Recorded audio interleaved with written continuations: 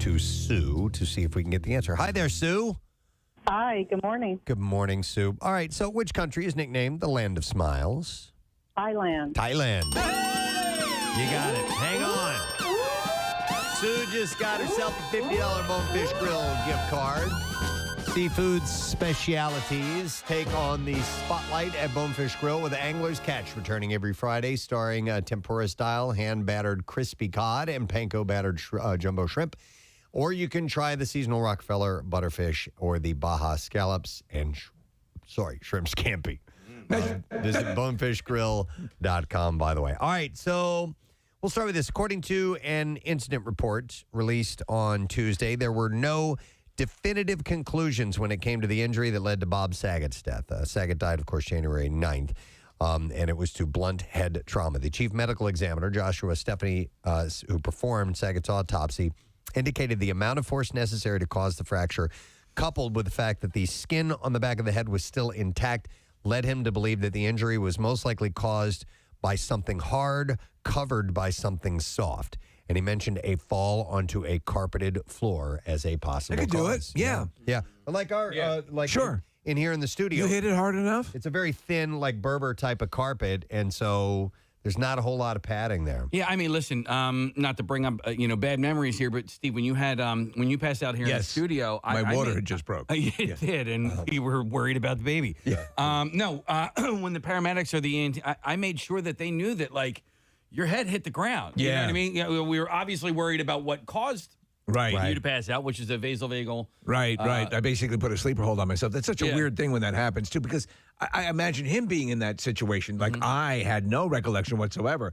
I was just standing at the mic, and there seemed to be, for a second, there was like something was weird. Yeah. And then you guys told me I passed out. But the fact you went down head first, I made sure that they knew that. I'm like, we need to focus on this.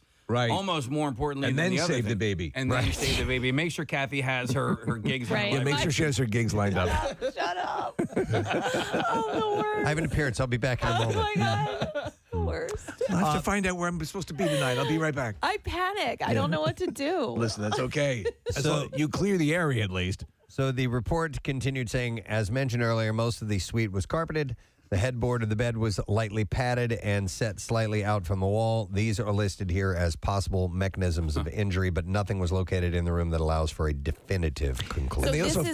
this is not the information that they didn't want released. Like what? It was like the you know what I mean. Like, here's what's happening. A second after they said we're not releasing it's information. It's the beginning of theories. And the family just doesn't want to be besieged with, was there a contract on Bob Saget, and was this and so they want to move on from this and not leave it open for people to pick over. He took a picture. The picture that he took just hours before he died. He was going back into the hotel after the show, and he was smiling and looking good, and so it looks like everything was fine. So it wasn't like. But Kathy, that was just a statement, I guess, that the medical examiner had made, and maybe it's just come to light. But you're right; this information is supposed to just be put to bed at this point. So, nonetheless, I thought I'd pass out. The medical term is cray-cray. On Monday's episode of The View, Evan Rachel Wood addressed the defamation lawsuit that she's facing from Marilyn Manson, which came after Manson was accused of sexual abuse by multiple women. Wood said that she isn't scared, but that it's sad because this is what pretty much every survivor that it tries to expose someone in a position of power goes through. She said this is part of the retaliation that keeps survivors quiet. This is why people don't want to come forward. But she said, I'm very confident that I have the truth on my side and that the truth will come out. If you want to see a lot of that, the A&E series on Playboy on Hefner, there's all sorts of people who just held stuff down. A ton of women who have horrible stories, but were afraid of the retribution. Sure, yeah. Manson's lawsuit came just weeks before the release of Phoenix Rising, an HBO docuseries that in part details the abuse that Wood experienced while she was in a relationship with him. The actress said of the docuseries, I'm doing this to protect people. I'm doing this to sound the alarm that there is a dangerous person out there, and I don't want anybody getting near him. So, I'll be very interested to see that. Kylie Jenner posted to her Instagram stories on Tuesday, opening up about her postpartum struggles. 6 weeks after giving birth to her second child with Travis Scott, the Kardashian star said, postpartum has not been easy. She said, it's very hard. This experience for me personally has been a little harder than with my daughter. Jenna and Scott had welcomed their first child, Stormy, in 2018. Their son, Wolf, was born in February of this year. Yeah, it's a very, very serious issue, and I wish people would talk about it more because a lot of times people just brush it off. They will brush it off, or they'll just tamp it down. And did you guys have any encounters with? I think a lot more people encounter this than realize, right, and that people are aware of. So you don't really. And you have no idea what's going on, and I mean it's horrible. It really is tough. And remember Brooke Shields talking about it. Right. Like at a time you're supposed to be very happy, and all these things are supposed to be happening. You have this depression. There's a chemical imbalance, and it's scary, and it's tough to talk about. And I think that's why it's so hard, Steve, is because they're telling themselves, "I'm supposed to be so happy." Yeah. I must be a bad mother. Well, yeah, exactly. Yeah. She shared that she understands how moms feel pressure to return to their normal lives after giving birth. She said it hasn't been easy for me either. It's been hard, and I just wanted to say that. So yeah. And she ended her message with, "It's okay to not be okay." And what's interesting is she'll do this, and then people will be like, "You're a billionaire. What do you have to be sad about?" So people do that. She puts herself out there. She's going to get that, but it's some people. With that said, Steve, I saw a meme the other day, and it was a picture of Kylie before her plastic surgery and how she looked like Marla Hooch from A League of Their Own. Okay. And you can't unsee it. Okay. It's pretty freaking listen. Hey, thumbs up on all the work. Yeah. She looks fantastic. Yes. However, no one can argue the fact that she looks like an entirely different person. Oh, it was manufactured. Yeah. Yeah, it's definitely a manufactured. It didn't come from a cosmetic kit. No. It came from a surgeon. Yep.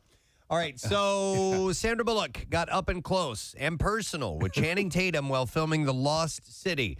On the Late Show with Stephen Colbert on Monday, Bullock said Tatum got, quote, stupid naked in the movie.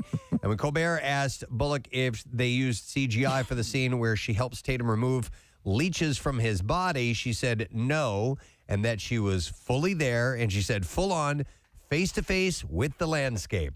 I had to spend time down there just making sure that no leeches. And I had a lot to say to it, meaning his junk. Yeah. Colbert said that her character reacted in a surprised way, suggesting that Tatum is generously endowed.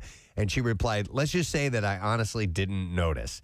And she said, when you're down there and you have 2 pages of dialogue, if you're looking directly at it, you will get nothing done. So I would look at his left thigh. I had to look down where it might be, but I focused more on the left inner thigh. So he was full on naked. Hey, kudos. If I look like that, I'd do that all the time, too. Oh, yeah. This movie looks good. I don't know, if it'll, the trailer has been, is really entertaining. It made me laugh. Daniel What's Radcliffe, it about? She's a writer, but she doesn't actually have any real adventures in life. And so she goes out on this adventure, and then Channing Tatum becomes a part of it. He's a Fabio, essentially. Okay. He's a cover model for her books. And then Brad Pitt shows up at some point, and he's actually like a real life adventure guy. She gets sort of abducted, right? Yeah. And Daniel Radcliffe is the bad guy in it. So, it's a comedy of errors, but it looks pretty cool. Well, there's a very funny line where she says to Brad Pitt, "Why are you so good looking?" And he says, "My father was a weatherman."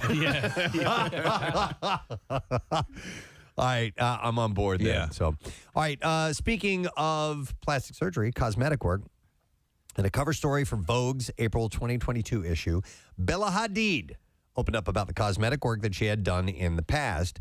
And the supermodel told the publication that she wished she hadn't gotten a nose job when she was 14. Oh, my God. Wait, what? 14, yeah. Yep. She said, I wish I had kept the nose of my ancestors. I think I would have grown into it. Things would have turned out much better. Yeah, but, right, you're not even fully grown at 14. Oh, man. Now, okay, What is the essence of being a woman? I had one of my best friends in high school, a guy named Keith, had a massive nose. Okay. So it was like, when you saw him, you're like, oh, nose dude. Right. Seriously. Yep. When there are some And that so pronounced. It was very, very big. And he got a nose job at, I think he was about 16 years old. Wow. Right. Where is But she from? he needed it.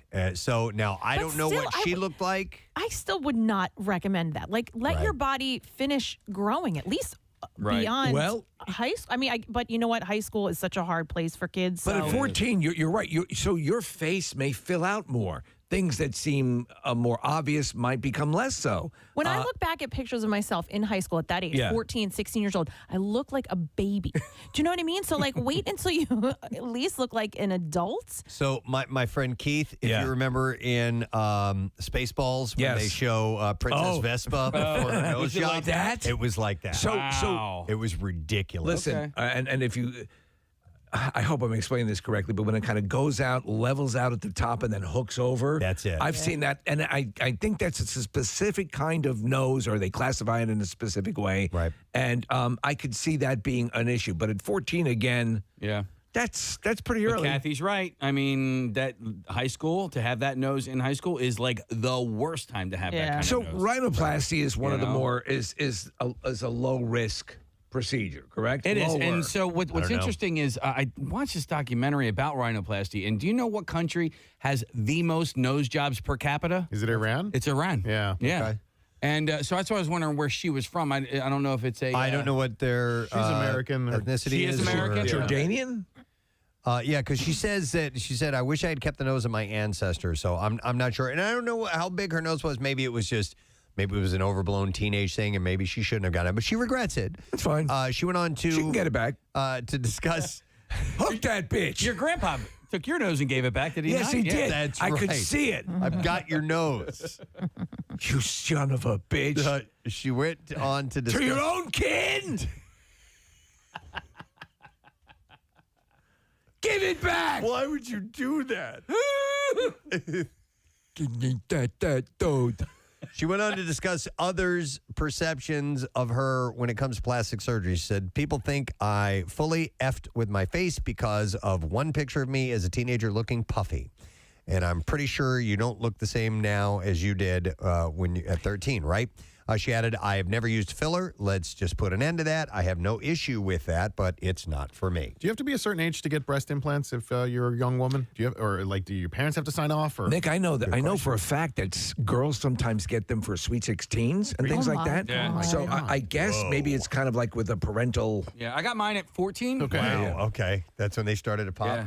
Yeah. You were the head of the locker room. Well, yeah, but boys. Nick, Look at the cans on Casey.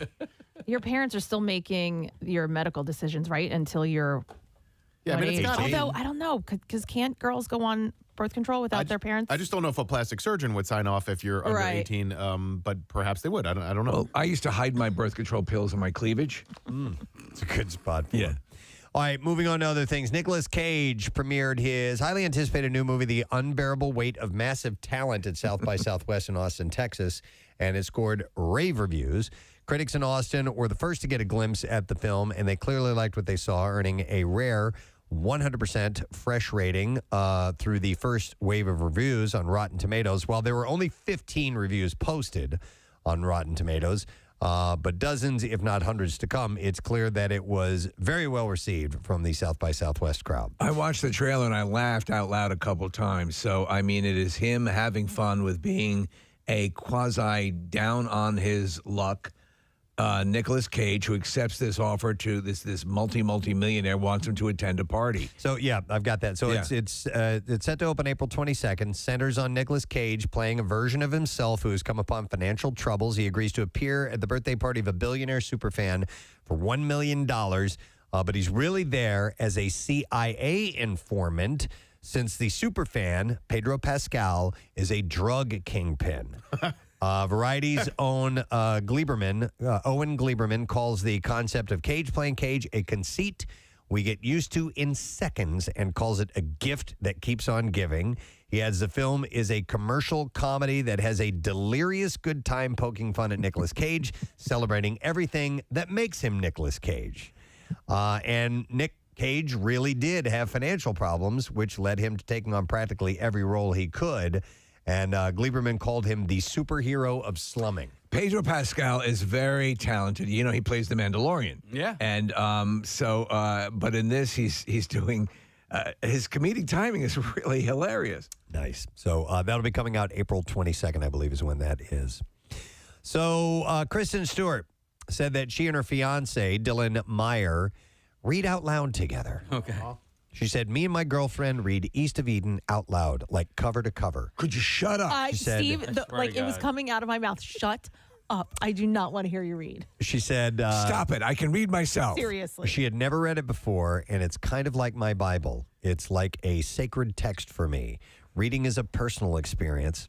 Well, then keep it to yourself. Seriously. I wish you would shut up. She said, you do it alone typically. And I was like, dude, we should do this together, like every single word out loud. So one of them hates it, and the other one, but they're afraid to admit it. Yeah, the other one gets oral pleasures afterwards. Right, yeah. You know? She added, honestly, we're going to do one book a year now. Okay. So that's a lot. Then they're reading very slowly. That's going to be their thing together. So all right, that's their thing. That's cool. So, according to People, Jonathan Bailey opened up about filming sex scenes for Bridgerton during a recent interview. Kathy? He said that the actors are given consent forms ahead of filming, which outline, quote, which bit of skin we are going to show in each scene and where we would be touched and how. He added that it turns sex scenes into a choreographed dance. Oh, my balls!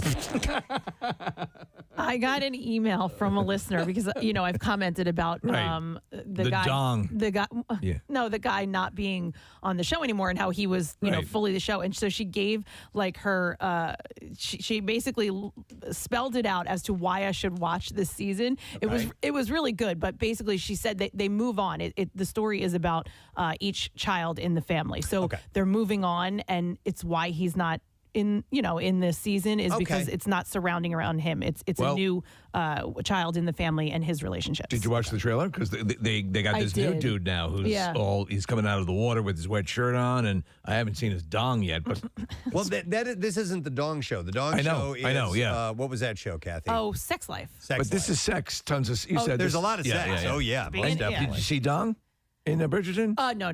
Ah, okay. No, that was the other. That's the other show where the guy. With just full frontal in the shower. Like a monster hog. Yeah. Mm-hmm. Yep.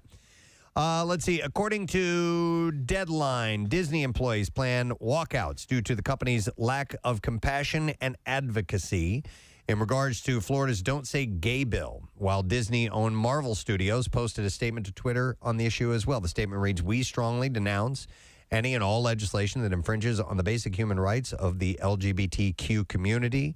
Marvel Studios stands for hope, inclusivity, and strength, and we proudly stand with the community. Today, we pledge to continue our strong commitment as allies who promote the values of equality, acceptance, and respect." So Marvel has gotten on board with that as well, which is cool. Marvel Studios, speaking of, has released the first official trailer and premiere date for its long-awaited Disney Plus series, Ms. Marvel. The series stars Iman Vellani as Marvel's first Muslim superhero, Kamala Khan, a Pakistani-American teenager based in New Jersey who moonlights as superhero Miss Marvel. I'm not familiar with Miss Marvel. I watched it. It looks very sort of coming of age-ish. Okay. And they're setting comedic. up. Yeah, they're setting up the Young Avengers. So there are all of these second-generation characters, like in WandaVision. The kids could be the Young Avengers. In Hawkeye, the girl who ends up partnering with Hawkeye, she could be the next Avenger. So all of these are basically the next Avengers, the next generation of Avengers, including Ms. Marvel. So setting up for movies, I guess. Listen, I mean, this Marvel universe is a multi-billion-dollar universe. They're going to keep it going for as long as they possibly can. And I hope it's a total cash cow. Yeah, so why not? And a lot of these characters have already been written in the comics anyway. So yeah, just keep the stories going. So it's scheduled to premiere on Disney Plus June 8th. In the first official trailer, Kamala is shown navigating a high school, relationships, family, her budding superpowers. Kevin Feige has previously said that in addition to having her own show, Kamala will be included, like Nick said, in the future Marvel films. And he first revealed that the project was in the works back in 2008. It's based on the 2014 comic book of the same name, by the way. We also have, Steve, a little bit on Star Trek. So there's a new James T. Kirk. Yes. Star Trek Strange New Worlds has cast the actor, and it is Paul Wesley who will be in the iconic sci-fi role. The Vampire Diaries actor will join the upcoming Paramount Plus series in the show's second season, which is in production in Toronto. In an unusual move, the second season casting is being announced before the first season has even debuted. Strange New Worlds follows Captain Christopher Pike, who's going to be played by Anson Mount. Who's really good. As he leads the USS Enterprise. Do I know him from anything, Anson Mount? I haven't seen him in anything, but I've watched him as Captain Pike on this show and on Discovery and Star Trek Discovery, and he's really good. The show is billed as a return to the classic Planet of the Week space exploration format of the original series, which is pretty cool. It also stars Rebecca Romaine as number 1 and Ethan Peck as Science Officer Spock. The series is a spinoff of Star Trek Discovery, which introduced these new iterations of Pike, number 1, and Spock during its second season. It starts to get, there's so many tendrils now. For a while, you would have one series that was a Star Trek series that was airing. So whether it be Voyager or Enterprise or whatever, okay. Now there's like 19 different things, and I find myself, this is the one that I'm more inclined to watch. While Pike is the ship's captain and Kirk will eventually be the ship's captain, Mount will continue as a series regular on the program in season 2. So he'll... And they're changing the history up a bit because there's some point at which he gets like a radiation burn. Remember they did it in the original series? Yep. And maybe they'll totally dismiss that plot line. Yep. To keep him unburnt. And then one last thing. Entertainment Tonight reports that a new 5-part docuseries called Our Great National Parks is narrated by former President Barack Obama. The series will premiere on Netflix on April 13th. So I don't know how many national parks are there, Nick? 63. So they're probably not going to get to all those in maybe in a 5-part. If he talks fast. In a 5-part docuseries. This part's where you're going to have some elk. And Wait a minute. Look at the geysers over there. That's Yellowstone. That's the thermal stuff going on. We were just lots watching of trails, lots of birds. It's really cool. We were just watching a preview on the screen here in the studio, and they showed a hippo. There are no hippos in any national parks in the United States. One got out. Okay. One got out from a zoo. Yeah. Sure. So maybe this is a worldwide There's some thing? gazelles and folks like to see a hippo. Yeah, they're showing all kinds of exotic This has got to be a animals in this worldwide trailer. thing. So, but it says it's called Our Great National Parks. Huh. Of the world? Of the world, yeah. Yeah, you know what? Maybe I guess so, right? It's got to be. I never even thought about the fact that other nations would have national parks. So that's when you say our, and Netflix is an American company. Yeah, it says Our Great National Parks. I think episode 1 should be him explaining this. I think that should be it. I know you saw the hippo, but the hippos aren't on our parks. All right, we're going to go to the clips now. Once again, 18 castaways must duke it out on the islands of Fiji in Survivor Season 42. Whoa. Season 42. Wow. Man. My God. I think now's the right time to jump back in. In this clip, contestant Marianne Oketch talks about representing her home country. Here we go.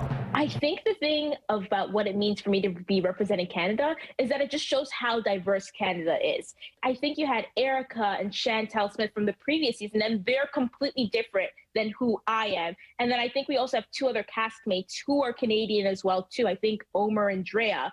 And we're all completely different people. Shut the up! New episode of Survivor premieres tonight, 8 o'clock. That's on CBS. It is. Well, you know what?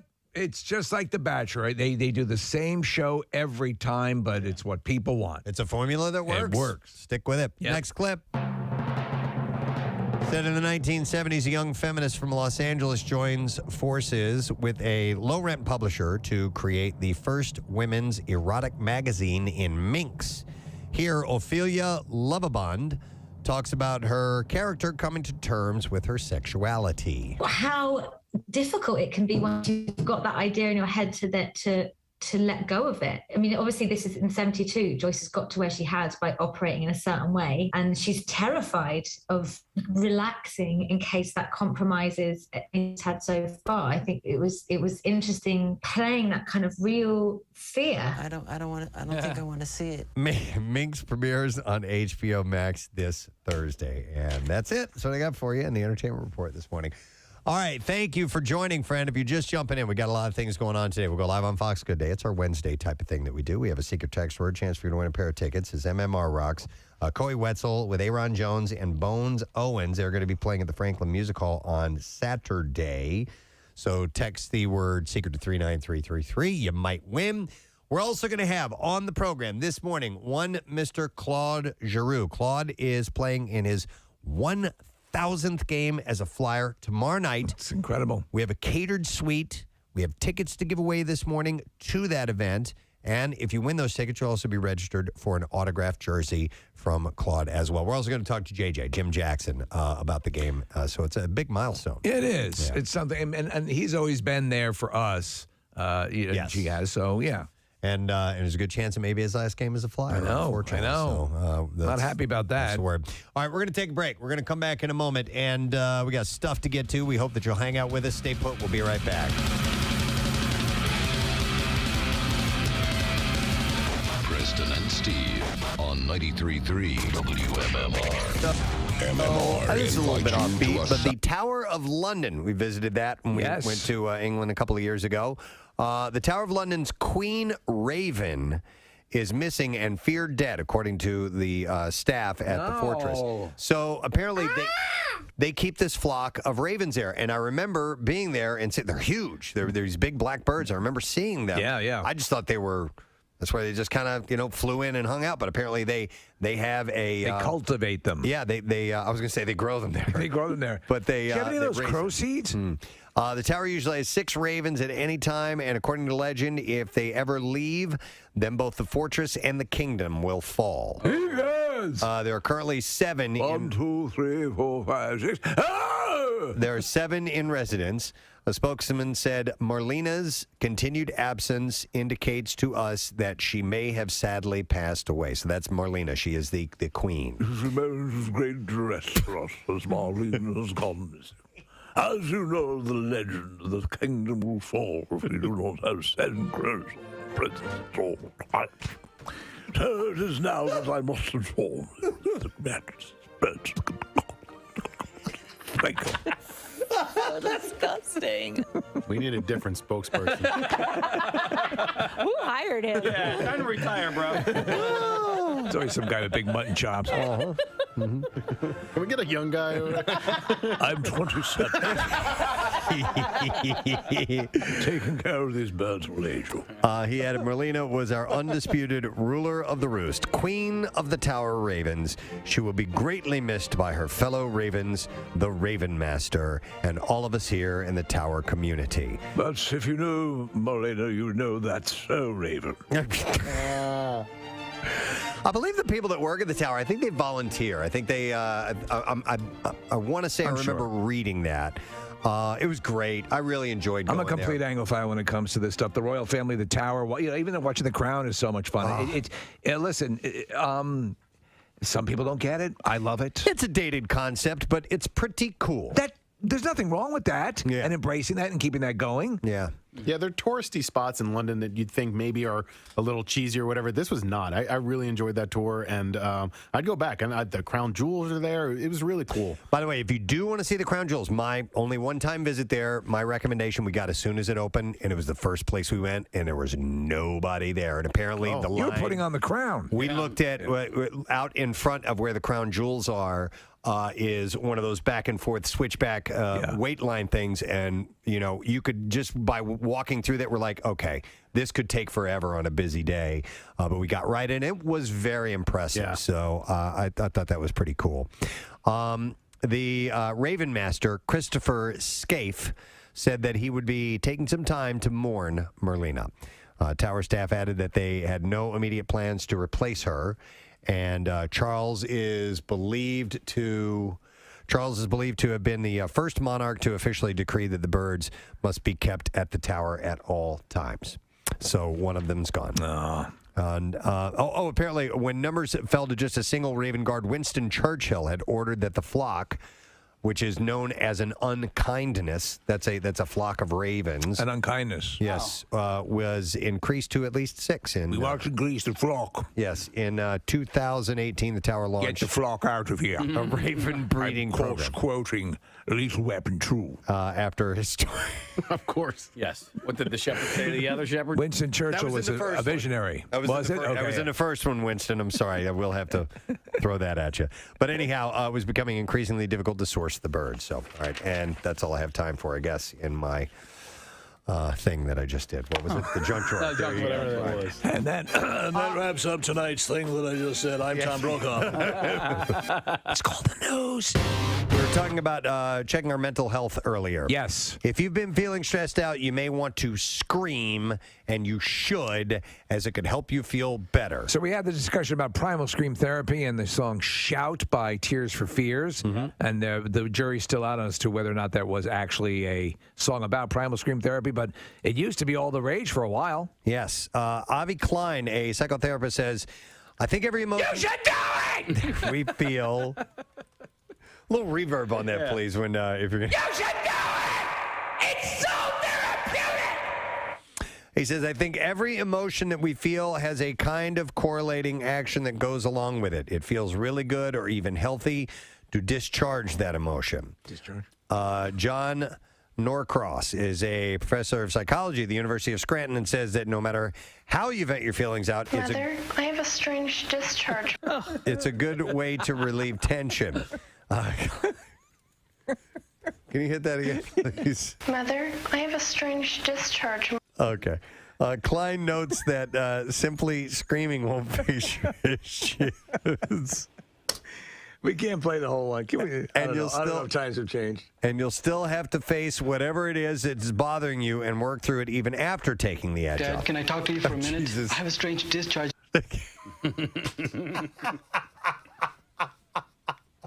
I'm just clipping the... Well, yeah, the rest of it tells where the discharge came from. Yeah. And that's when Bill gets a little nervous. It's actually worse this way.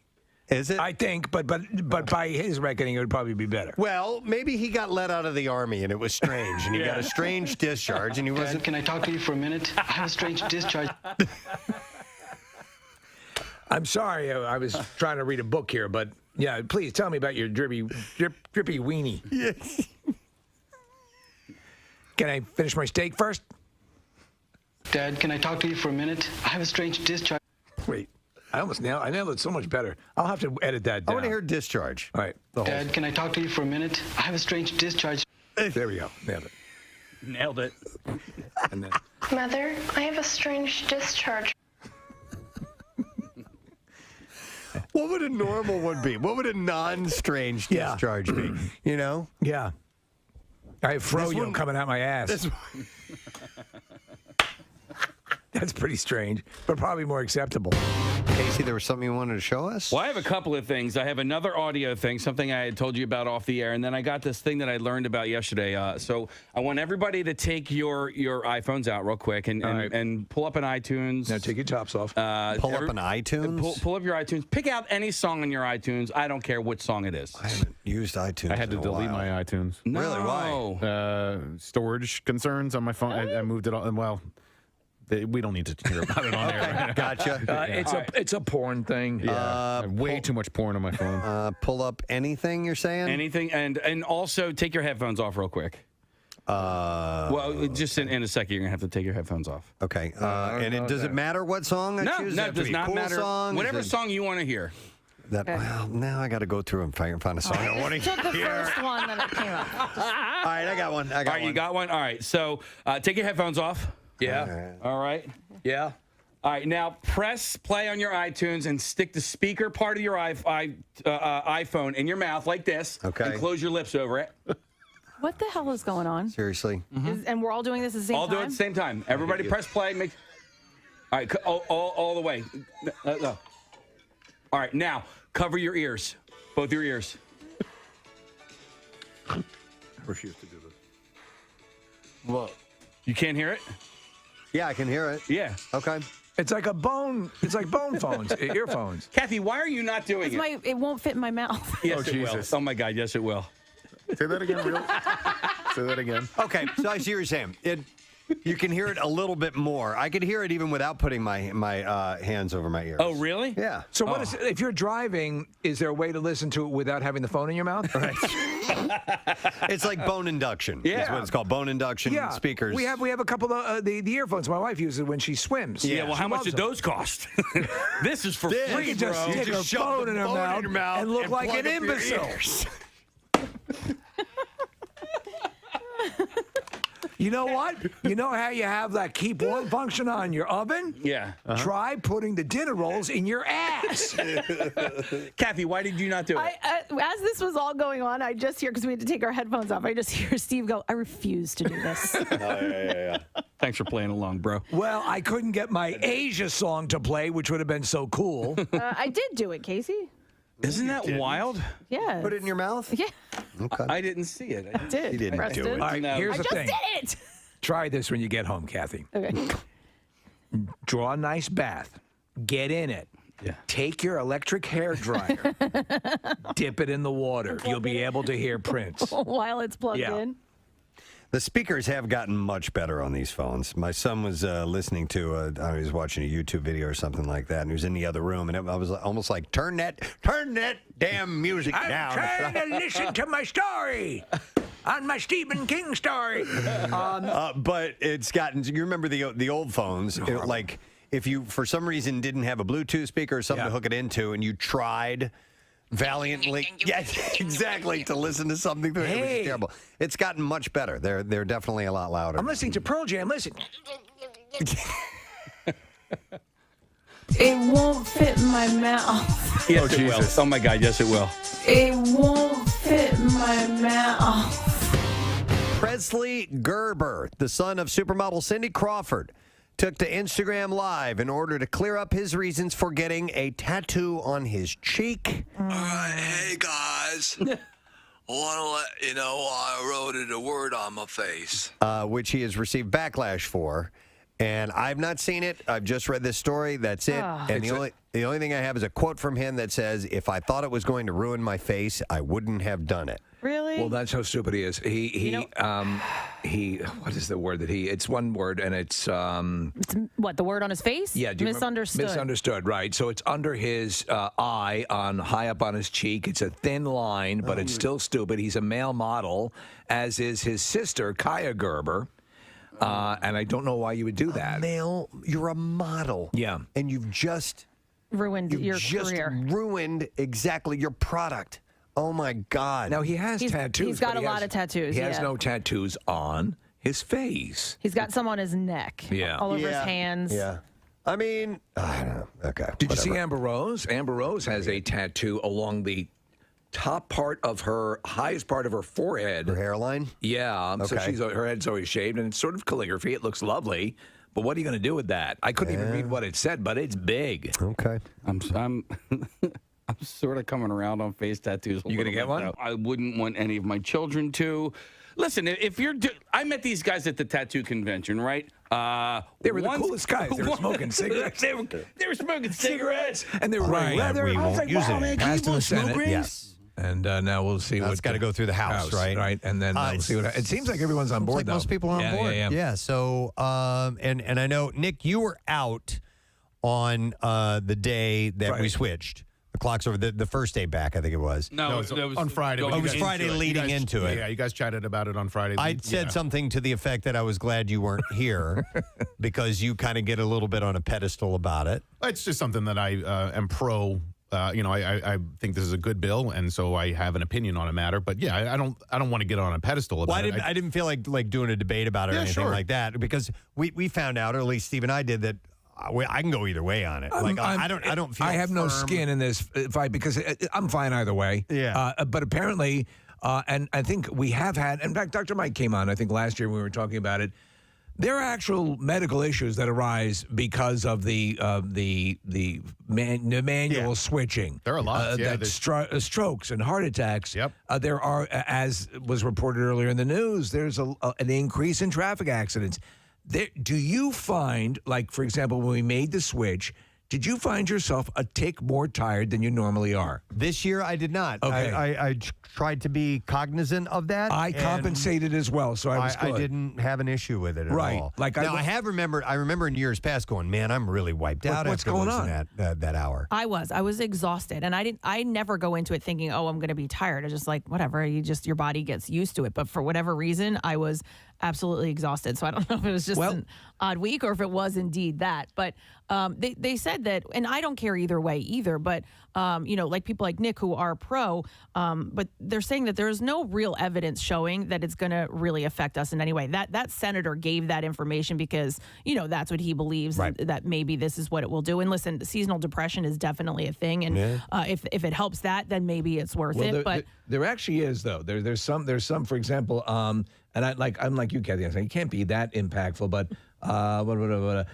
current evidence best supports the adoption of the year-round standard time, which doctors are saying, which aligns best with human circadian biology.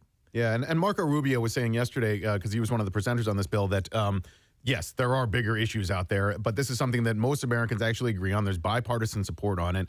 I don't really care so much whether we go to standard time or saving time. That's my question. Which one's which one are they going to go with? I prefer where we are now, but I like having longer day. Yeah, sunlight later in the day. So more often. So if we stay with now, we will have some dark mornings in the winter, and so that'll affect us. And I understand that argument.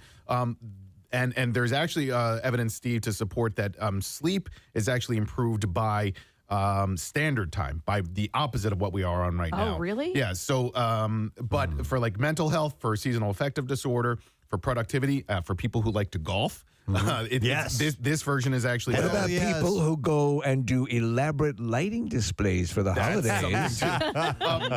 That's my thing because I love to see them light up. But at the end of the day, for me, the biggest issue is the switching. I think that's antiquated and not necessary anymore. So, like, if we can get rid of the time switch twice a year, that's what I'm really in favor of. In a day and age when you can pretty much pick every aspect about yourself, everything.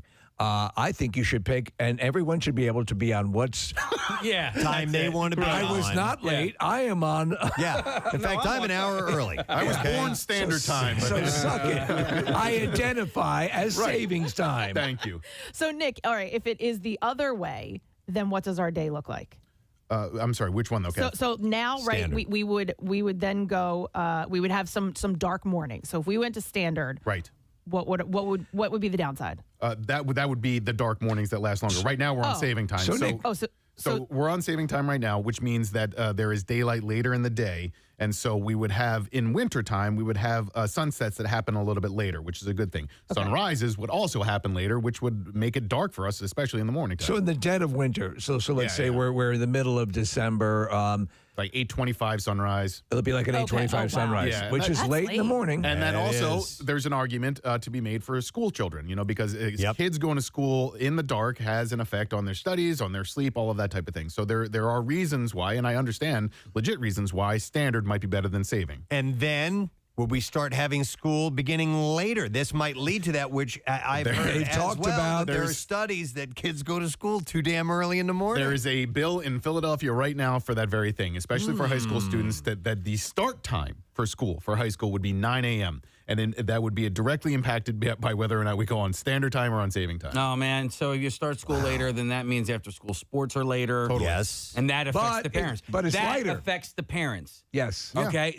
So that I'm not down with. But they're recommending condoms. So that you don't become a parent. Have to worry about it. And if high school starts at 9, that means that the elementary school kids are starting even later because they have to stagger for buses. So it also affects the travel industry, which was something else that Marco addressed yesterday. Marco Rubio, saying that I call him Marco. Yeah. That's part of the reason why it's not going to go into effect if it does get passed until November of 2023.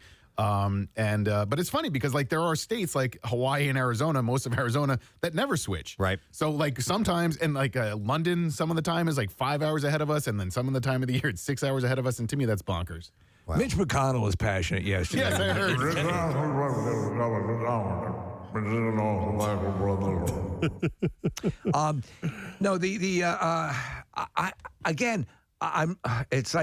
It's just the way of it. I'm used to it.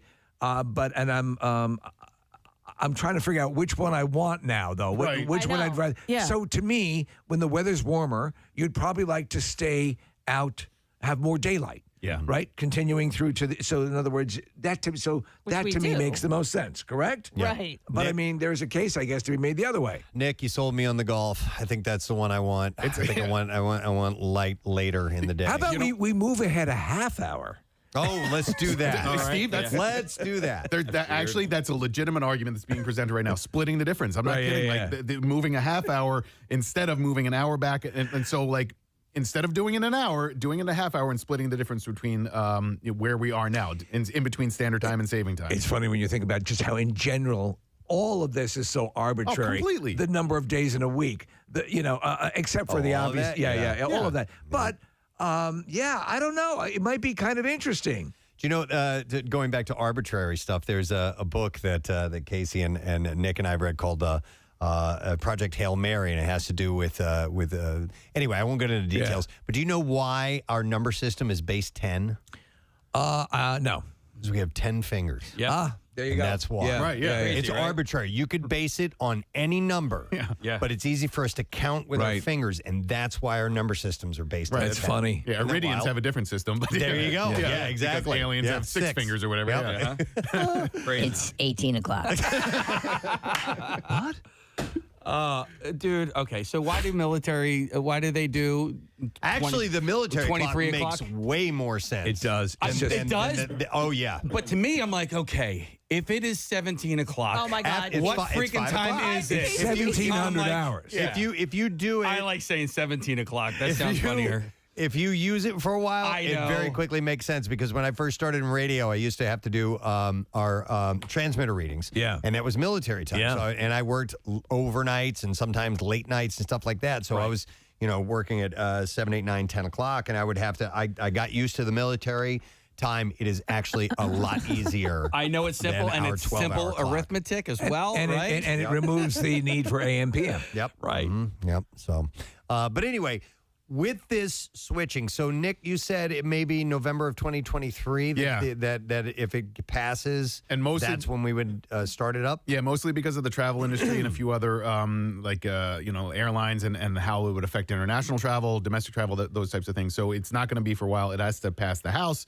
It has to get signed by the president. So we're at least a year and a half away from it if it ends up I'm happening. game. I'm sure. Why not? Again, like I'm not that wrapped up about it. So we'll give it a shot. That's But fine. I think I would prefer this time now with the later I think so. day. Yeah. I know I may be singing a different tune when we're in When you December. can't see my lit decorations. Yeah, when it's December and January and it's 8:30 and we've been on the hour, or we've been on the show, doing the program for an hour and a half, and it's still pitch black dark out. Yeah. I might feel a little bit different about that, but when why not? you're, in the summertime and you're outside and you're having Now, a great time. And do you think there will be strong debates about which ones we choose? Probably. There's going to be, right? We like debate about everything, so I'm sure that there'll be some back and forth on whether or not this one's better or that one's better. So what blows my mind is that this actually became a thing 1918. What was it? Something like that, yeah. Right, so I always thought it was more an agrarian-based decision, and you'd figure that'd be further back that it took place. I didn't realize it was that recent. I saw an interesting story this morning, and I have it printed up. It's in the other room. A TikToker had realized, in talking about thinking things are older than they are. Right. That the term bucket list, which is used regularly now, was not really coined until that movie came out in 2017, The maybe? bucket list? Yeah, Really? the bucket list, yes. is that true? I believe so. All right, let's check that out. No, that was the first time I'd ever heard of it. I remember. It's with Jack Nicholson and Morgan Freeman, right? Correct. Yes, yeah. And so somebody had made the observation. Thank you, Marissa. She grabbed it off my desk. Yeah. So it says, when did the term bucket list become a thing? No, it was 2007. I'm sorry, not 2017. A Twitter user shared a clip that has so many viewers scratching their heads. In it, she explains the term bucket list, which refers to a list of things someone wants to do before they die, is actually much newer than people think. The information, which she said her boyfriend recently shared with her, was so shocking she couldn't help but make a video about it. And apparently, it came out in 2007, and people were freaking out. So the phrase is reportedly coined by the movie's screenwriter, Justin Zackham, who in 1999 wrote himself a list of once-in-a-lifetime experiences called Justin's List of Things to Do Before I Kick the Bucket. And it wasn't until the movie's release, Dahl said that's the TikToker, that the term gained widespread notoriety. Before the movie, there is nothing on the internet, nothing on Google Books, and people have been looking, Dahl says, but No one can find any proof that this word or this phrase was ever used before 2007. All right. When did the phrase "kick the bucket" become a popular I'm phrase? sure that's been around for a long time. There were two phrases that have worked their way into the popular vernacular that I heard in college. One was MILF. I think the first time I ever heard that was like 93 or 94, and then it became popular. First time I heard that was in American Pie. Pie. Yeah, I think that's what popularized it. And then I remember people using the word shart in like the mid to late 90s.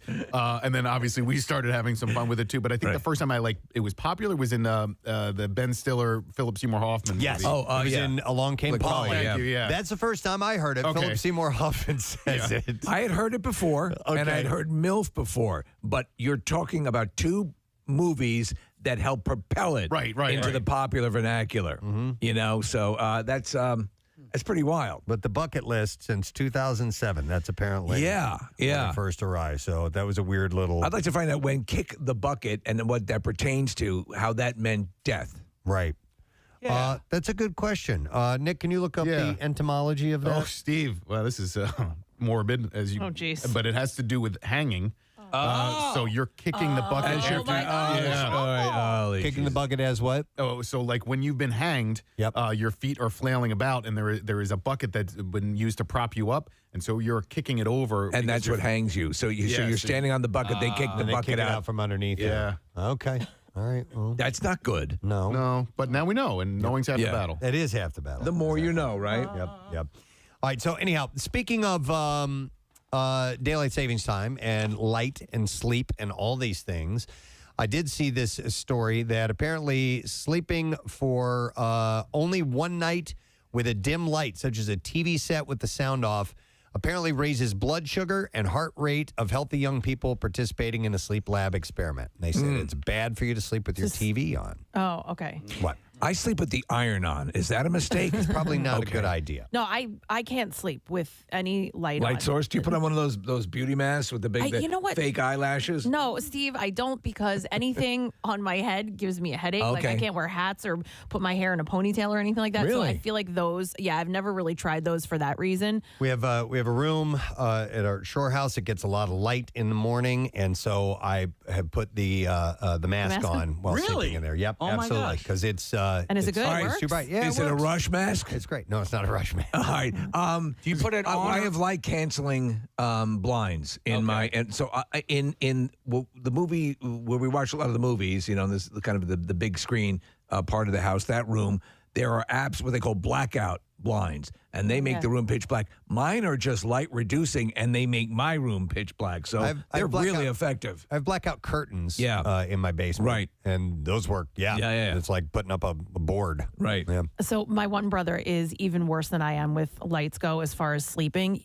So much so that growing up, he would take like blankets or a piece of duct tape or something like that and put it over like the VCR light or like the little light on the TV. The alarm clock had to be turned and facing the wall, not him. Kathy, I had a an Amazon Dot in my room, okay, and it was before I knew that the flashing yellow light meant that there was a notification. Yes. And I was trying to sleep, and I'm like, thing. it wouldn't turn off. So I took a sock and I put it over it. I wrapped it in a sock because I couldn't have it. You have 4,421 notifications. Right. Yeah, Preston, I did the same thing with that. I'm like, why is this light going? I don't understand. It never lit up before. Why And I was is it sitting there lighting going, up now? Alexa, what's the yellow light? Yeah. And she wouldn't tell me. A yellow light is a light that is colored yellow, or something stupid like this that. on Wikipedia. Yeah. When you travel, what do you do with the clock in your hotel room? Do you lick it? No. Okay, that's weird. I turn it around. I unplug it. Okay. I don't. So I can take a minimum a little bit because I have a few things with listen, I have a thing that projects, Nick, the time on my ceiling. So I'm okay with a little bit of light. All right. Do you like that? Like, I mean, obviously, I you have no set it problem. up. I need the room to be dark-ish, Right. about 80%. Yeah. One or two small lights, like on the any of the stuff in my entertainment setup there. That they can be on. I'm kind of like Kathy. I like it as dark as possible, but I also like it like you guys, like cool and a fan going. Yep. You know, I need that. Oh yeah. Well, I have these Nest smoke detectors, And when you walk down the hall, they raise a light. So Yes. yeah, and then they diminish when you walk Yeah, away. yeah, yeah. It took me about a month to figure out what the hell was going on. I'm like, is that a carbon monoxide thing? So this is the main reason that Rochelle and I don't share a bed together. She sleeps with the television Preston, on. same, With the TV same. on. I can't do that. No. So the dim light. That's why I stopped sleeping with Rochelle. And thank you. You just can't do it. I can't. Yeah. So the study found that the dim light entered the eyelids and disrupted sleep despite the fact that participants slept with their eyes closed. Well, that's a shocker. And the study... I gave up sleeping with my eyes closed. The study author, Dr. Phyllis Z., director of the Center of for Circadian Sleep Medication, had said, heart rate typically drops at night, slowing down as the brain is busy repairing and rejuvenating the body. An alleviated heart rate at night has been shown in numerous studies to be a risk factor for future heart diseases and early death. High blood sugar levels are a sign of insulin resistance, where the body stops using glucose properly and the pancreas goes into overdrive, flooding the body with the extra insulin to overcompensate until it eventually loses its ability to do so. So over time, insulin resistance can ultimately lead to type 2 diabetes. So this contributes to that doesn't mean it's going to happen to everybody. Right. No, and you can do things to compensate, like eat lots of candy. Right. No, Dr. Steve. I'm your tracheotomy man. So prior research has shown an association between artificial light at night and weight gain and obesity, disruptions in metabolic function, insulin secretion, and light level for a second light in the lab. While another, that's a different page. Do you put is your phone set on the there is a light setting. I don't know exactly what it's referred to, but it is for nighttime. Yes. When you have your phone in a stand next to you on your bed, it will go to a different hue. Yeah, it's like dark mode or whatever. Right. Yeah. And it's more acceptable to you when you sleep. No, I lay it face down. I lay it face down, so it's on the table, and I won't. All right. If any kind of alerts come up or anything like that, I won't see any light. Mine's in a charger next to me with the face up. Okay. So what do you need to do? Well, here they say close your blinds and curtains, turn off all the lights, and consider using a sleep mask. Kathy. Yeah. But you get a headache from it, right? I don't know. I just haven't tried it for that reason. Okay. It says could you put a pound cake on your face? You know what? The pound cake can be good. Yeah, it can. Yeah. What's the pound cake that I love down at the shore? Stocks. Yeah. Preston, that's Philly, really. If you do put a trench in the middle of the bread for your nose, okay, it will stay in place. That stuff's dense, man. It is. Yeah. What is that on Preston's face? That's a sleeping pound cake. But actually, Chef Chef Keith, his pound cake is the best. Oh, yeah? Really? The best I've ever had in my entire life. Oh, he's awesome. I don't believe you. Yeah. You're gonna have to try Right. it. I think we're going to need proof. Yeah, and I'm not so sure about his chicken either.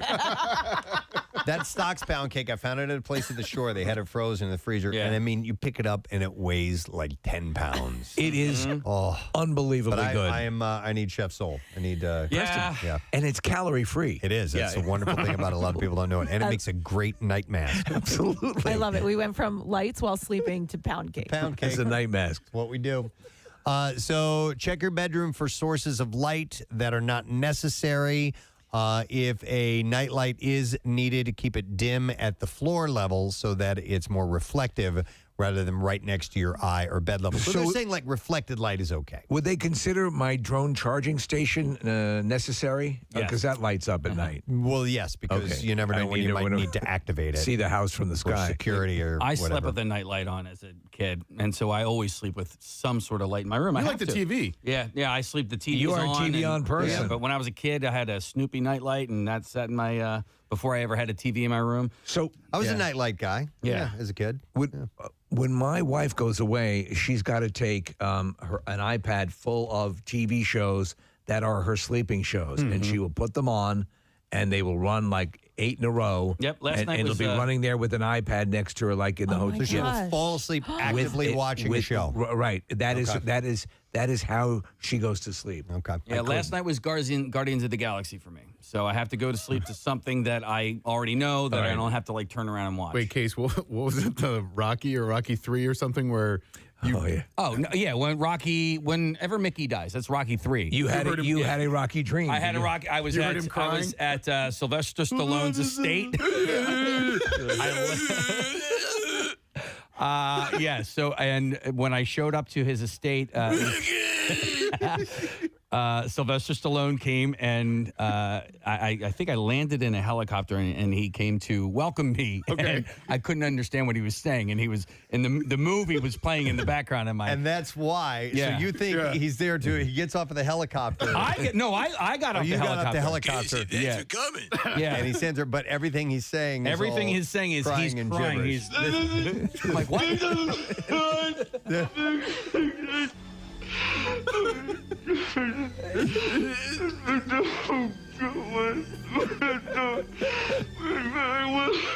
my God. He was trying to tell you could sleep in the guest bedroom. Yeah, he was like, let me take your coat. You want something to drink?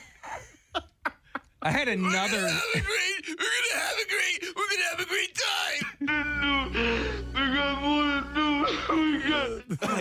You seem upset, Sly. What?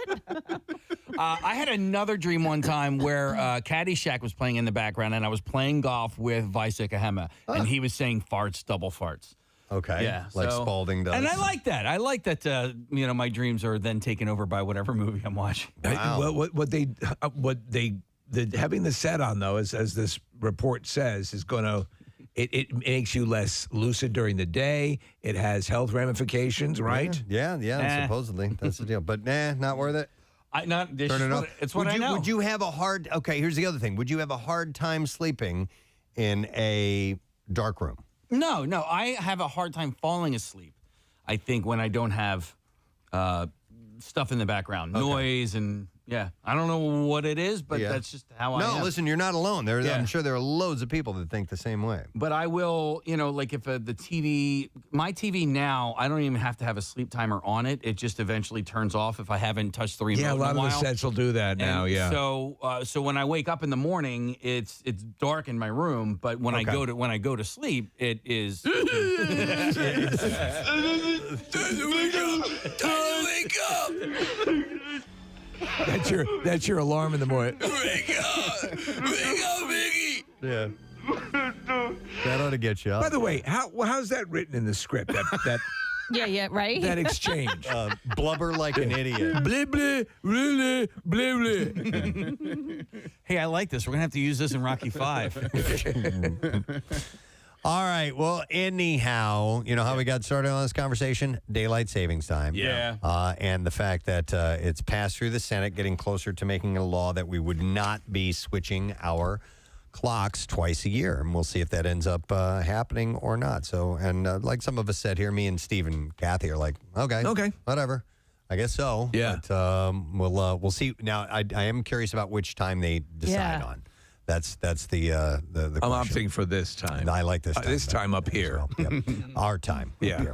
All right, let's take a break, but let's do something really cool. Yeah. All right? Let's give away a chance for you to join us in a catered suite tomorrow night as Claude Giroux plays his 1,000th game as a Flyer. If you win, you'll also be registered to win a signed an autographed jersey from Claude Giroux. So we'll take caller number 19. So this is tomorrow night, by the way. Do not call if you can't go, but you'll get in the suite, and a few of us from the show are going to be there. 215-263-WMMR, caller number 19. We are going to set you up. We'll come back in a second. We go live on Fox Good Day and get to the Bizarre File when we return. Preston and Steve. All 93.3 WMMR. One guy, and they listen to the show. Their guy's name is Dave. Yeah. He's got a he's got a D that's kind of like tattooed into his beard line. For Dave? For Dave. And I could see why you're coming around. Listen, he and his buddy, they both lay concrete. They're both just big. They both. They are like concrete. It's not that they actually like concrete. I said lay. They both. They're like fans of concrete, I sacrete, thought he and did. various gravel. What did he say? Lay concrete. I thought you said like. I did thought too. they both I was like wondering- concrete.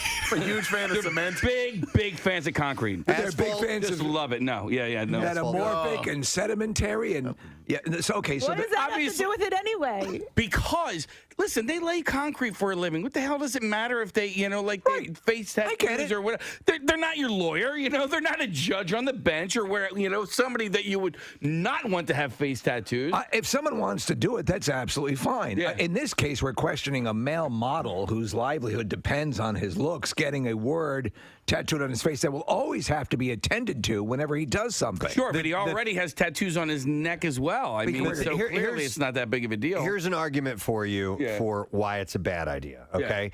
So in human interaction, and when you start to meet someone for the first time, whatever the scenario may be, you engage in eye contact and facial reading of emotions and things like that. Yeah. If you have stuff written or placed on your face, it's a distraction from that. And I think it's a lack of being able to communicate effectively. But what about like a giant mole on somebody's face? You going to tell them to get that removed because it's distracting? If possible, yes. Yes. Very distracting when we talk to you. Yes. Can you get that removed? I have a Facebook page. And take your called- friend with the face tattoo.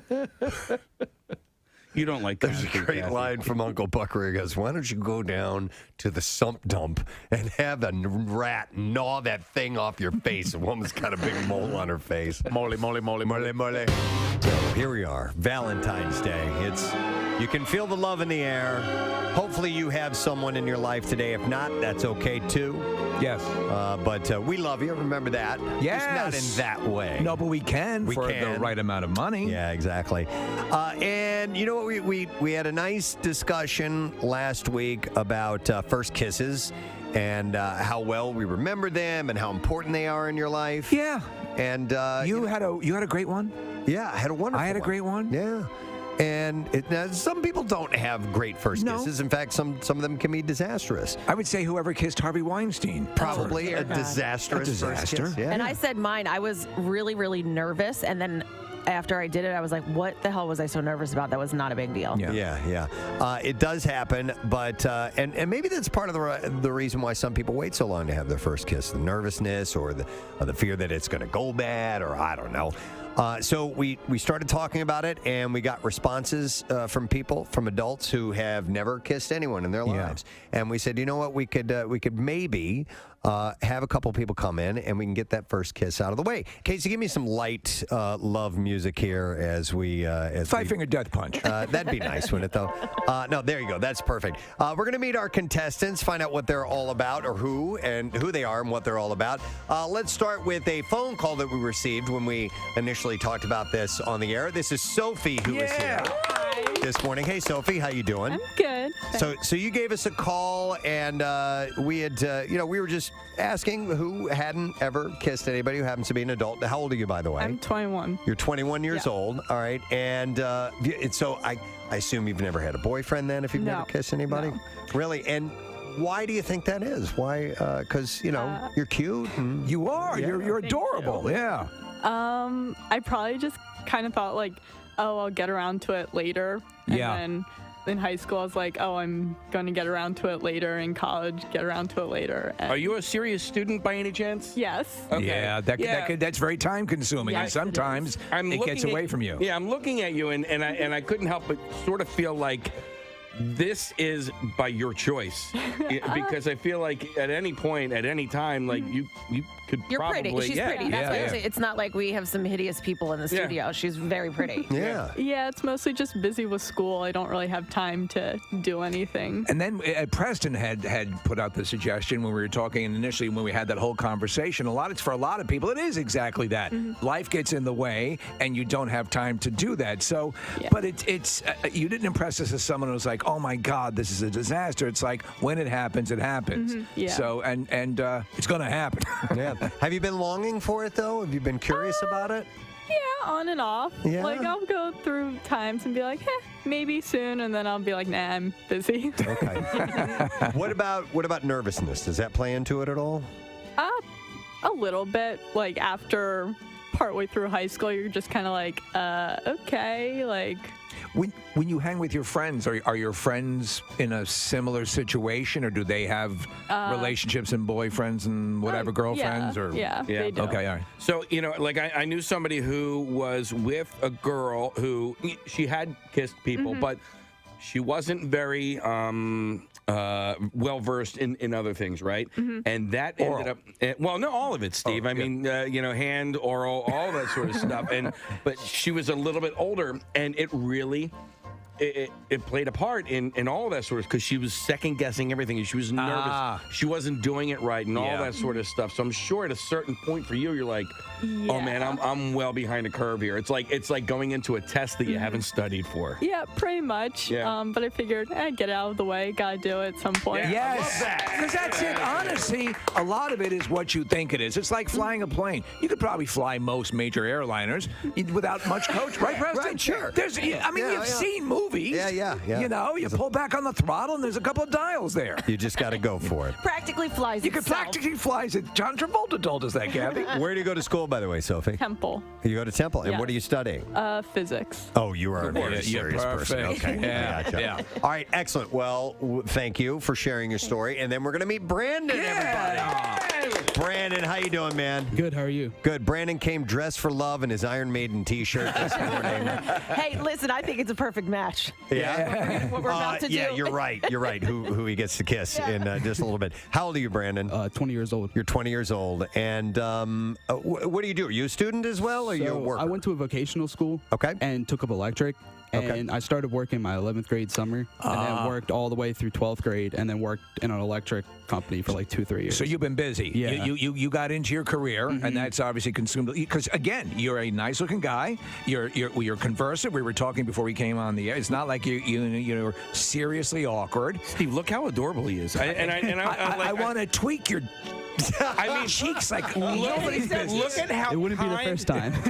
Look at how kind his eyes are. And Kath, look Casey's at. really looking into this. I know. I'm looking at him, and you look like you're a gentle soul. Have you ever lashed out in anger ever in your entire life? Have you ever killed a kitten? Have you ever killed a kitten? I mean, I used to work in construction, so there has been times where you get like angry. Yeah, exactly. It's normal. Yeah, but I mean, so you probably channel out your angst through the music you listen to, right? Exactly. All right. But I mean, you're. I think in both these cases, both of you just have had very active lives. You've been distracted by that. Do you feel that there's, as Casey described, that you're behind the curve, or do you take Sophie's angle on it that it'll happen when it happens? Kind of mixture of both. Okay. To be honest with you. All right. Are you? I asked this, and seriously. So, are you a little embarrassed about the fact that you haven't kissed anybody until? I'll be honest. Yes. Okay. Yeah. How about you, Sophie? Not really. No, she doesn't care. She's a physicist, for Christ's sake. I know. Well, listen, I totally understand that. I remember at the time when I was younger than you were, but I remember I felt behind the curve because other people had kissed and I had not done it. The truth of the matter, Preston, as we discuss this, you're one of many, many people who think they're the only one. Oh, yeah. And the truth of the matter is you're not. No, you're in plenty of company. Yeah. All right, so here's my question for both of you guys, because and I'm a little nervous now because I have. You're gonna have to kiss me. No, Steve. I have 2 kids in 7th and 8th grade, and it's like almost this rite of passage around that time where you have kissing parties. I mean, essentially, kids design ways and reasons to like practice this stuff on each other, whether it be through spin the bottle or truth or dare or whatever it is. How did all of that time elude both of you guys? Well, we go one at a time. Sophie, go ahead. I guess I just got really lucky during Truth or Dare. You won every goddamn game. Yeah, that's much. it. Yeah. Oh my God, you're so adorable. Yes, you are. How about you, Brandon? I've been to a ton of parties, and there's never been any spin the bottle or any games like that. Not on the construction sites? No. No spin the bottle? Yeah, no spin the rivet? You act like everybody played that. I never played those games. No? No. No? No, to be honest, there were very few of those when I was growing up. Kathy, I'm sure you and I both did the same thing. We went to physics parties. Well, I didn't fit in there either. All right, well, you know what? I think we need to get ourselves prepared for this. We've met them. We found out their stories, and now we got to get them in the proper shape. Yeah, training is everything. Yeah, so as with anything that you want to be good at, you've got to practice. We got a couple minutes before we go on, Fox. I would like to say thank you to a listener who sent something to me. She wrote, I hope you enjoy this shirt as much as I enjoyed making it. I'm just starting out making items such as shirts, decals, and other items with my Cricut, and was honored to be able to make this for you.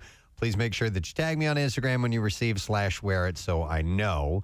Anyhow, this is from Amy Awasik, I think is how you say her name. Says, thank you again. Enjoy your longtime listener, first time. And what is it is, I was scared because Dracula. Oh, my God. It's great. I was scared because Dracula.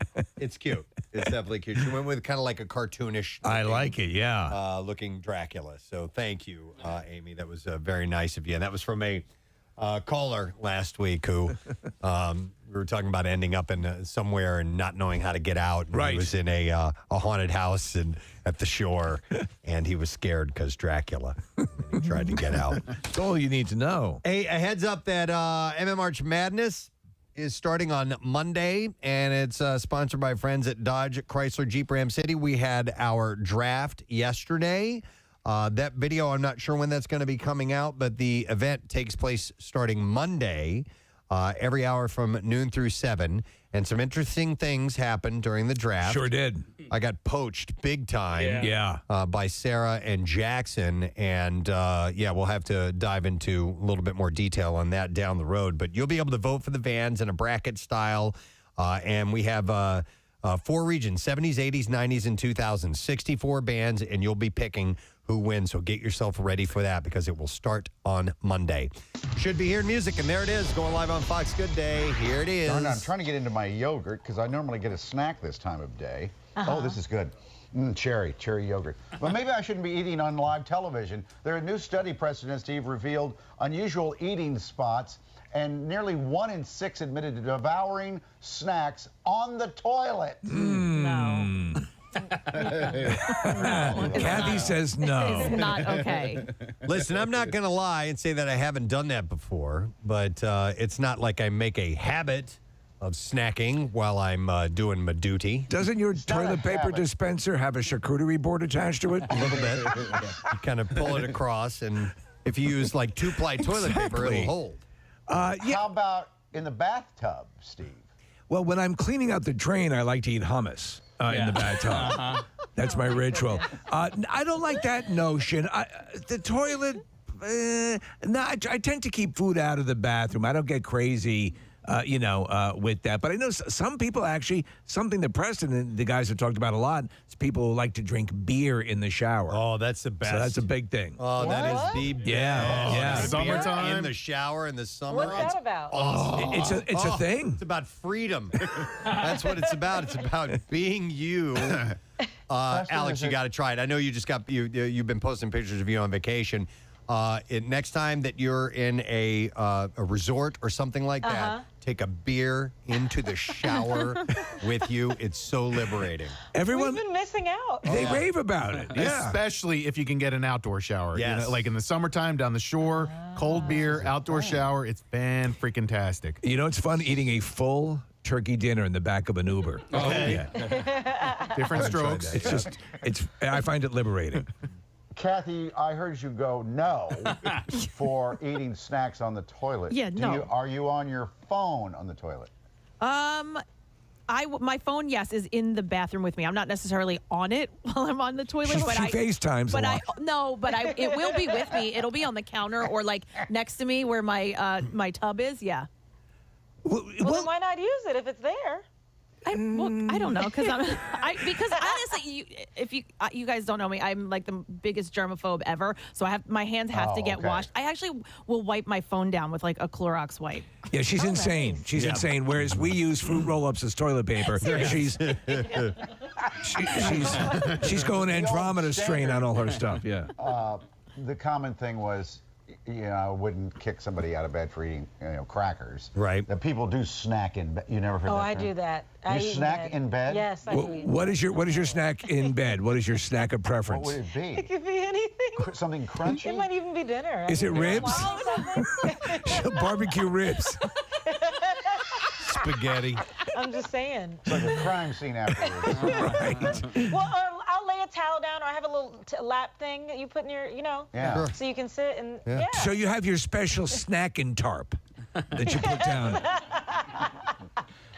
Well, I'm down for eating in bed. I like that, Alex. Yeah. I think that's a good time. Looking like a snack. Oh, my gosh. Food isn't even allowed upstairs at my house. God. Oh, really? Well, I that's can be fun. that way. That sounds so much fun. Why would you take it upstairs?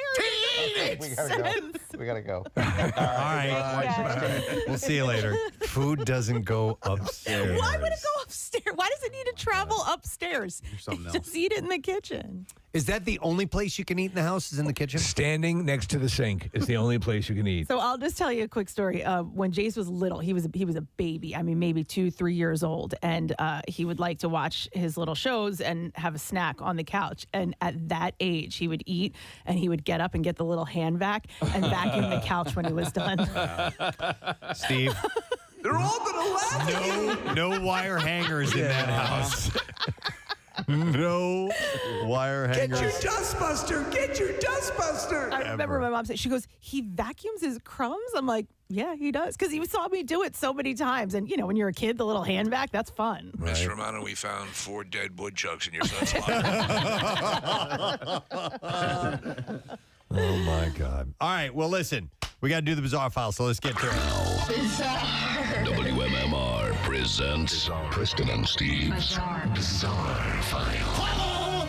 All right, brought to you this morning by East Coast Roofing and Siding. And they also are East Coast Roofing, Siding, and Windows, and they serve South Jersey since 1979. If you call, they'll show up.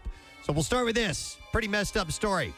2 people are dead after being attacked by a loose camel near a Tennessee petting zoo. This is an amazingly horrible story. This actually happened a few days ago. Yeah. The sheriff's office said that it received reports of a camel on the loose that was attacking people last Thursday afternoon near Shirley Farms Petting Zoo. Deputies found 2 unconscious victims on the ground upon arriving at the scene, and the camel was still on the loose. In audio, a dispatcher can be heard reporting 2 911 calls for 2 people being viciously attacked by a camel at Shirley Farms. Officials from multiple agencies responded to the incident, and they attempted to provide aid to the victims and move them to a safe place. But the camel attacked a sheriff's office vehicle before it moved towards the deputies who were transferring a victim to emergency medical services. And at that time, officers had to put the camel. They had to shoot the camel. Shoot the camel. Shoot it and kill it. It just freaked. And the notion, you think of a camel killing, killing 2 people. Yeah, and they're big. So Yeah. the 2 victims were pronounced dead at the scene. They've been identified as Bobby Matheny, who is 42, and Tommy Gunn, who is 67. Shirley Farms said that they are upset and grieving about the attack and do not have further comment at this time. It's horrible. That is a freak incident. A family-owned gas station in Houston, Texas, lost out on nearly $5,000 after a group of thieves stole more than 1,000 gallons of fuel last week in a series of brazen daylight thefts. This was like a James Bond level theft. Yes, they used a trap door in their vehicle to access a locked manhole cover and ultimately suck out the gasoline stored in underground tankards. So they parked over it, removed that opening, and went to work. Jerry Thale, who owns the gas station, said the way they did it was very sneaky. He caught them in action on surveillance footage. Said they were doing it in front of so many people, so many different customers. Thale's family owns the Fuqua Express gas station in Houston. Thale ultimately caught onto the act after noticing a deficiency in his stores of about 350 gallons of diesel per day for 3 days in a row. At that point, he said he began combing through the surveillance footage and noticed a green van that was just parked out there. He said each time they were there, about 15 to 20 minutes in a high traffic time. And later realized that a black SUV was playing lookout to aid their crime. In total, Thale said the thieves stole over 1,000 gallons of gas explaining we had locks on our fill caps, and still they were coming in, and I think that they were locking it with their own locks. So they had replaced the locks. It's just... brazen is the word. Thale was in his office on Friday, just hours after calling the Houston Police Department about the alleged thefts, when he noticed the same green van pull up and took off after it. He said, I needed to have them see me going after them and to scare them away. In total, he said the heist cost his family about $5,000. Wow. In Michigan, for the second time this week, emergency crews rescued 2 men from the waters of the Saginaw Bay after they plunged through the unstable ice. The same 2 men that they rescued in the first incident. So these guys, they had to go after them twice. The 2 anglers were trying to retrieve items that had to be abandoned during their first rescue when they needed to be rescued yet again. On Wednesday, March 9th, deputies were dispatched to the marina after being alerted to 2 men being in the water after their boat capsized. The prior rescue occurred on Sunday, March 6th, and saw the 2 men, 23-year-old Jonathan Doherty and 29-year-old Nicholas Mullins, have to leave behind. They had to leave behind their snowmobiles, their fishing equipment, and a pop-up camper due to a large crack in the ice. The U.S. Coast Guard rescued a third person with the men on that date as well, about 2 miles offshore. So they took a 12-foot flat-bottom boat to cross the water out to the ice floe when it capsized in rough waters. They're going into frozen water. Frozen waters. Rough waters. One of the 2 men's cell phones still worked. He managed to call 911, giving updates on their location and the worsening conditions. The U.S. Coast Guard also responded and deployed an airboat and a helicopter. The men were found about 1.5 miles into the bay and were in the water for just over an hour. They were rushed to the shore, placed in waiting ambulances, and taken for what appeared to be non-life-threatening injuries. They had been wearing life jackets. The boat the men had taken out sank. Their other property had to be that they had been trying to retrieve was not hauled in either. They were not issued citations or charged with any offense, something that is not done to people who are rescued. The Coast Guard can issue fines to people who leave property on the ice after advisories have been issued urging people to stay off of it, though. So we'll see if they end up getting fined for that. And then finally, we'll go with this one. This is a pretty messed up story.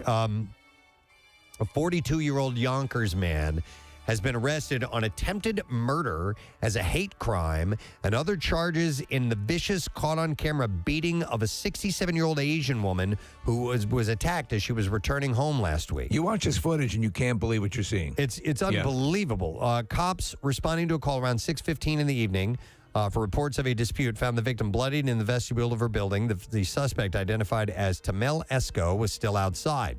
The victim had simply passed by Esco on her way home, and he yelled a racial slur at her, so she ignored him.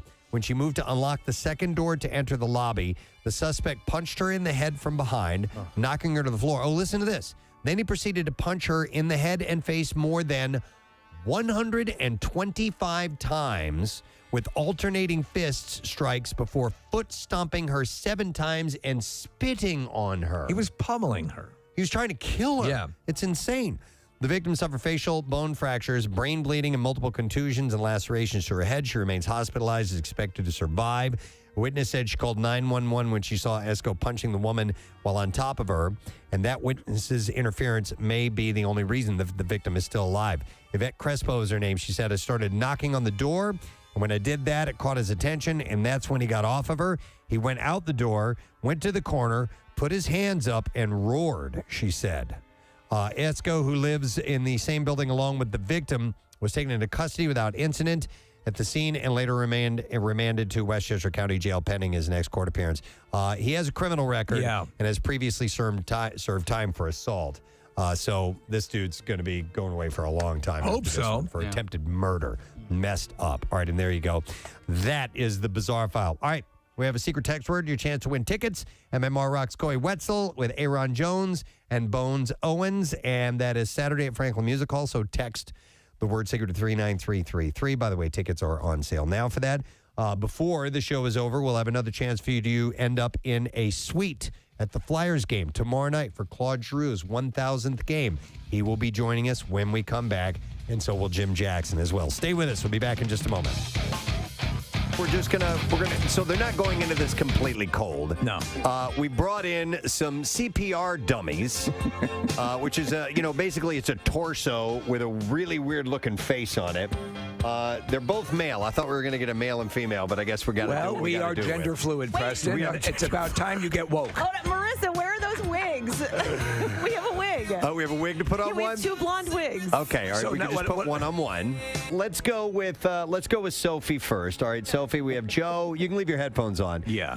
Who's going to hold up the dummy? Wow, this is really setting the mood right, here. You know what? Can we have some romantic music from Josh and Haley while we're doing this? So I think maybe that'll make you feel a little bit better. All right, so... All right. You're going to put Can we get a profile on this, by the way? There we go. There you go, Thank you Joe. so much. Okay, so put your hands up around his neck, Sophie. Yeah. And you also have to lean your head one way. So that's perfect. She's leaning it to the right. And go in and just give a nice kiss, nice easy kiss. Aw. She's awesome.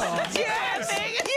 How did she do? She did great. How is Sophie? You're awesome. Yeah. Her approach was perfect. Her head tilt was perfect. You're adorable. And you know physics. The pressure that she applied to the dummy was perfect. The one thing that I saw, duration was too short. Oh, okay. Well, so it was if a you go dummy. in for the kiss, it's not going to be quick. You need to let it linger just a little bit. It's an eraser she's kissing. That's true. The That's next true. thing that she kisses, we'll be kissing back. Yeah. But I do want her to be ready. So one more time, but just a smidge longer, okay? So she's leaning in, hands on. There you go. She's got a hand. That's better. Yeah. All right. Well done. Better? Is she leaning her head the right way? She was. Okay. And she put her hand on his cheek, too, which is very tender. sensual. Yeah. This is an unresponsive doll that she's kissing, so obviously it's the head tilt's not there. But bravo, well done. Well done. Thank you. Okay, now let's try Brandon. Brandon, first stick your first 2 fingers in her mouth. All right, to the side. To the side. Can we get a profile on it?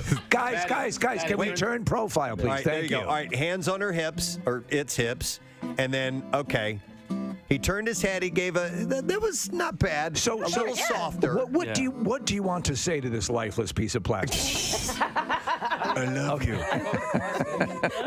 All right, so it looks like Brandon's gonna turn his head to the left, which was the opposite of Sophia. So try that one more time, sir. Let's see you do it again. Yeah, same way. However you're comfortable. Okay, he got it done. Do you like? I think. I don't know. Here's what I would say. I think he rushed in towards the head a little too fast. I think your approach needs to be a little slower, a little more gentle. And it's going to be a human the next time around, so it'll be a slightly different approach. Nick, and she's going to give you a bit of guidance, but just come in a little more slowly in your approach. Nick, I think I can. So you're leaning in, and she's going to speak to you. Okay, start to lean in as you're going to kiss. All right, and she's going to speak to you. Are you turned on? Okay, that was Nell, Jodie Foster, who's very attractive. I love how you guys are so delicate with Sophie, but not with him. No, by the way, his first kiss was absolutely fine. Just a little bit more, because I think I hate to say this, and this is probably a dumb thing to say, when you're leading in on the kiss, the onus is on you to just be a little bit more, tender. Yeah, I know. Listen, tender. Because you're genuinely a nice, gentle guy, and I think you can rock a kiss. And in this social climate that we live in today, I'm looking. It looked like the mannequin didn't want that kiss. You know what I mean? I was reading it completely. Look at the mannequin's eyes are completely closed, and in fact, they're sealed over with a fleshy layer of skin. By the way, and also another suggestion as well is eyes closed. Yes, it helps. It just helps with the moment. Yeah, at that moment, just get lost in the kiss. Hang on, you have to go in with your eyes open, but the second your lips touch the other lips, then you softly close your eyes. Otherwise, you're gonna headbutt your partner. Yeah, you know what I'm saying? Yeah, you don't have to get up on the turnbuckle and jump on them. Yeah. When you're close enough and you know your lips are going to touch, that's when you can close your eyes. All right, so let's go one more time. One more time, Brandon, if you wouldn't mind, please. Right, eyes closed, lean in. Nice. Better. I'm glad we did that. Yeah. Damn good. Well done. Okay, and we're getting this wonderful romantic music from Josh and Haley here. Okay, so I think we're set with the practice. We've got that out of the way. Now we Both need our to... CPR dummies just secured lawyers, Preston. Oh, dear Lord. All right, well, now we need to freshen. Now we need to make sure that we're ready. Right. So we have a variety of oral products here to make sure that the mouth is fresh. Yes. And set and pleasant for everyone. For the person, and this is good advice for anyone this weekend who or today, and in general, when you're with someone, you want to make sure that they know that you cared enough to make sure your breath is fresh. Yeah. So we're going to start with a little antiseptic generic CVS mouthwash here. Oh, yeah. Which is... Only the good stuff. Smells lovely. I'm going to give you guys... It's just as good as Listerine. It's the same ingredients. It absolutely is. You're just not paying the same, you know? So open that up, and we're going to have you gargle. If you can, make the noise when you gargle, Like so we want to Chewbacca. hear all that. By the way, I was always a Scope guy. I always thought I liked that minty flavor of Scope. I wanted basically, and I was for the longest time until for Listerine, you just get the sensation that you're boraxing out your mouth. I agree. Yeah, I feel like it's better. All right, gargle. Very good. So, Sophia almost swallowed it when Casey played the Chewbacca bit. All right. Brandon? Gargle, please. You spit in that. I started laughing when I heard Chewbacca. Did you swallow it? No, I spit it out. All right. All right, and do you think they need breath mints, or is that good? Would you guys like a breath mint, or you're fine? I think if you're good, you're good. I think I'm good. Okay. Okay. All right. So Are we ready for the? I think we're ready. Yes, and you know what? By the way, webcam's on, so if you're listening in at home, you can watch this too. Oh, we've got this romantic music. It's fantastic. I'm loving it. Okay, so the first one of these two that's going to get their kiss is going to be Sophia. So we're going to bring in our first professional kisser this morning. He's a very good friend of the Preston and Steve show. He's a good-looking guy. He is a very good-looking He's guy. had many kisses in his time. Our good friend Kyle McCarty is here with us this morning. Handsome. So, Brandon, we're going to have you step away from the microphone a little bit, and we're going to have Kyle step up. And Kyle's a professional singer. He's an amazing videographer and editor as well, and also does a fantastic podcast. What's the name of that show, by the way? The podcast is called the Tri-Jam Podcast. And he's a great host, and he's one of the nicest guys I've ever met. Beautiful eyes. He's got gorgeous eyes. Thank you so much. Well groomed, his head shaved. And I approve of that. And he's the guy, just to remind you, I know you probably already know this, but he gave us Kathy's fall activities. He does the jingles. He does the Delco jingle, has sung with the Temptations. I have. Yeah, he's amazing. So you're getting a thank you. quality guy here, Nice. Sophia. Okay. He's building this up a lot. I want to. So, do you remember your first kiss? I do. And was it a pleasant experience, a memorable experience? Yes, it's actually, I don't know, it's kind of a hefty story. I got to bridge it if you actually want to hear it. Sure. I was actually 19 years old, so kind of a little late bloomer for myself. Sophie, and listen to this. So here's a guy, again, like as with you, a very good-looking guy, but 19 years old.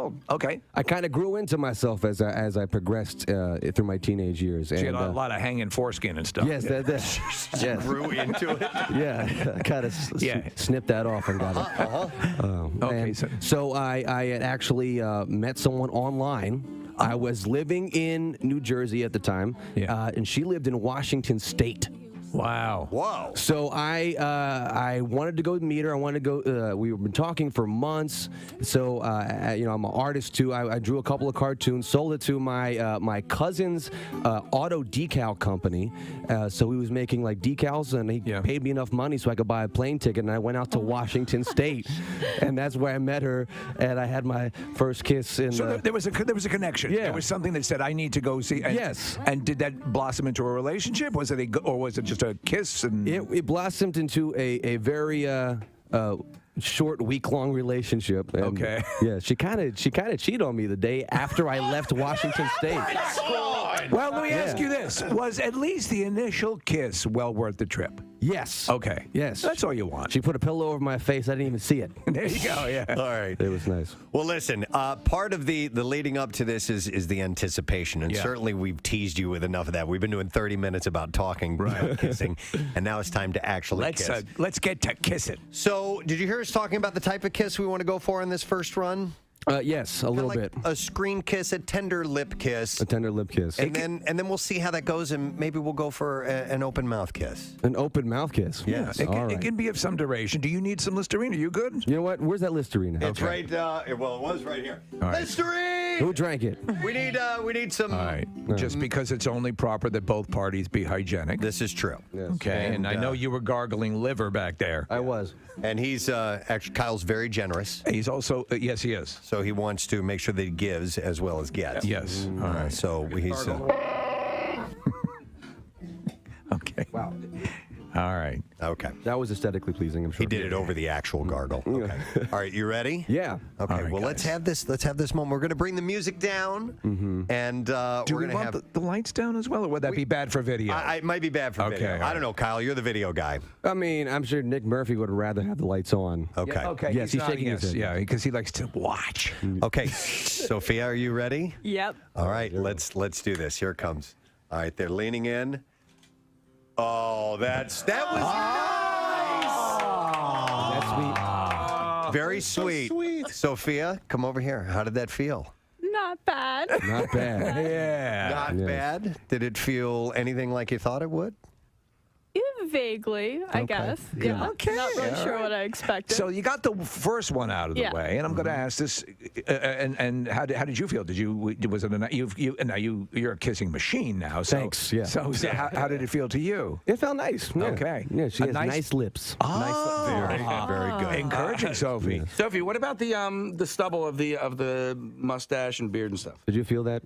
No, you don't really notice it too much. Okay. All right. All right. Sophie, do you want to try a little bit more passionate kiss on this second one? Why not? Okay. All right, let's go for a couple of seconds here, and then that can go into 1 hour. No, go for a couple. Kyle, jam your tongue down. All right.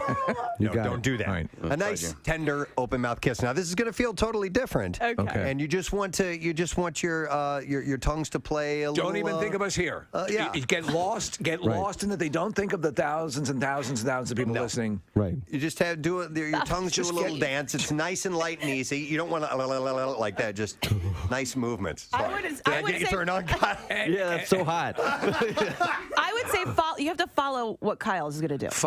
Yes, exactly. Remember, this lunatic flew to Washington for a kiss. All right. All right, let's try this. This is the real. And guys, have Kiss ready to go after this. All right. From we're not even here. We're going to be absolutely quiet. Go for it. All right, here we go. This is the real deal. They're leaning in, mouths open. Oh, yeah, keep going, keep going, keep going. And whenever you're ready. Oh, yeah! How about that? Woo! Nice. Yeah, damn good. Did that work? Absolutely. Okay, good. I got a couple of notes here that I want to just give. If we're doing this like this like a play or something like that. So I'm going to give you some notes. I think the kiss needs to end. The kiss needs to be tapered. Yes. All right. That's the one thing. On both sides. He's right. Right. All right. So I couldn't think of the right word. So here, you want us to show you? You don't go. Yeah. You don't go in mouths open and you don't end mouths open. Right, Preston? A light kiss to start, then the open mouth kiss, then a light little signature kiss. Right. So as you're pulling away, it's and because you're lost in each other. So as you're pulling away, a slow kiss, another kiss, and it winds down. So are we doing this one more time? Is that what you're saying? Yeah. Would you like to try one more time? Sure. I love her. Sophie. She's awesome. You're hilarious. She's awesome. Okay. All right, Kyle, you cool with one more? Absolutely. All right. Okay. So a light lip kiss, tongue kiss, lip kiss. All right, you ready? Okay. All right. All right, here we go. There's a little kiss. Slowly. Now the tongue kiss. And now a little signature kiss on the end. And that's been since 2006. So we are excited to have someone we like to call friend on the program, Claude Giroux. Hey! Claude. Hey. How's it going, everyone? Good, buddy. How you doing, man? Good.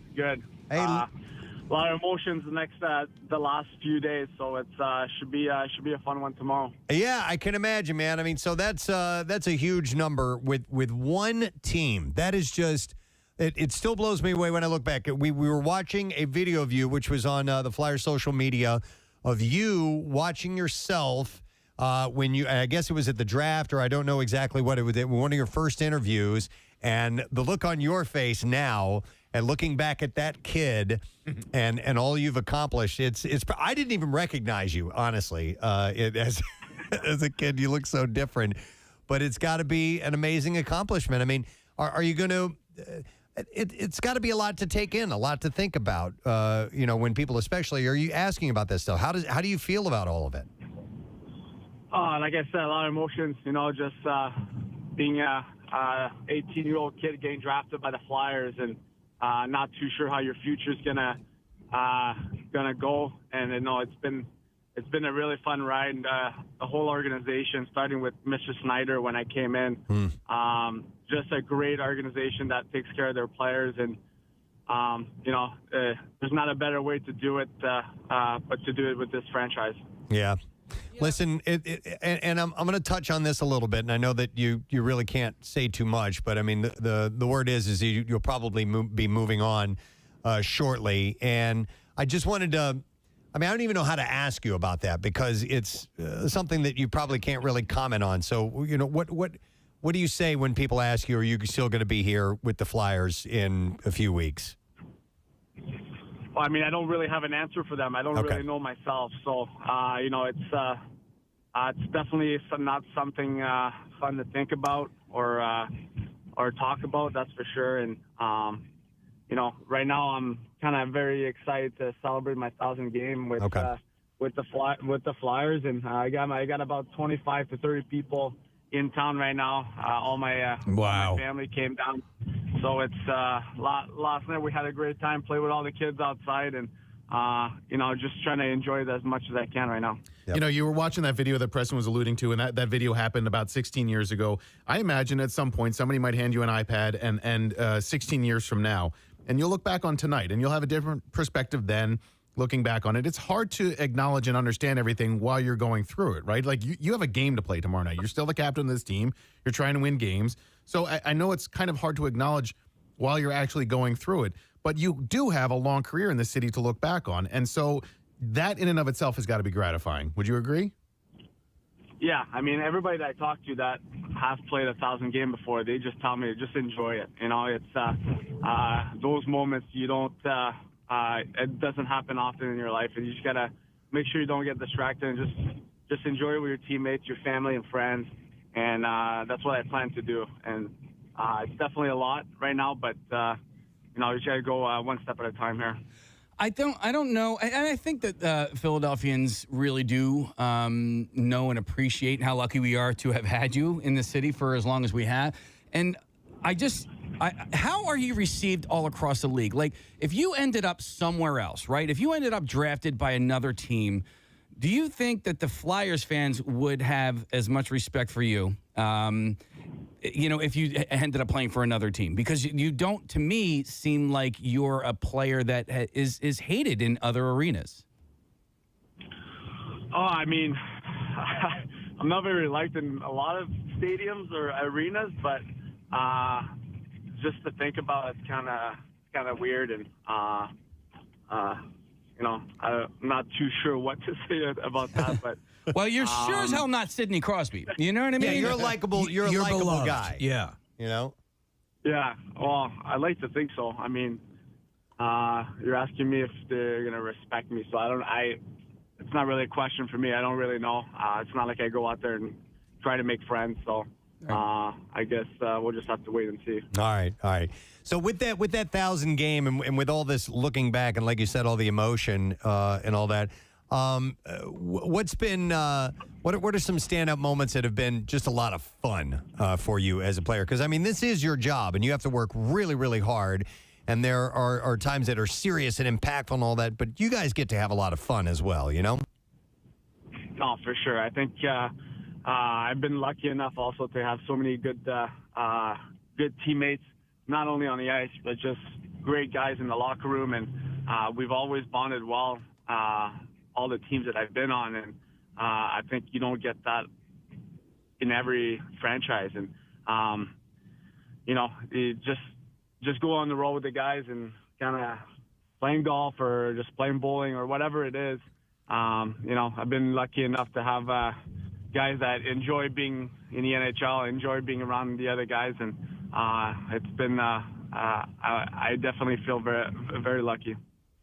I wanted to ask you about two players in particular because somebody was asking Scotty Hartnell earlier this week about some of his memories of playing with you, and he alluded to the fact that one of the best lines he was ever on was with you and Jaromir Jagr. And 2020 hindsight, but I really wish the Flyers had kept Jagr around longer. He ended up playing in the league for several more years. I mean, he's still playing semi-professionally overseas in Europe. What was that line like, playing with Hartnell, playing with Jagr, and Jagr in particular? Yeah, I mean, when I came into the league, Hartsey really took me under his wing.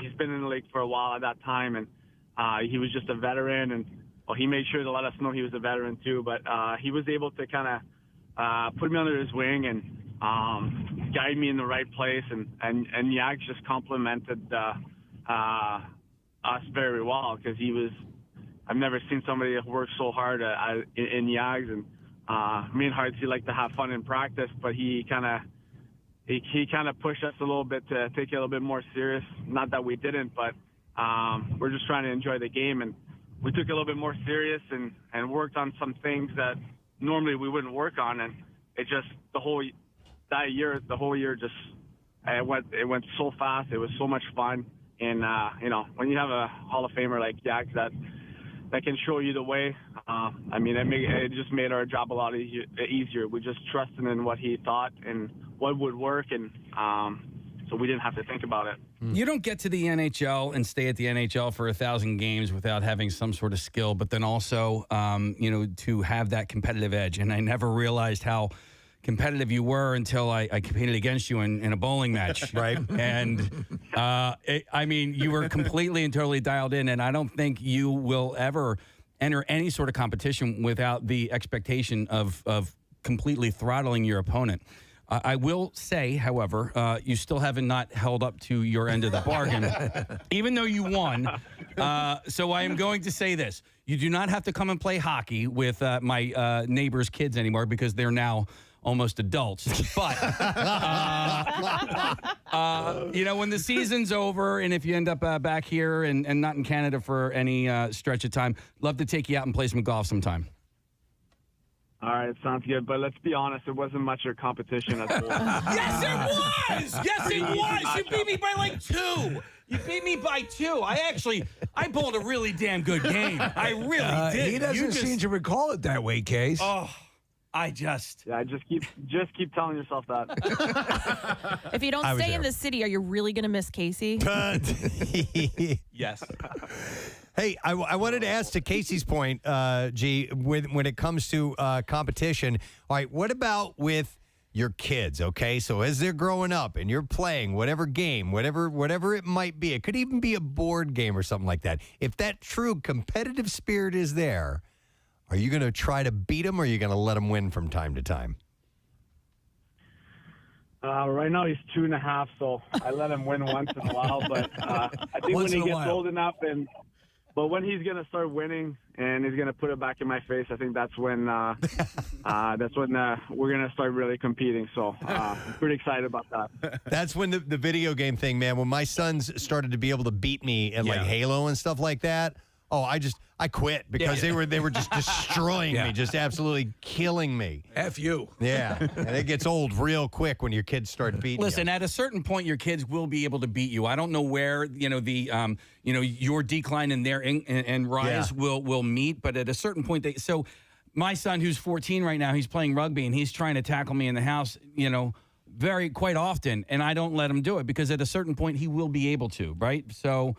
Right now, no, it's not happening. Yeah. Hey, by the way, growing up, what was it the dynamic in your family like as far as sports went? Did your dad play hockey, and did you guys did he come at you and play pretty hard if that was the case? Well, it's funny. Our family, when I was 3, I started playing hockey, and my sister was 8, and my parents never played hockey before, so the whole family we started playing hockey all at the same time. So it was kind of fun that. Everybody was kind of a new sport for everyone, and our family. My sister's 5 years older, so all our life we just competed everything. She didn't like me very much when I was a little younger. Oh, but it was just fun to be a part of, and we played a lot of cards growing up, so that was kind of the way we started competing. Is she coming in for the game tomorrow? Is she already in town? She's got 3 little young boys, so I think she might come, but it's a game time decision right now. Okay. Gotcha. Speaking, I talked about my son earlier. He goes to the prep, and you guys did something really cool a couple of weeks ago where all the players, when you guys were walking into the arena, were wearing high school hockey sweaters, and you wore the hockey sweater for St. Joe's prep. Did that just get handed to you, or did you select that? I was looking at the jerseys, and I didn't really know all of them, so I was kind of looking at them, and at that time I was just going for style. And then Nick Schultz came up to me. He goes, "My kid goes to this school." I'm like, "All right, sounds good. I'm gonna wear this one." So and I on Twitter, everybody that goes to that school were tweeting at me, and I thought it was pretty cool. Nice. It was really, really cool. And I don't know whose idea it was to do that, somewhere in the organization, but it definitely got like a lot of press. Yeah. You'd mentioned not only, I'd asked about your sister coming in town, but who else from your life is going to be there for the game? Do you have any old coaches from back in the day or anything like that are making a special trip? To be honest, they're not telling me much. I just know my family's here, my mom, dad, my wife's side of the family, and a lot of cousins and kids, and it's gonna be a shit show. So it'll be a shit good time. All right, and now let me ask you: you talked about a lot of emotions? Do you get choked up at things like this, G? Does it sometimes show that you're emotionally touched? Yeah, to be honest, I didn't think I was gonna get too emotional. I remember Jake Voracek when he left, he got a little emotional, and I was like, I don't think I'd be like that, but it's definitely hitting me harder than I thought. It's been a fun journey. 1,000 game, you don't really think about it. It went so fast. Yeah. I've known you guys since I'm very young, so just moments like this, knowing that we've been pretty good friends all these years. Yeah. Being able to stay in touch and just moments like this, it kind of touches you a little bit. Well, listen, if you feel that it's getting away from you tomorrow night, do something horrendous, and then everyone will talk about that. Yeah, instead of making a big fuss about take a dump right on the ice. Something that'll take a dump on the ice. That's good. It's a lot of pads. It's a lot of take off. Yeah, this distracts. It takes the burden off of you. It's just one of those things. That's what I would do, but you don't have to follow what I do. We'll be there, so you can look up at Steve. Yeah, we definitely will. Yeah. Listen, Claude he's been a big part of our show through the years, and we even had an award we were given. Yes, and we he came did. out and helped present that to us. So Camp Out for Hunger year after year, and donating and supporting, and it's not lost on us, Claude. You don't have to do those things. We appreciate them. Yep. We value the friendship, and we made you nearly puke in a helicopter one time. That's right. So sorry about that, but we've enjoyed the friendship as well. Yeah. Awesome. Excellent. Well, listen, man, good luck tomorrow night. We will be there, and we're excited for you, and wish you nothing but the best. So thanks for coming on again this morning, man. All right. Thanks for having me, guys. All right. Claude Giroux, guys. Wow. It'd be great if he's...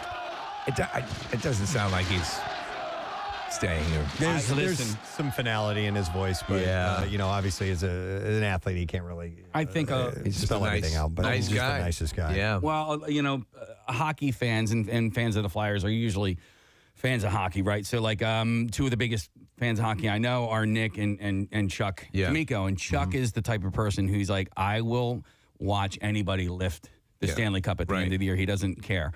He just loves the tradition of it all. And so I think any hockey purist out there, anybody fan of Claude wants, because they know what he has put into this game, they'd like to see him have an opportunity to win. To get that moment. I mean, what are you in it for? I mean, obviously, he talked about so many things about friendships and relationships and just the way he's been treated, and that's all wonderful. But you are in it for the ultimate prize, which is the Stanley Cup. It's funny. He scored a game-winning overtime goal in the Stanley Cup Finals in 2010, right? Yeah. The Flyers took the Blackhawks to 6 games that season. They barely made the playoffs, and then they ended up going to the Stanley Cup Finals. Right.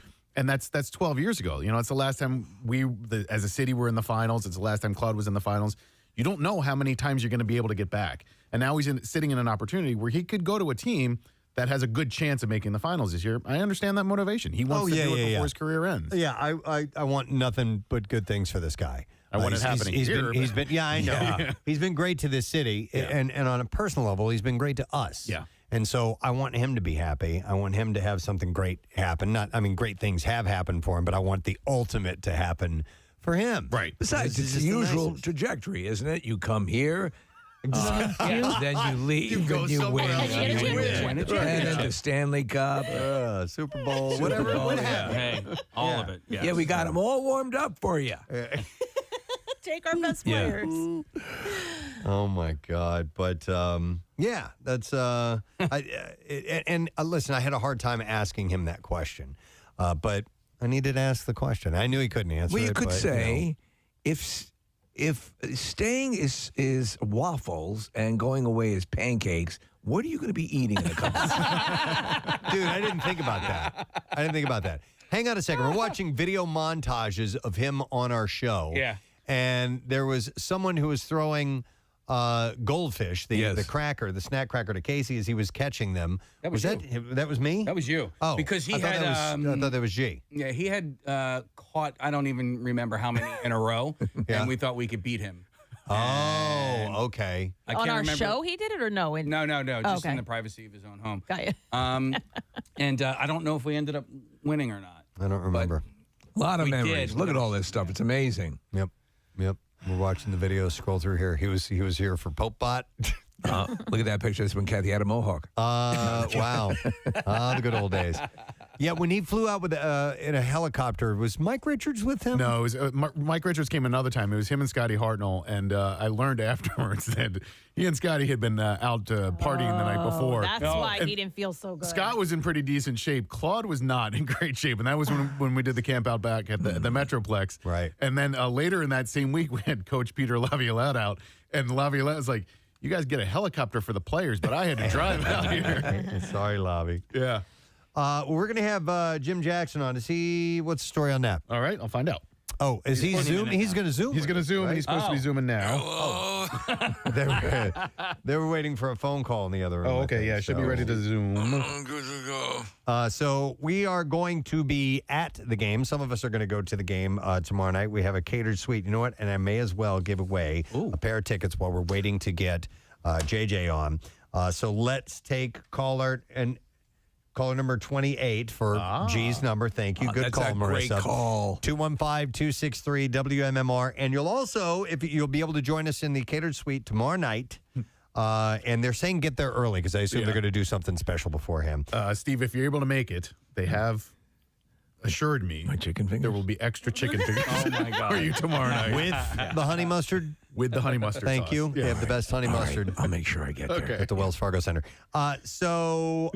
You'll also be registered for an autographed Claude Giroux jersey as well. So 215-263 WMMR. That is the number. And now I'm just killing time. Is he on? What are we doing? Marissa says 1 second. She said 1 minute. Oh, 1 minute. Yeah. All right. You know what? I got something I can pass a We have little bit audio of time over to with. Jim's house. Oh. We never heard. All right, so here you go. I got this email. I love this. It said, hey, guys. Hey, Preston and everyone else. Love you all. Had to share a quick story. Friday, my two kids and I went to the mall with my friend and her daughter, and it was time for us to go our separate ways. And we were headed home, and our friends were going to head out to dinner. My friend's daughter said, I don't want to leave. I'm sad. And my 7-year-old, without missing a beat, says, no sad, bro. It's Friday. That's awesome. And she said, I was so proud. We listen every morning on the way to school, and clearly he's paying attention. Keep doing what you all do. You guys rock. That is Aaron from West Hampton, New Jersey, and Max, who is 7, and Lily, who is 9 years old. I love corrupting children. Here's a shout out. Says, hey, my name is Jennifer Nightingale. And about 6 years ago, you had a contest called Aaron Go Braless. Yes. My husband was the winner, choosing his own wife's breast out of a crowd. Oh my God. Anyway, he turns 40 this St. Patrick's Day, and we're still going strong as a couple and listen every day. Can you please give him a shout out? That's the first time that I've actually had to spell the word shart. Well, I would appreciate it. His name is Matt Nightingale, and he was the 0% Irish guy many years ago. Thank you so much. So here's a shout out. And yep, Patty's Day is tomorrow. In fact, I think there's some appearances coming up. We'll have to mention those in a little while. And I think that's it for the shout out. Wait, there was one more. One more, I think. All right. I got to make sure I get the date. Some of these are dated. I know. Yeah. You can't do that. Well, this one asked for a short out tomorrow. This was back on March 3rd. Well, tomorrow's today. He says, what I'm trying to say is how much you touch your listeners' lives more than you could possibly know, and how you help people like myself get through things at their toughest point of their lives. Oh, yeah, he told me a very lengthy story about some things that have been going bad in his life. So I'm going to, it's very, very long, so I'm not going to go into that, but he had some rough times. He said, I'm happy to say that I'm in a significantly better point in my life now. Good. Though, and I honestly can't thank you all enough for what you do, and no matter what crappy things my life may throw at us, you and your show being an escape and a distraction for even a little while each day is a very crucial and welcomed one. So while this is partly for my birthday, this is also for all of you on the show. Thank you, and that's from Michael Richmond. So a shout out. That means so much to be able to do that. That's great. Absolutely. All right, he's ready to go. Yeah. We're zooming now, baby. Yeah. Please welcome our friend. He'll be at the game tomorrow night. He's calling the game tomorrow night. Jim Jackson. Yay. Yo, JJ, good morning. And bye-bye. You have the right Right when I announced his name, the screen went blank, Casey. Okay, but where does it come up? I saw him sitting in his room. Hang on. Casey's got to do something here. It's not, okay. He says, I'm not here. He just texted me. He said, I'm not hearing anything. I heard Marissa, but not now. Hang on. I'm 1 second, Jim. Hold Jim, on. we need you to take your shirt off. Hang on. Do you even know what this thing is supposed to be labeled as? What? This pot is The Zoom thing? Zoom, or what is it supposed to be labeled as? I don't know. Jim looks confused. We see his image on the Zoom. Oh my God, I'm so frustrated. He's talking and I can't hear him. I don't read these little parts on the board here, so I don't know what that was labeled as, Casey. No. So we don't know how to hook up with Jim. Should I signal to Jim the international sign for a phone call? I think so. Hey, Jim, can you call us on the hotline and we'll talk? Yes. He knows. Got it. He's doing that. Right. So wait, and what do those middle fingers mean? Marissa's calling him, so hang on, phone. We're gonna get you on the phone. Marissa is itty bitty, so she's like this big. Sign language. You do phone. like, yep. You, my fingers. You. After watching Coda, I thought maybe I could, improvise. Oh my God, no. Sign That's the language a big little secret. bit. Sign language is instantly. I actually started to look up videos of American Sign Language a little bit, so I learned a couple things. This is father, and this is mother, and this is me. Right. Okay. Thank you, and that's as far as I got. There was something in there that I think somebody asked her, and she said, and it was like so simple. I forget what it was, but I'm like, oh, I should remember that and use it. Of course, I didn't. It's a wonderful language. There are actually a couple languages. This is a-hole, by the way. I know that. Oh, one, maybe right? that's what it was. Yeah. All right. Is he? Wait, he's on the phone. I know. He's on the phone. So, Jim, are you there? I am. Hey! And at this very second, Casey just fixed the Zoom thingy. Oh, boy. So should we try that instead, or you guys just want to stay on the phone? Let's just stay with Jim this way because, listen, we're slaves to technology. But anyhow, there's something really wrong with seeing you guys and not hearing you. I mean, that's just I know. Criminal. I mean, we're listen. We're in the Radio Hall of Fame. It's an honor to listen. I know. Hey, Jim, we just got off a nice conversation with G. We spoke to him. He gave us a buzz to talk about the game tomorrow night, obviously, and he said he's emotions are a big. Or weighing on him heavily, and he was actually. Did he say Voracek? He was talking about when they honored him, and how he was kind of looking at him, going, "Yeah, I'm not going to get that way." And he's like, "I don't know, man. I might get emotional in this whole thing." So, when you see these things, Jim, will you see, guys who in one light turn and be a little bit different and act that in a way that you're not used to seeing them as far as being emotional? Yeah, I mean, with Claude, it's always been about the game, right? So his focus for any ceremonies that had to do with anything, and some of those ceremonies through the years have been emotional, but it was always about the game. See, he was tunnel visioned on that. But this one obviously hits very close to home for him, and as passionate a guy as he is, and you guys know that, I suspect there will be a lot of emotions running through him tomorrow. There would have been a lot of emotions anyway with 1,000 games because you start to think back to all that you've done and all that's happened to you in your life over the time. But obviously, the circumstances are even more accentuated this time around because of the fact that most likely he's on his way to another destination very soon.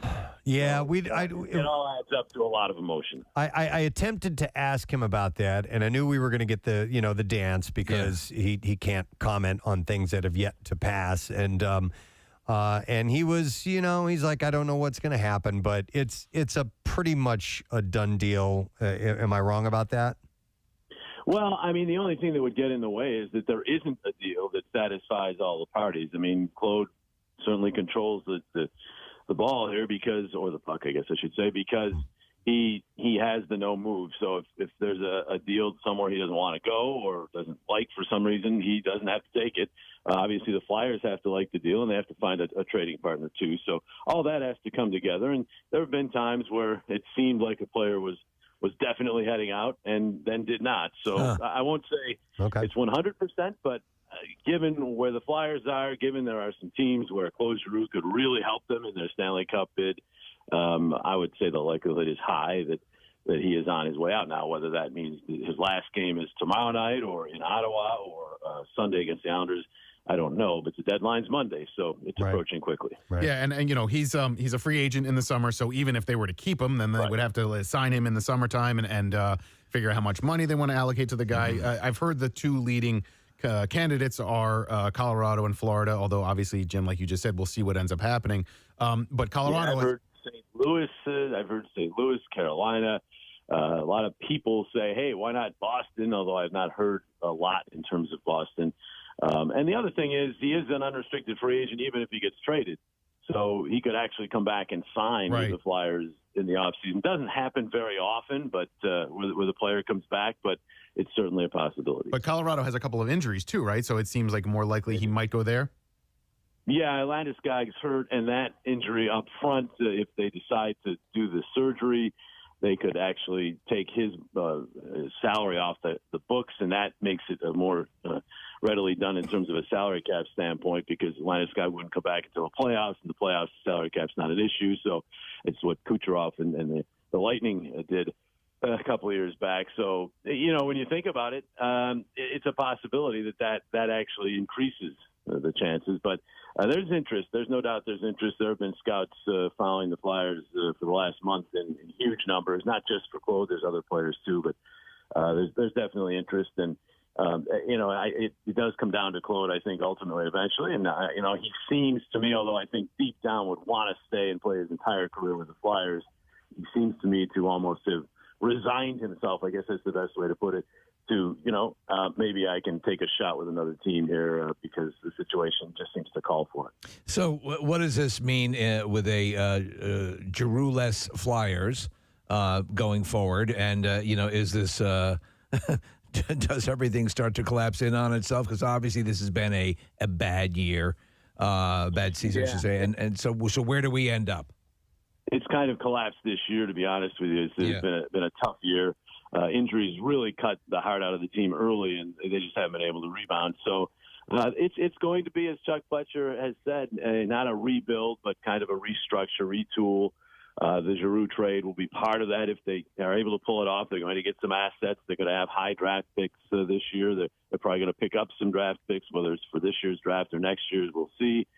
And they're also going to hope to have Sean Couturier and Ryan Ellis next year, that's two humongous additions if they can get them healthy. And all points are that they will be healthy by training camp next year. So I don't think this team, back in 2006, 2007, I know Nick remembers this, that the team had a year even worse than this. And, the next year they made the playoffs. And 2 years after that, they were in the Stanley Cup Finals. So it can turn around quickly. I know right now for the fans, it might seem like they're miles and miles and miles away, and certainly this season they are, but it can turn around really quickly. The Flyers have proven, other teams have proven. Rangers did a very quick rebuild, and they had more longer to go than the Flyers because they were really just getting rid of everybody. The Flyers are still going to have some really good players here, so they have to restructure, maybe add a little more speed, some size perhaps. They have a goalie, and they have some other good players. So we'll see where it goes from here. But I think that this year surprised a lot of people. Most people expected the Flyers, at the very least, to be a playoff competitor, if not in the playoffs. And then when they got the injuries, they never recovered. I know it's been tough for you and Jonesy in the broadcast booth too, and Scotty when he's been up there, and Bush as well. But I have noticed you guys are paying a little bit more attention to the food that they offer at the Wells Fargo Center. And I have to ask about those ice cream treats that are provided. Is an ice cream sundae stand or something like that? A milkshake place on the second floor? Milkshake. Yeah. It's milkshakes. In the press box? No. And they look more like ice cream, but it is a milkshake. They delivered a couple of those to us for one game. We didn't have any idea until right before the game that it was coming. And I took one look at it and said, well, we can't possibly eat that, right, Jonesy, during the broadcast? But, he had his done before the period even started. and then I finished mine off. They're so good. But, it's going to take some time on the treadmill after one of those puppies. No, just buy maternity pants. Yeah, that too. That'll work. Yeah, that'll work. Oh, man. Yeah, it's been, and you say, Nick, that it's been tough. I always, I have fans telling me that all the time, and it's like, it really isn't tough. I am so blessed to do what I do. Every time my feet hit the ground in the morning, there's a game that night. I am happy because I get to watch some of the best athletes in the world perform their craft and try to find a way to describe it. And to me, that's not a bad thing. So it's certainly more fun when they're winning, no doubt about that. But it's not tough for me. It's tough on the fans, I know, because they live and die with each win and loss, and there have been a lot of losses this year. But as I said, it can turn around pretty quickly. You don't make more money when they win, Jim? I do not. Outside of getting more appearances with you guys. Yeah, right. Yeah. Jim, you were saying you have to bet on the games, correct? I mean, you know which way to bet right now. We got close conversation with you guys.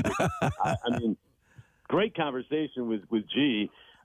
The biggest takeaway for me is that he actually lets his 2.5-year-old win. Yeah. I thought he was going to come back with no way I'm letting that whippersnapper beat me. I mean, you guys have been around him. I was around him at the with you guys at the bowling event. And, I mean, you saw how competitive he was. You know, Casey certainly knows. And he is competitive at any. There are times on the plane they're playing cards up there in the middle part where they play the cards, put the tables out, and I mean, you could just tell he's every hand he's just so intense, and anything he performs at, and certainly hockey is part of that. He is just so competitive, and that's what G has meant to me. Everyone's going to remember his skill. We know his skill. He puts the puck, moves the puck from his skates to his stick, probably as well as any player I've ever seen.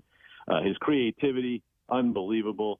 We're seeing it even at this stage of his career, where now he's starting these dump-ins from center ice where he puts spin on the puck, and he's giving goaltenders all kinds of trouble with those, and the bank pass behind the net.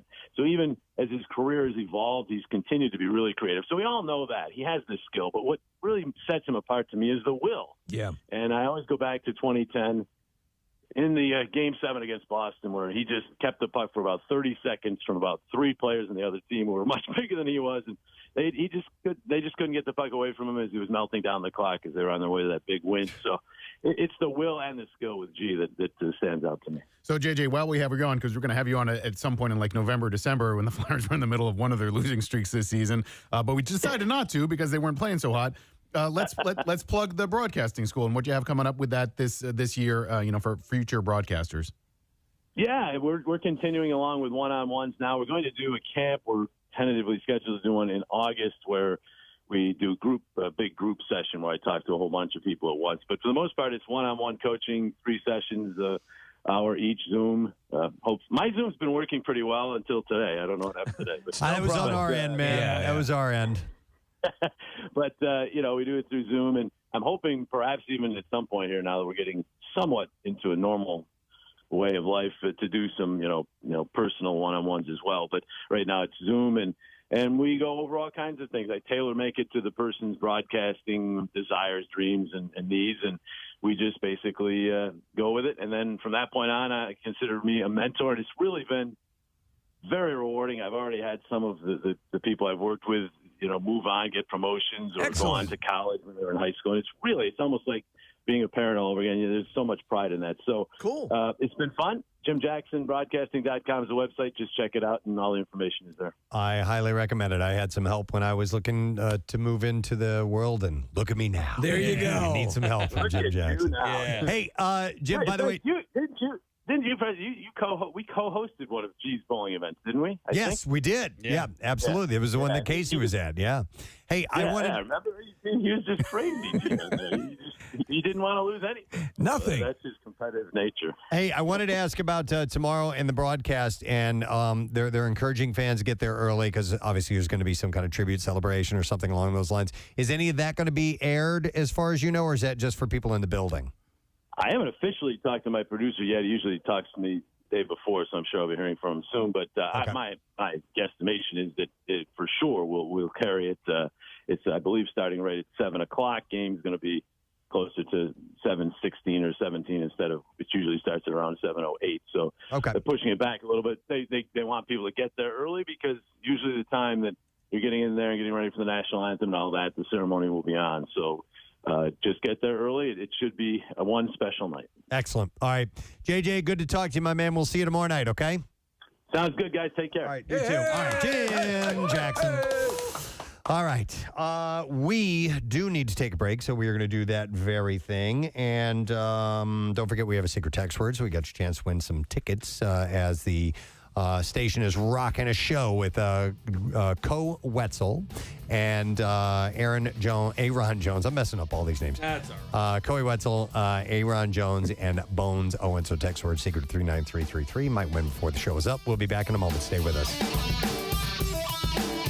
Nice job. That was very special. So, you apply the laws of physics to. You should absolutely. Honestly, you're great. There's no issue here, and in your own accord, when you feel you're ready, I mean, guys should be beating down the door for you. Yeah. Thank you. And you can tell them all about Newton's third law and everything. Yeah, and you're smart. That's even a better turn on. Kyle, thank you, man. That was no very problem. cool. We appreciate it. Yes. Kyle McCarty. Yes, what a good man. Facial kisser. And Sophie is now over that hurdle. Yeah, and a nice hug. That's wonderful. All right. Sophie, we're going to switch up. We're going to put Brandon where you are. So let him take your headphones. Good job, Kyle. And then we're gonna get this done for him. Same way. And you know what?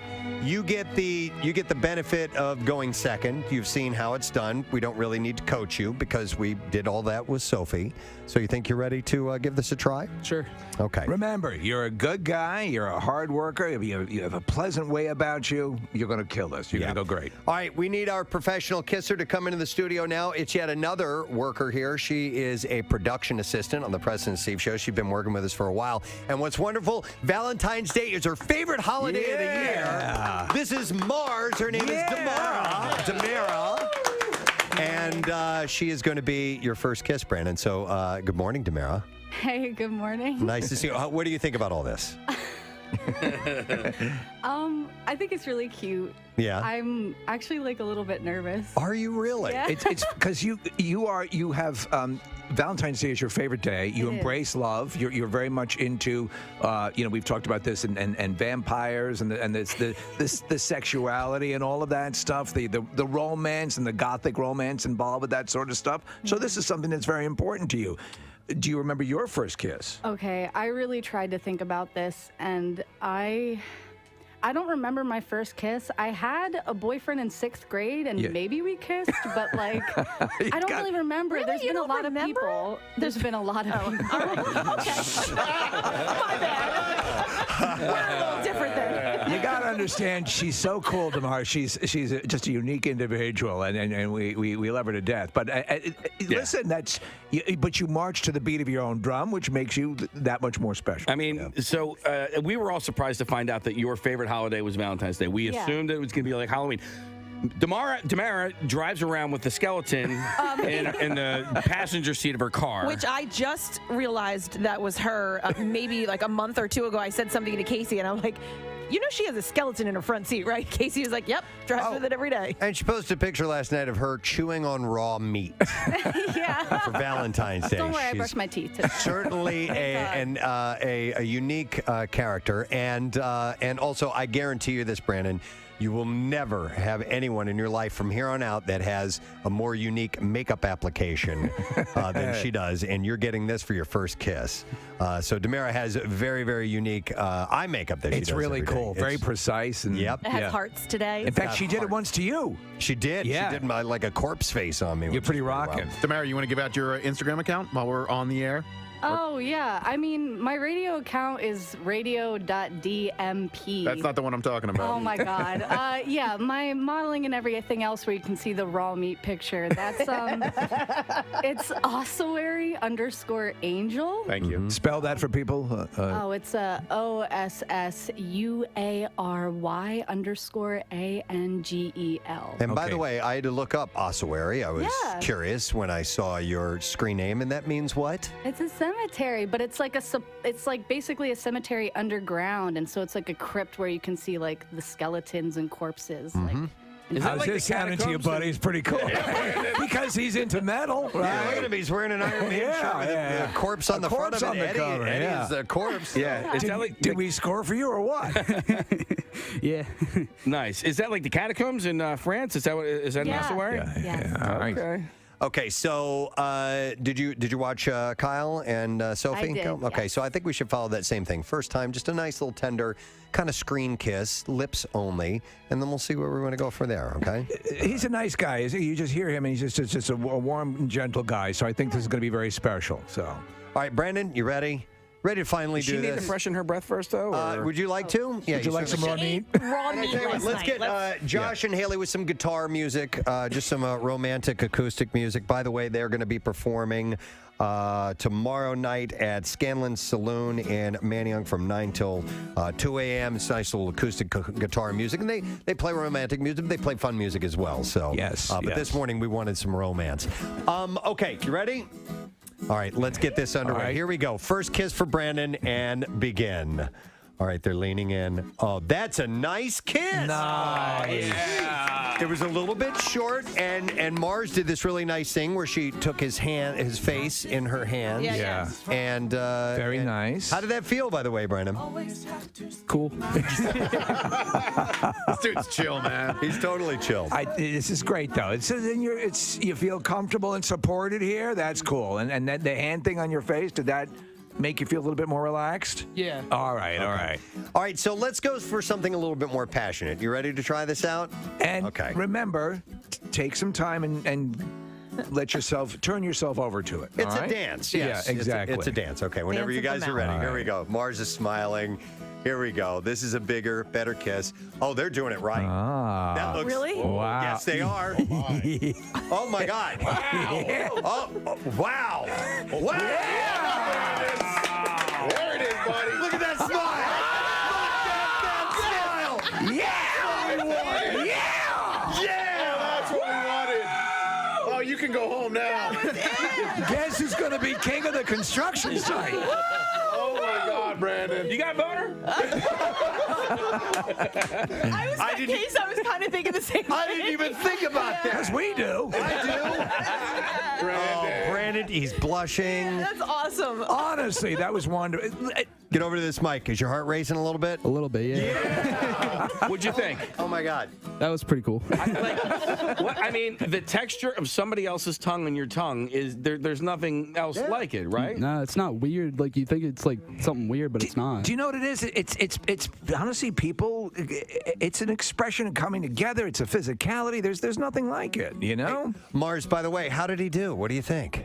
I think you did pretty well. You're kind of like going a little harder with your tongue than you need to, but otherwise it was fine. So you would say, a little softer. And soften up the tongue. And wouldn't you say that that's the key to any bit of intimacy? Yeah, Right? ease up, and then if you feel the other person going for it, that's when you make the move to go a little more Do forcefully. we want to try again by any chance? Like, Would you be okay with that, Mars? That's fine. Just Okay. a little bit All right. of notes. All right, I mean, that was a soften home tongue. run, but I don't. Right? Yeah. All right, let's try this one more time. A little softer. Whenever you guys are ready, let's go ahead. Here we go. Here we go. Remember what you said.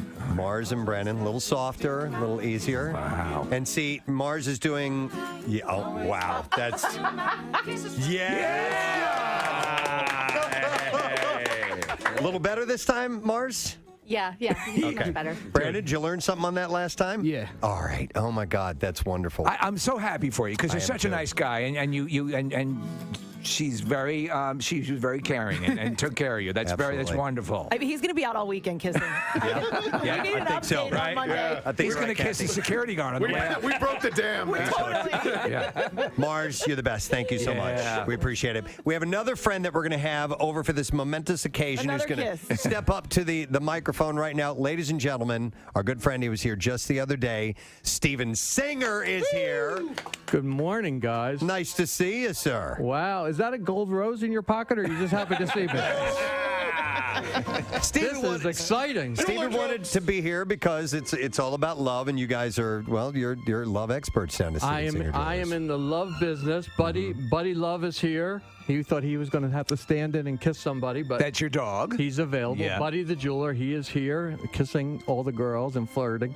Wow, you guys did great. Yeah, thank you. I don't know how you made something out of this bit, but you did. Yeah. God bless you.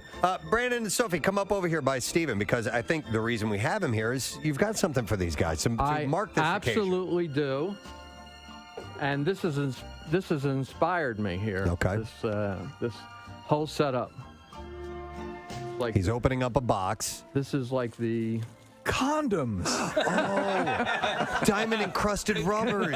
extra large. Wow. This is like the. Rose gold condoms. No, Steven, I'll go ahead and say it because he's taking the time to open up the I feel boxes. like the 40-year-old virgin here. Yeah. Steven is opening up his world famous gold roses, and I think you're gonna give them each a rose. Is that how this is working? Yeah. Here, I give you a frozen rose because you've been frozen out for all these years, and a Valentine's Day red love rose for you. And you can both start your Valentine's Day quest, but we're going to have to give our kissers? The kissers are going to have to get. She's got to get a black diamond rose with that makeup. yeah, I have a black diamond with platinum rose. Oh, because she'd love that. That's killer with that look. Yeah, Man. they're cool. And then we'll Man. get Kyle one as well. Absolutely, we're going to give Kyle. They were great. I was surprised of how well that actually worked out. Weren't You they guys very did it. generous? I mean, to me, these couldn't be two sweeter people to have their first. And the blood is rushing back into their faces. They are a shade of red I've never seen before. I was And impressed. the dimples, I didn't realize when we were sitting out in the green room at these I just thought they were listeners coming to watch the show. Right. Yeah. And this has been, wow, what an experience. This is something, huh? It's a special moment in their lives. This is a special moment. Wait until the first time you have sex. That'll be great. Well, that's tomorrow. Yeah, that's tomorrow. We're We love everybody. Thanks so much for having me in. Congratulations, guys. And we love Preston and Steve. Thank you, sir. We love you. Steven Singer, guys. All right. I think this has been tremendously successful. I'm very happy for these guys. Wonderful. I'd love to have them keep kissing, but we're way over budget on time, and we got to take a Well, break. they can certainly hang out. We'd love to have them. Absolutely. Yes, We our guests. highly suggest that they do. And thank you to Josh and Haley for supplying the live music this morning. You can hire them. We'll get the details. In fact, do we have that information on PrestonandSteve.com, No, Nick? we'll post it, but they're fantastic. I saw them perform live at Harvest a few weeks ago. They're great live, and if you get a chance, go see them. Yeah, and Josh does 5 Minutes of Fame, and we'll be at, how do you even say this, VOIX? Is that... Voix. Voix Karaoke Lounge tonight from 9 till 1 a.m. And then tomorrow night they'll be at Scanlon Saloon in Manayunk from 9 till midnight. All right, we're going to take a break. That was wonderful. It was great. Congratulations, everybody. Coming back with the B-File. Stay with us. So here's what I saw this article, this other article. That was a different one. This one Is this a better article? This is a better article. And it is essentially a quick way that you can do a mental health check. All right. So this is a way that you can find out where you are. And use the healing powers of alcohol to help you through it? Of course. Didn't we all learn that that's the key to it all? Yes. No, but... Okay, so let's hear it. So you can do sort of a diagnostic. Yes. And see where you fall, how you're holding up. Because I think more people would be amazed to find out that they're actually doing better than they think they are. All right, so yeah, do I still find joy in the things that once brought me joy? So that's a question. Okay. Am I being irritable or snapping at people? Yeah, sometimes I know why that's happening to me, though. And it's usually... that time of the month. No, it's usually hunger. Oh. Yeah. You get hangry. Oh, okay. You're prone to hangry? I'm prone to hangry. He's like a 5-year-old that needs his snacks. No, I'm like a human being, Kathy. I'm like a human being. He gets fussy. No, my wife is the same. Yeah. And she admits it. Yeah, me She too. admits it. If she gets pangs of hunger, it'll manifest. Here's the other thing. My son, and I've had to say to him time and time again when I'm eating, because he's affectionate with me, right? Right. And Hugging other forms of and, overseas all that Chinese stuff. cuisine consisting of meat, often chicken, fish, beef, shrimp, or pork, and eggs cooked quickly with vegetables such as bean sprouts, cabbage, and celery, and bound in a starch-thickened sauce.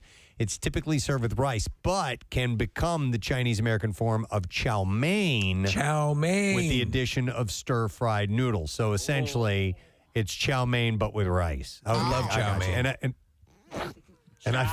Chow. I've had chow mein many times, so it's and what's interesting is some Chinese or Chinese restaurant dishes will essentially be the same thing, but with rice or but with noodles. Yes. Or, you know what I mean? I love Chinese food. Used to hate it, and I don't eat it a lot because, despite the belief that it's low in calories. Oh no, it's not. It's way high in calories, and we've got a couple of takeout places we love to go to, and it's an easy. Here's how it goes. What do you want for dinner? I don't know. I don't feel like making anything. Chinese? Yeah. Yeah. Okay. And that's pretty much it. That's how it goes. I forgot I liked bean sprouts. You forgot? Like, yeah, because I don't. They're good. Yeah, I don't ever get them to put them. They in don't have a anything. lot of flavor in them, but they are they're satisfyingly crunchy. Yeah. And yeah. And erotic. And erotic as well. I like water chestnuts too. Those are same thing. Good. Right? Don't know what it is. It seems like hard air, but it tastes pretty good. We have and it's not new, but it's new to our family. A new Chinese food restaurant near us that's really, really yummy. Same here. Yeah. Like we stumbled across one. We're like, we were going to go somewhere else. And we're like, well, we've never been in. Let's go over there. And we tried it. And we're like, wow, okay, this is our new place. Yeah. Our new joint. Haruga. Our new John, if you will. Speaking of food, I saw an interesting article that I thought might be worth talking about. And it was, I think I got this on BuzzFeed, and people are sharing the foods that taste better burnt. Mm-hmm. Okay, with a little burn on them. There's a number of them for me. Little char. Which ones would you guys throw out there? Now, Casey, you had said that you love burned food. I do. I prefer, I think, a charred flavor over anything else. If I'm having a chicken cutlet, I prefer you leave mine in just a little bit longer. Oh. Yeah. Chicken cutlet, like a breaded chicken cutlet? Yeah. Okay. Well, for me, burnt tends to go more into the like a mac and cheese, where the edges are burnt. There you go. Lasagna, where the edges are burnt. Those are two good ones on this list. Yes, absolutely. Pizza can be burnt. If you get some mac and cheese that has like a layer of cheese over the top of it, not just mixed in with the pasta, but and you get some brown or blackened spots. Absolutely. Yummy. I do agree with you on that. What I don't think needs to be burnt is any kind of meat Or ice cream. Yeah. Ice cream. Definitely don't Me, want to burn it. I hate burnt, and then some people love it just incinerated. Like you lose to me. Like in those other cases, like mac and cheese, to me that's an actual taste that I think is a unique, accentuating taste. Yeah. I think what happens when you burn meat, it robs it of its taste. Although it does have a different flavor to it. Yeah. My dad, whenever we go to a carving station, if they'd have like a big roast beef or something like that, he'd always ask for that. Give me that burnt end right there. Well, that's the thing. My Burnt dad ends. would come in from the barbecue after he'd had a few pops, and he'd come in, and the meat would be literally on fire as he was bringing it in. He loved it incinerated. It doesn't necessarily rob it of its flavor. It just adds a new flavor to it and a new texture as well. All right. A couple of weeks ago, I had just this amazing thing that happened to me where I cooked a bag of microwave popcorn, and as it turns out, only one kernel went unpopped in the entire thing. Now, that doesn't happen if you don't have a few burnt pieces of popcorn, and I like burnt popcorn. Okay, I'll go with you. Now, well, I don't like Not burnt. all. No. I don't like burnt popcorn. I like the half popped kernels. That too. They're Those fun are to the play best. with. But you like burned popcorn? Yeah, so Ew. yeah, I know, but not like all of it burned. It's almost like if 1/3 of the bag was burned, I'd be okay with that. Will you take a whole fistful of completely burned popcorn, or just some regular pieces need to be in with the burned popcorn? I usually I eat popcorn one at a time. Yeah, I don't do fistfuls of popcorn. One little thing at a time. It's a great Clint Eastwood film, A Fistful of Popcorn. Fistful of popcorn. I got 2 burnt meats that are I'm all right with. I don't order them this way, but I know a lot of people do, including my girlfriend. Burnt like crispy bacon. Like crispy bacon. Overcooked, but like that's a good one. She takes it to another level. She likes it burned like she likes black. it burnt, yeah. So like if it comes in and there's any little rubbery parts or whatever, she sends it back. And then another one that I'm all right with. I won't order it this way, but like burnt hot dog over a campfire. If they're charred hot dog. Yep. I prefer not that way, but if it comes out that way, I'll be all right with it. So that's got a burned exterior. So a hot dog is already cooked. It's already it's not. You don't need to cook it through. So you can get a char on the outside, and the middle will be not rare, but it's not. You haven't baked all the flavor out of it. So I'm with you on that. All right. As you guys are talking, I can't really think of anything that I would prefer burnt or a little burnt. But isn't there something? Doesn't it release something that's not good for you? When you burn something. There has been studies that say carcinogens. That it creates things that are not necessarily good for your body. And that I think that's why I think meat more specifically, if I recall correctly. My tumors are always Stop it. Rare. Yeah. All right. So here are some of the respondents, and feel free to call in if you want to add something to this list. 215-263 WMMR. Roasted or grilled ears of corn. I know a lot of people like corn well done. Would it be you? On the grill. Yeah. Yeah, and if it gets a little bit of black on there, I think that's yummy. And this person even add some lemon or lime juice, chili powder, and salt to top it off. Or propane. That sounds pretty damn good. Another one says most vegetables taste better with a nice char. I'll agree with that. Like either like asparagus, Brussels sprout, Brussels sprouts. Yeah, nummy. I like to throw stuff right on the grill and cook them that way. Yes, potatoes, Brussels sprouts you can bake. Yeah, potatoes. Well, and also home fries. We're looking at what appears to be home fries or something of that nature on the screen. But yeah, a little bit burnt. Onions, a little bit burnt. Yes. When you do the vegetables on the grill, do you do it with foil underneath, or you go right on the grill? You usually right on the grill. I'll get things that won't fall through. Yeah, that's my problem. Yeah, I use a splayed squirrel. Asparagus is tough. So if you get the little skinny ones, you're having a hard time with Sons it. of bitches. So if and asparagus is like. It's luck of the draw when you go to the store. I know. You don't know what you're going to get. I love asparagus. You're going to get those little pencil ones that suck. Yeah. Or you get the nice, big, thick, veiny ones. Yeah. The John Holmes version. Yeah. Give it nice and veiny. Those are the best. 11 inches. All right. Now, this one I find a little bit odd on this list of food that taste better burnt. They say any tacos. The best are served in tortillas that float off the burner in flames. So I assume they're meaning a flour tortilla. Yeah. Which you can, you can make quesadillas on the grill and stuff like that. So that I could see something like I've had a slightly burnt pita. Sure. Yeah. And that's good as well. So, but I don't know about corn tortillas. It's like a chuppah. Which you might call a chuppah. This also, another one says breakfast sausage. Where are the sausages? Yeah, in the bacon and sausage realm, you can burn those suckers up, and I'm fine. Oh, pork roll too. Oh, and also scrapple. Am I the only scrapple lover on the show here? I'll take it. I prefer Spam. Love it. My new revelation with scrapple, because I'd always preferred it burned, is smushed then burned. Smushed. Almost then like a smash burger. Mm-hmm. Okay. Yeah. I know what you're talking about. Smush that And down. yes, if I'm going to eat scrapple, I would prefer it to have a harder consistency around it. It can be a little bit soft on the inside, but crunchy on the outside. Yeah. Well, when I was a kid, I've mentioned this a number of times, my mother would have to burn the hell out of pork chops for me to eat them. I couldn't stand them, even remotely spongy, and I loved them. How about now? Don't eat them at all. Okay. I'm going to go to Kim. Food that tastes better burned. Hi, Kim. Good morning. Good morning. Hi, Kim. All right. So what do you think? I would say marshmallows over a fire when you're making a s'more. Okay. Literally light it on fire? Yes. And then blow it out, peel off the outside skin, eat that, and do it again. I love that. So you'll peel off the black stuff. Yeah. And then put it on your s'more.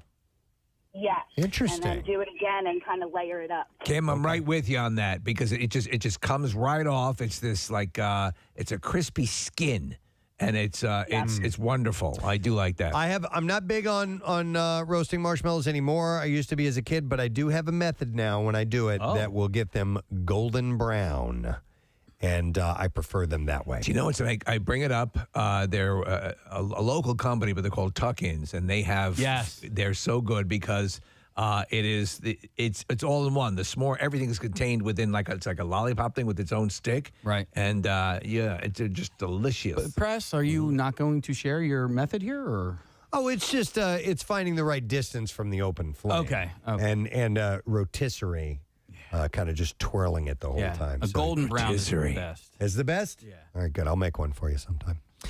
Let's see here. Somebody says on this list, corned beef hash. Oh, man. Crispy and crunchy corned beef hash with a runny egg on top is one of my favorite meals. I haven't had corned beef hash, but I think I want to try it. So good. Is it? So good. You know where you can get it?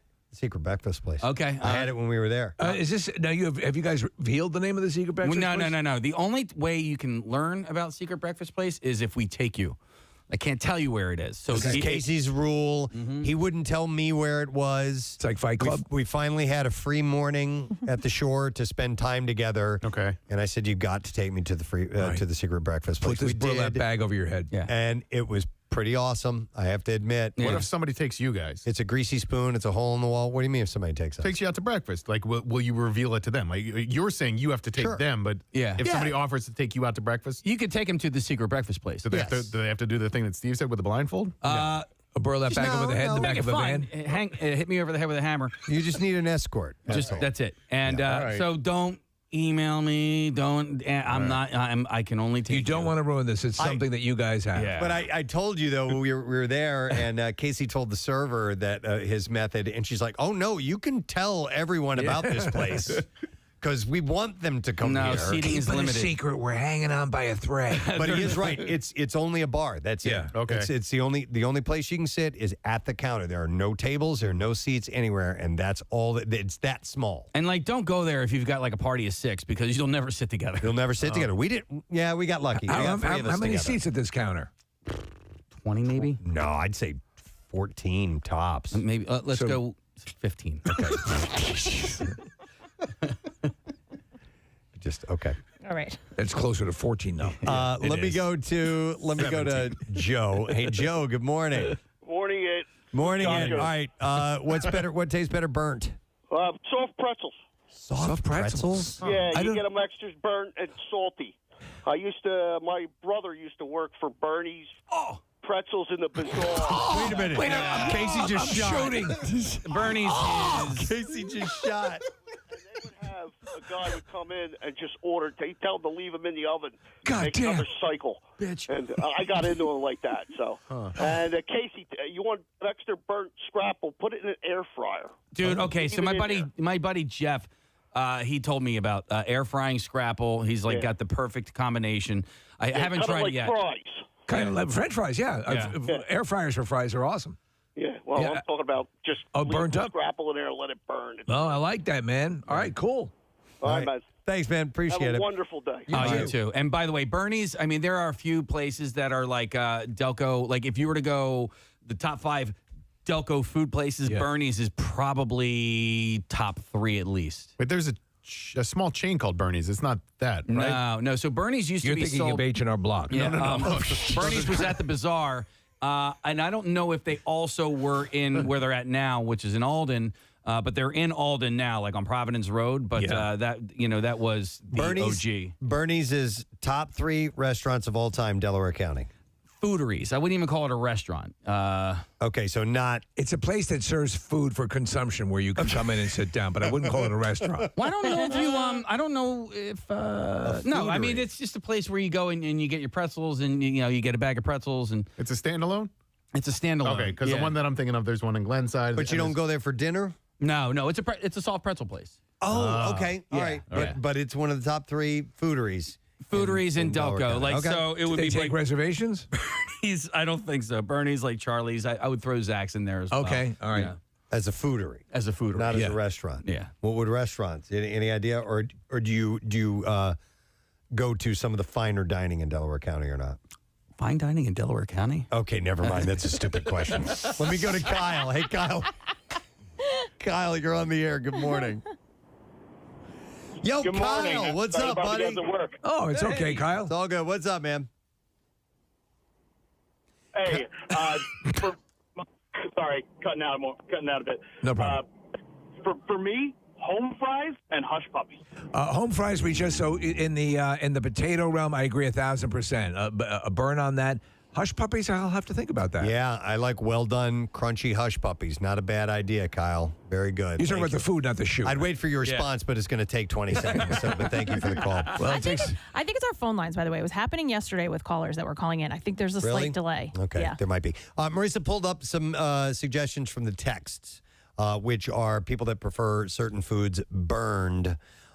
Grilled pineapple. Kathy, you're all over that. Oh, yeah. She hates cooked fruit. I love grilled pineapple. I love pineapple, though. I love pineapple. You ever had it grilled? Yeah. It's good. It's even sweeter. I used to despise pineapple. You know why? Because I was getting canned pineapple. When you get fresh pineapple, it's a world of difference. Peppers and onions cooked over charcoal, someone says. I love to eat charcoal. ABBA. And I guess, charcoal does give you a flavor. It gives you a certain flavor in the food. All right, so this was on the list, and somebody had texted in about this. Burnt Cheez-Its are great. Oh, really? Well, they have the extra dark Cheez-Its. And I think that's what they're referring to. So there are ones that are like well done or extra toasty. That's what they're called. I have not had those. I do those, and I also do the extra dark pretzels. And I believe Butts is the only one that does those. But that would fall under the same umbrella that the caller said. With the soft pretzels. Yeah. Okay. So then you have burned onions and home fries. There you go, Yeah, Steve. man. Toast. Yeah. No.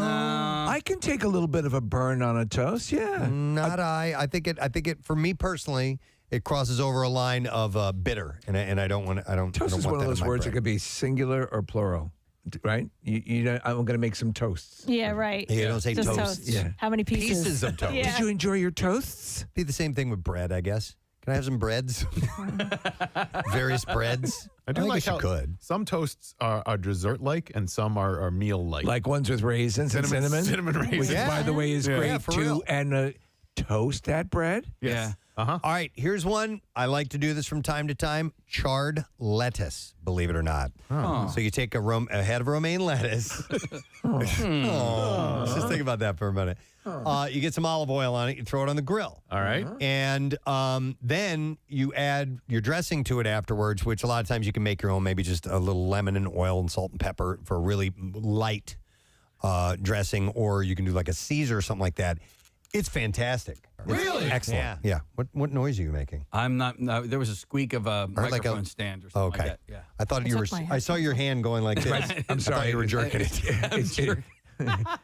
Casey, don't jerk it on air. All right. Burnt tips of kielbasa. Kielbasa is another one of those that you can char the outside of because it's already cooked through. Usually, I think I would need anything in that kielbasa, any of that stuff. I would need it incinerated because I don't like it. No? I just don't like those meats. My wife. Kielbasa and bologna. And I know people love it. Yeah, I love them. We made Polish sausage. As a matter of fact, we had Irvine in, and we did the Crockpot challenge, and he dug my kielbasa. He did. Even I did. Even I did. It was quite good. Yeah, it's made like brown sugar and apples and what's that other stuff called? Sauerkraut. Yes. Okay, here's one I fully do not agree with at all. Burnt scrambled eggs. No. To me, you'd have to go way off the charts to burn scrambled eggs. Eggs should be tender. No. They should never be firm. That's my personal opinion. Little runny. A little bit runny if possible. For scrambled eggs? No, you know what? I'm out on that. I change it. I want them overcooked. I want my scrambled eggs. No. I don't like runny egg yolks. Yeah. I want a little run. I want them little burnt. run. I want them disgustingly incinerated. I want to sop it up with my toast afterwards. Rochelle burns her eggs. She's wrong. She says She's right. That's why we slept together. Problem with that. Baked mac and cheese on top. We already talked about that. Grilled barbecue chicken needs a char. Yep, I'll go along with that too. French onion soup cheese needs to be burned. Yeah. Yep. You know, it's funny. A soup that I love so much was responsible for one of my closest brushes with death. Yeah. You can choke on that You stuff. get that glob of cheese in your throat and you're, forget it. Chocolate chip cookies when burnt are pretty good. No, Do you like not. burn? Listen, this is my thing. Yeah, it's my your jam. jam. It's my John. The chocolate chip cookies in all versions, a little, I don't want them incinerated, but a little burn around the edges with some milk adds a different taste complexion. I'm down with it. Okay. Let me Brownies even. Well, brownies is on this particular list, and I agree. Okay. A little, I do like it needs to be moist inside. Yes. But a little crunch texture on the outside is pretty good.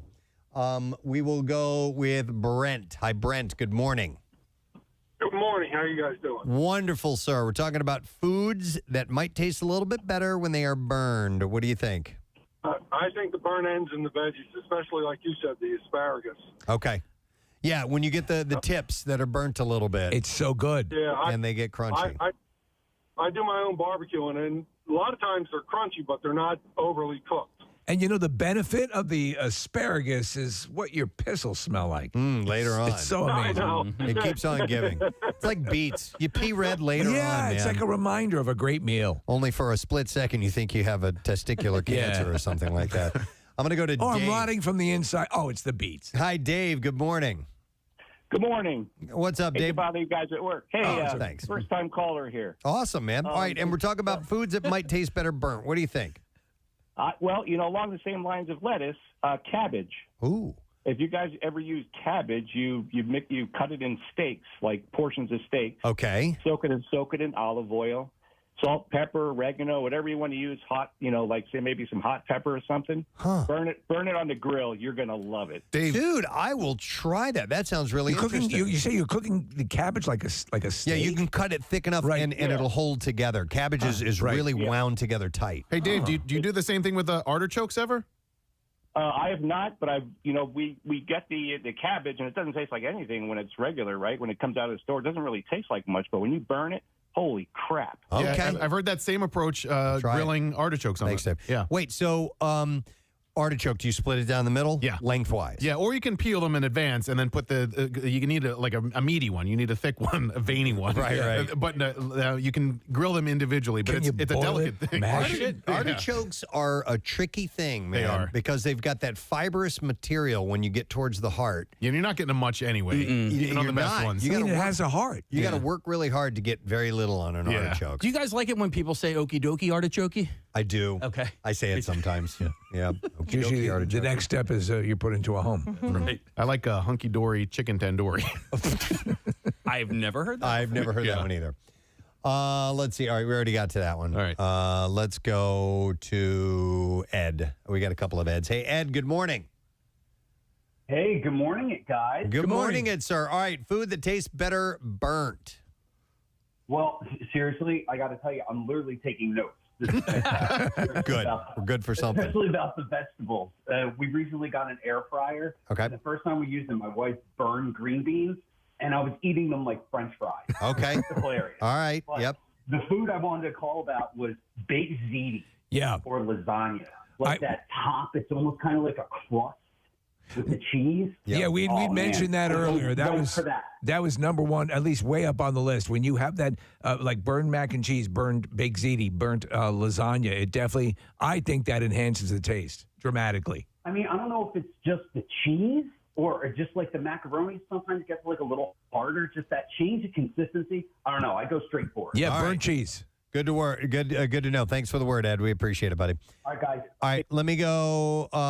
Here's another one. Ed, talking about pretzels. But hey, Ed, good morning. Hey, everybody. It's good to have you on the ba-ba-two, the ba-two, ba-ba.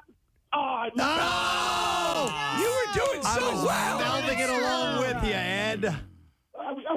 Try it again. Try it again. Try it again. All right.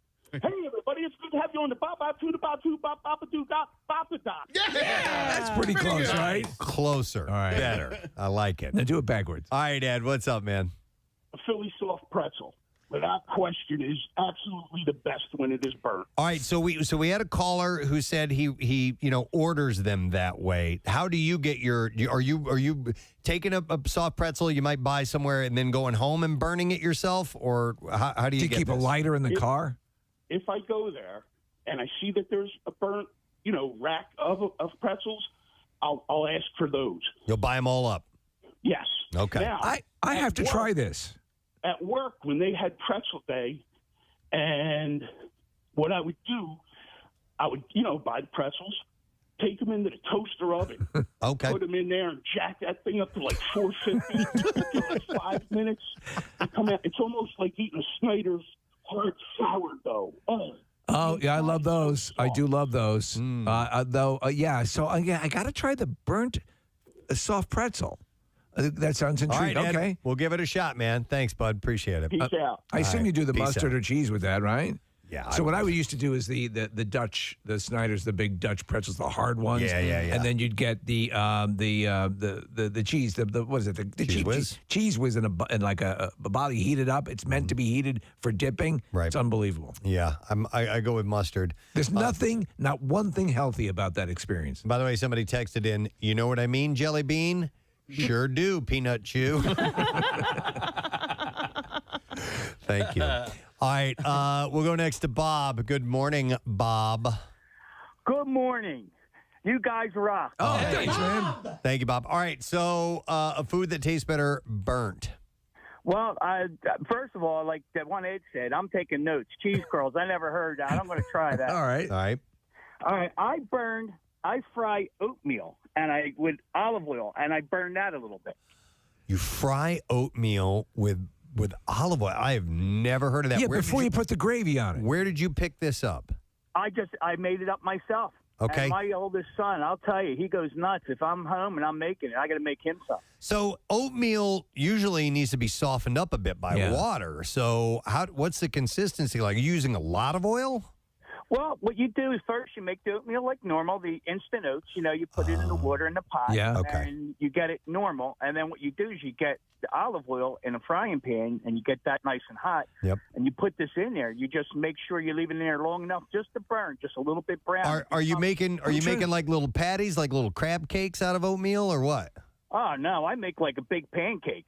Okay. All right. My mind is reeling at this. Did you discover this recipe during a house fire? No, it's just the way my mind works, I guess. All right. And then do you throw anything on that? You throw some fruit on it or sugar? Oh, you could throw whatever you want in there. You could throw cayenne pepper. You can put onion salt, whatever you want. Onion salt? What the hell? So you're having savory oatmeal? Oh, yes. See, I always think of it as a sweet treat. I love oatmeal. Wow. It's crunchy and soft at the same time. You got the best of both worlds. All right, you're changing things up here. You're making my mind freak out. I like the unique thought. All right, thanks, Bob. He's like you, Casey, because Casey, did you see what Casey did with the cinnamon toast crunch? Oh. Yeah, he made. What'd you make out of it? Just French toast, yeah. Cinnamon toast crunch French toast. So, would you crunch it up? I crunched it up. You batter and then dip it in that. Yep. Okay, that sounds pretty good. The only thing I would have original idea. Well, no. I mean, I initially I follow Blackstone Griddle on Not Instagram. the magician. No, and they had Fruity Pebbles, and I don't have Fruity Pebbles. I have cinnamon toast, so I did it with that. The only thing I would have done differently is I would have crunched up the cereal a little bit finer, made it more of all powder. I got right? Yeah, throw it in a processor, something like that, and doing it that way. Martin's Potato Rolls commented on your recipe. I Casey. know. Well, I tagged them on it because the other thing is I didn't have any bread in the house. And the only thing I had left over were potato rolls from the cheeseburgers that I made on Saturday night. And that worked well for you? It did, as a matter of fact. Those potato rolls were real. I'm going to go to Walter. Hi, Walter. How you doing, man? Walter. Walper, are you there? Chris? No. Chris? Is your name Chris? Yeah, my name's Chris. Where the hell did Walter come from? This is my version of good morning it to Connor's. All right. I told him mine. All right. What's up, buddy?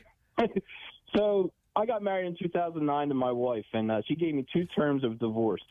One would be if I ever gave her a Dutch oven. Okay, and and the other one is if I ever steal the little French fries that are burnt from like the batch before that accidentally make it into yours. Sure.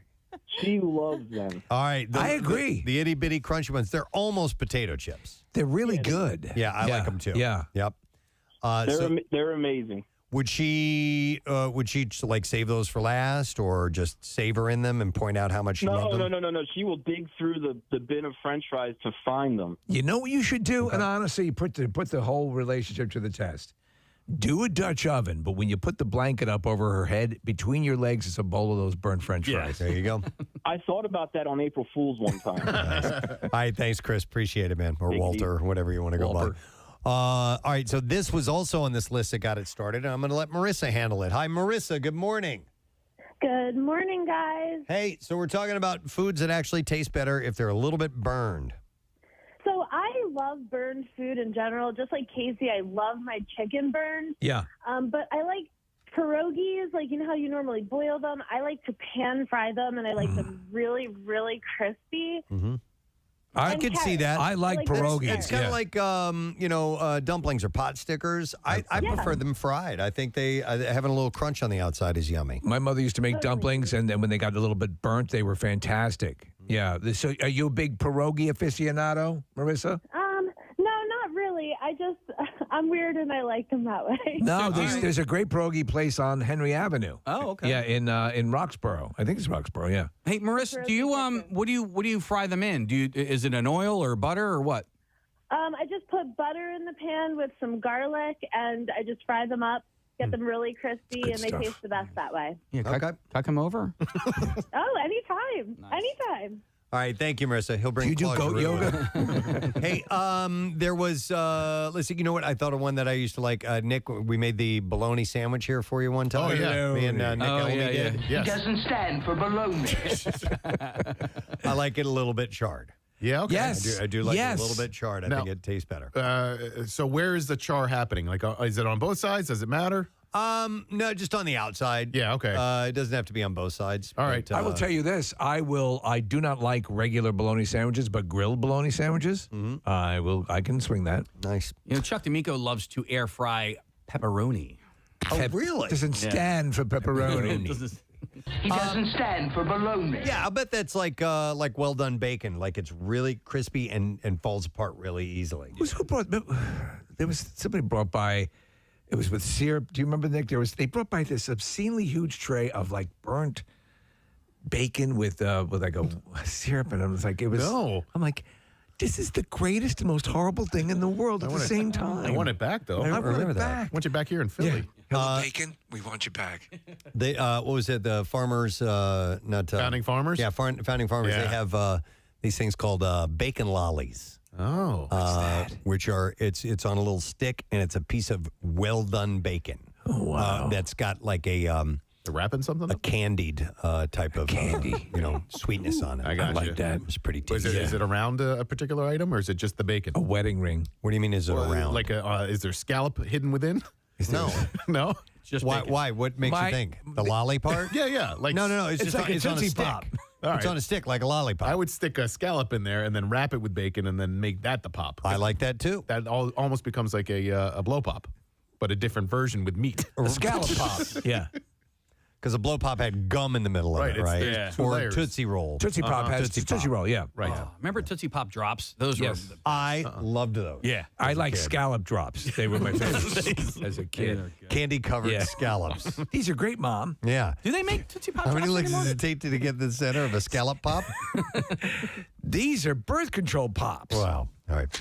Anyway, clearly we could talk all day about this because our text messages are lighting up like crazy and so are our phone lines, but we have to take a break. But I thought it was an interesting look at foods that might taste better with a little burn on them, if you will. By the way, do you say burned or burnt? I would say, I say burnt. I don't know. Burned, I guess, and burnt is adequate as well. All right. Anyway, thank you for your calls. We appreciate it. We're going to take a break. We're going to come back in a second. We'll dive into the bazaar when we get back. Stay with us. Don't touch me. Yeah, don't touch me at all. And because we sit next to each other. We sit next to each other at the dinner table, and he thinks it's like huggy, like wrestle time. And I'm like, dude, I don't love you. I don't love you. Not right now. I don't love you. I don't even want to know you. Kathy, do you remember the time I was just curious what Casey's little protein bar tasted like? Can I take a bite of that? No. No, I said just tear off an Just itty a bitty little- little crumb for me. And He said, "This is all I get. I'm not sharing it with you." He just goes, I can't do that, man. I offered you a full one. I offered you a full bar. Not that day. That day. Case? I have a box of them. I support that. Because Yeah. a lot of times, if we go out to like, and I've done it, I love my wife dearly, as you know, I'll just have some of yours. No, I'm going to get you a whole order of it. I don't like sharing my food. If this turns into a daily rush, I'm showing the camera the size of this tiny little bar, this tiny little 200-calorie bar that I allow myself for breakfast every day. He wanted to take a bite of that. I offered him a full one instead, and he said no. And then I said no, too. Don't turn this into a... I get it. He literally, you wanted like a tiny little break of it. Like not even a bite, like a quarter of a bite. Which would have been... The answer's still no. A morsel, I know. That would have been, what, Case, 20 calories if you're allotted 200? But listen, I'm very covetous of my own food. You're like me, I right? don't want... I like put my arms around the plate. I'm like, go get your own. You know? I totally commiserate with that. I'll buy you any... If you want to taste it, I have this and you'd like to try some? Yeah. I'll get you. So especially if you're looking forward to it. Sometimes I'll okay, have a little bit. But for the most part, no. My buddy Jeff, when we go out to dinner, we'll ask for bites of my dinner. All the time. No, that is not okay ever, unless it is your husband or wife or significant other that you share other things with. You should not be sharing your food with people, even before the pandemic. Kathy, he has food envy. He has food regret. No. Right? He'll order something and then... then he'll go, oh, man, I should have got the Yankee instead. You tell him you go straight to hell. Go straight to And I help people with their ordering. I always say this. Here's my system. Claire will ask me, my wife will ask me, what should I get? All right, assessment, hunger level between 1 and 5, 5 being the most. Right. I'm very hungry. Then go with something you know you like. Okay, hunger level, 2.5. You can be adventurous. Right. You're not going to get burned. But you know you're going to regret it if you're really hungry and you get something that sucks. Kathy's motivation, though, is different than about not allowing someone to take some from their plate. Germs. It's a Hers gross is a germ factor. thing. Yeah, But it's weird. Why would you ask for a bite of my food? But you could, frig out of here. You could cut it off and put it on their plate, and no germs have been transferred. Buy one of these yourself. Why? You ordered what you ordered. I'm not asking for a bite of your food, I Dick. win. I bought food I actually want. Yeah, seriously. Marissa, what's your take on this? Because you were shaking your head as well or something. She shares all the time. She share with a whole table of people. I hate all of you guys. We can't be friends. Yeah, we can't be friends. I literally, when I go out to dinner with my friends, the first thing we say is, so are we sharing? Are we getting picky? Preston, don't you remember the table pancakes? Yeah, I remember talking about it. No, I'm the same way. We'll buy. Let's just buy a bunch of stuff. Yeah. If you do that, if that's the agreement at the beginning of the meal, absolutely. If you're going like tapas style, and that's part of the deal. And you're just going out for like appetizers. Yes, not everybody's getting. But if everyone gets their own meal, I'm not going to be like, Marissa, can I taste your vegan whatever you're eating? Literally, every meal we go to, everybody's sharing everything. Okay. No, I'm on board with that. I like. If you've ordered an entree, I'm with Kathy 1,000%. All right, back to mental health. We took a little journey there for a moment. Am I being irritable or snapping at people? That's a question to ask yourself. Check. And Casey does, yes. Check. All right, this is a cool thing from the Just Saying Institute. Just saying. And this is about medical advancements, and this is encouraging. Now, there's going to be a long way to go, but German researchers have enabled mice that are paralyzed after spinal cord injuries to be able to walk again. I mean, oh my God. Reestablishing a neural link hitherto considered irreparable in mammals by using a designer protein injected into the brain. You know the ramifications of that? Yeah, it's going to destroy the mouse wheelchair industry.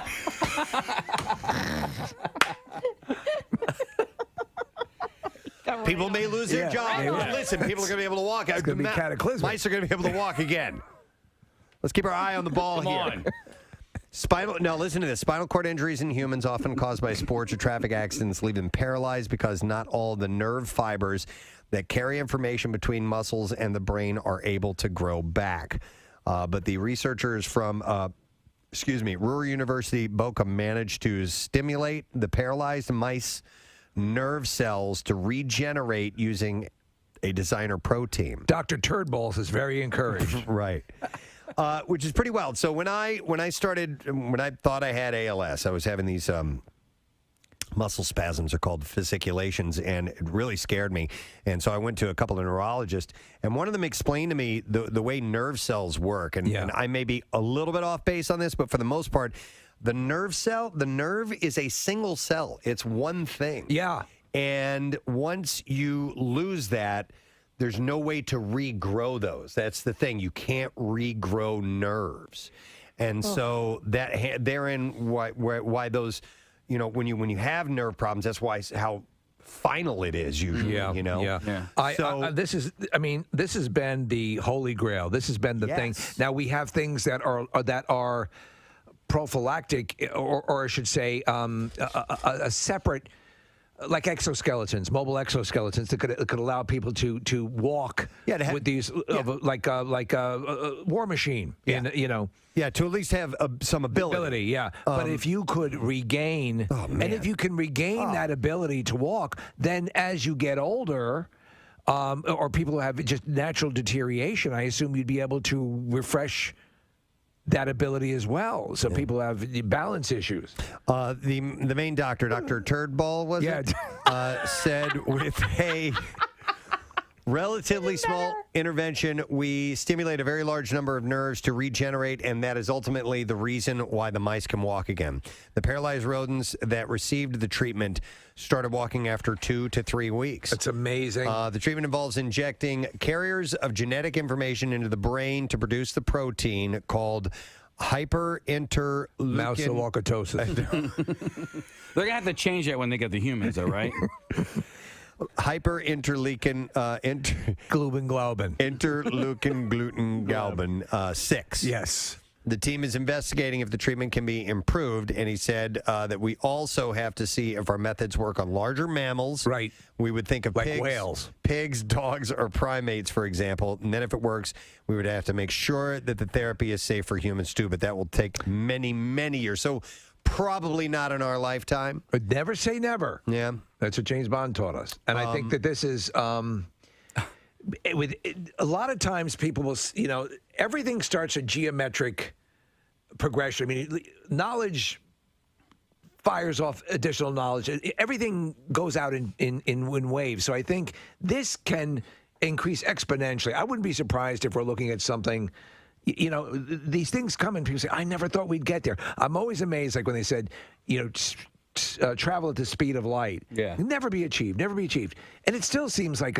impossible. However, they're starting to do things where they're sending particles at the speed of light. So, we'll see. You never know. Yeah. We're also going to have a bunch of really, athletic mice. Right.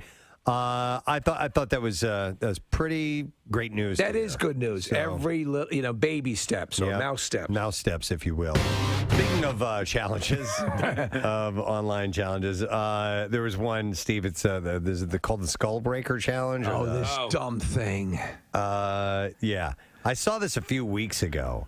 There was a video somebody had posted a clip of these two girls doing it to it's all over girl. TikTok, yeah. But this was a couple of weeks ago. That supposedly, and the story was the girl was like special needs, and they were bullying her, and but anyway, so that turned me off to it immediately. But yeah, anything that talks about breaking your skull and a challenge, I may want to pass on. But have you seen what this is? No, I only saw the. That there's like a big up in arms about this. Yeah, so it's 3 people. 2 people are in on it, 1 person isn't. So you stand side by side, you're facing a camera, and the idea is the 2 people on the outside jump up in the air, and then after they jump, the person in the middle jumps by themselves up. And I guess they tell them, they give them it some kind of setup to make them do it. And as the person in the middle jumps up, the other 2 knock their feet out from underneath the person in the middle. And I mean, like why? Face plant. I mean, we're talking. That's not cool. Broken neck, broken, nose, whatever. Really nasty falls that can happen. And that's apparently a thing right now. Oh man, a local kid got injured having this happen. Well, and skulls have been cracked. Yeah. So that's part of the deal. And I mean, you're doing it on concrete and stuff like that. Yeah. I'm honestly sick of these goddamn things with eating Tide and all this stuff. And it's like. Come on. Yeah. Well, I mean, have you guys seen the invisible string trick? That one? Describe it. All right. Okay. So I wasn't sure if you've seen it. No, or I have not. No, you take somebody, you sit them down in front of you, and you act like you have a string. Oh, I have seen it. Yep. Okay. It's a little bit funny, right? It's Okay. kind of funny, yeah. All right. So go ahead and finish describing how this works. So you walk up and you say, all right, I'm holding the string, and you act like you're putting the string into their ear and then pulling it out the other side, and then you ask them to hold one side of the string. It's a joke. They don't think there's really a string there. Of course, just play along, follow me, do this for me. All right, so you're holding one side of the string. I'm holding the other side of the string. Okay, now yank that side of the string really hard. And so when they yank it really hard, your hand slaps them across the face because it's holding onto the other side of the string. Yeah. So it's similar to that is funny, but you're not gonna smash someone. There's one that involves also with the AFV has videos of it constantly with trying to catch the dollar or the card against the wall with their forehead. You've seen that? Yes. My son tried to do the string one to me. Right. And I go, I've already seen it. And then he's like, no, you got to do it. I go, but I've seen it. Yeah. He wanted so bad for you to do it. Oh, so guess what he did? He just slapped me across the face. Why not just cut out the whole act? Just punch you in the face. Or hey, you want to see something? Whap. I've tied an invisible string to the end of this baseball bat, and I'm going to put it through your ear. So yank on it hard. I saw this other one. A mother's been filmed letting her teenage son slap her breasts to the tune of a song as part of a TikTok challenge. What? Uh-huh. No. No. Aiden Ridings, who is 17, filmed the video and uploaded it last week in a strange attempt to gain more followers. The 8-second video starts with the two standing opposite each other as the 2008 hit Undercover Martin by Two Door Cinema Club plays. The teenager dances to the tune before hitting one breast after the other in quick succession in time with the beat. This is his mom, mind His you. mom? Yeah. No, this isn't okay. No. You did This is not okay. You wouldn't let Jace do that, Kathy? And the mom let him do that. Yeah. Let Jace do it to the baby shark. So let's see here. What does it say? He said both he and his mother were happy with the video and they found it amusing. So is this a challenge? Slapping the bubs?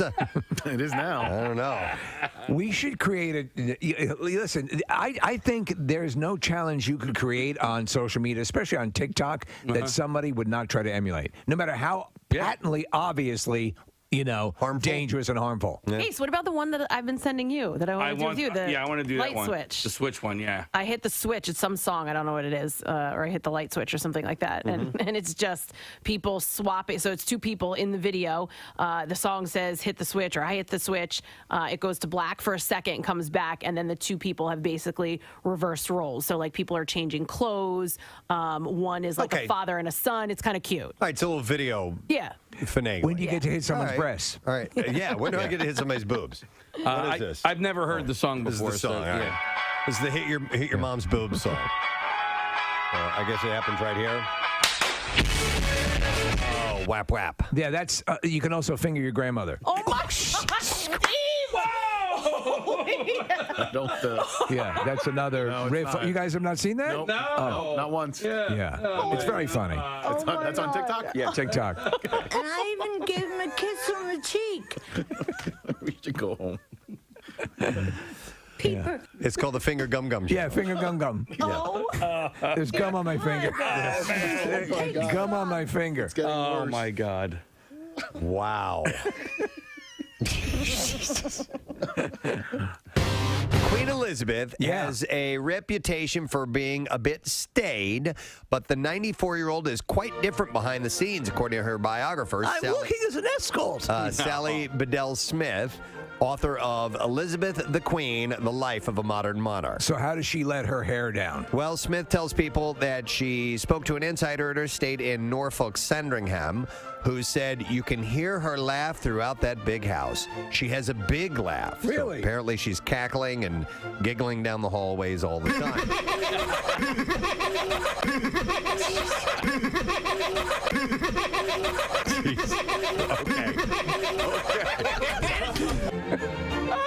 That is a big laugh for the Queen. All over the palace.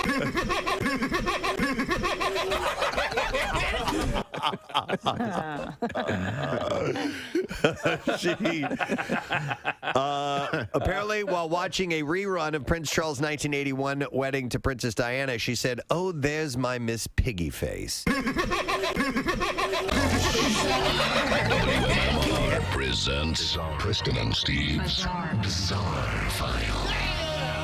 All right, this morning's B-File is brought to you by Natural Lawn of America, safer for your lawn, kids, and pets. And you can schedule their full-service program and get free seeding every year. Call 800-FREE-SEED. Natural Lawn of America, greener grass, fewer weeds, guaranteed. The passenger of a New Hampshire pickup truck died Sunday morning after becoming trapped underwater in a frozen pond when the vehicle plunged through the ice. That's a nightmare. A local racing group confirmed the victim was John Otis Cook, a 70-year-old ice racing enthusiast. I'm not familiar with this. Me either. The driver was able to escape and survived. Cook and the driver were surveying ice thickness prior to Sunday Lakes Region Ice Racing Club races prior to the tragic accident. The fatal Sunday morning incident is still under investigation. New Hampshire Department of Fish and Game declined to release additional information, but wrote in a press release that everyone involved in the fatal accident was experienced at traveling on ice and was familiar with this particular water body. Steve, I remember when I was a kid, they had promoted something coming to town, and they were playing at the local ice rink where the St. Louis Blues played motorcycle races on the ice. Do you remember that? I do remember that. The wheels had like special spikes on them, I guess. Studs, yeah. You guys remember that? Yes.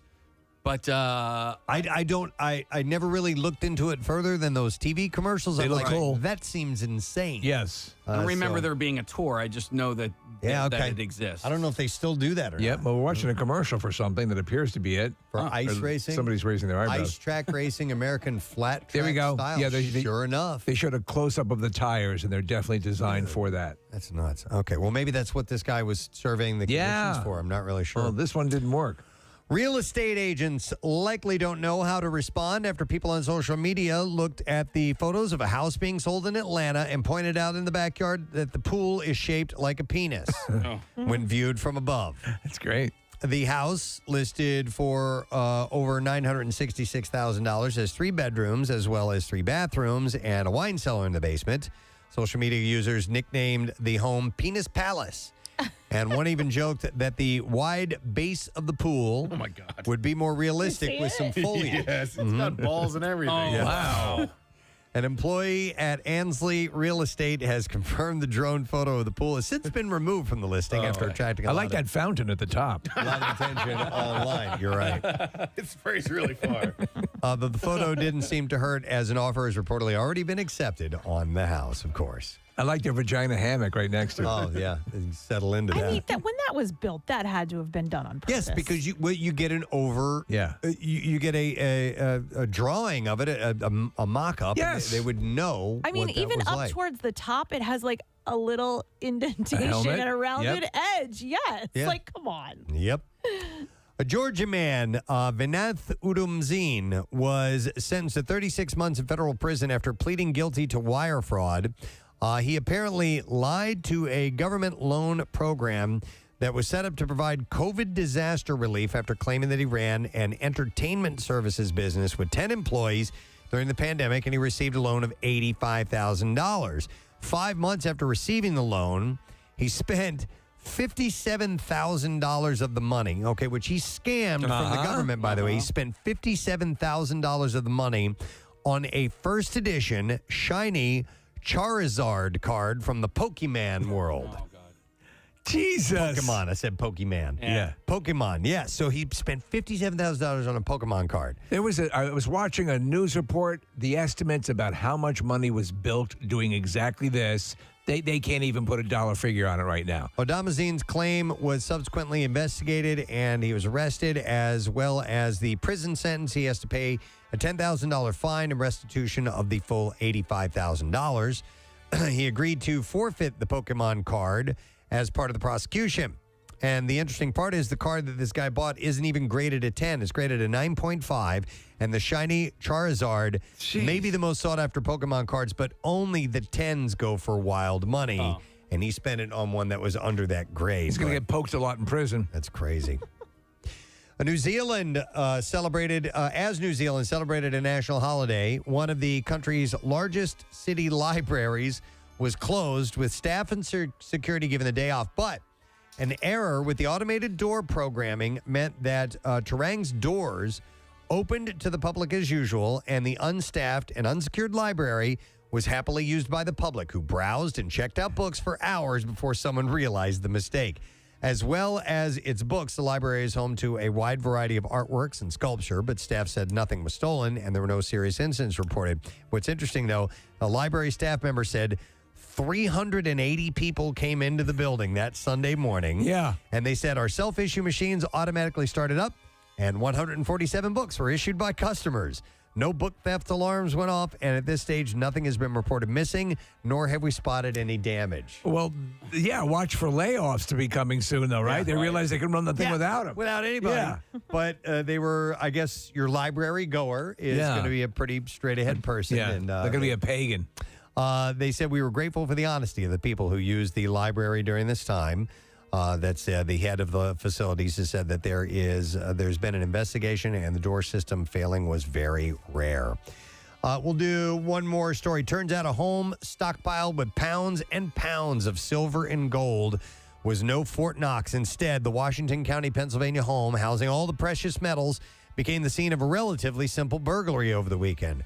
The burglar or burglars broke a back door window, entered the home, and stole 2 cardboard boxes containing silver coins and bars, as well as gold coins. No security system at this house? Nothing. With all that in the basement? All told, state police said the burglar got away with more than 30 pounds of the pricey precious metals. That's a lot, dude. Yeah. Wow. That's a lot. William Devane level. The gold and silver hoarding homeowner who trusted his precious metals to a cardboard box in his home. This will be safe. Rather than a safety deposit box at a bank, was not identified in the report. He did write on the outside of the box, don't look inside, not gold. At last report, police had no suspects in the case. So, wow. All right, and there you go. That is all I have in the bizarre file for you. Insane. So, Kathy, we need to give away our secret text word. Can you give me a caller, please? 12. All right, 12 caller gets it. 215-263 WMMR. It'll cost you, though. You need to know the secret text word. We'll come back. Also, a random texter that we'll give a prize to. More coming up in a second. Stay with us.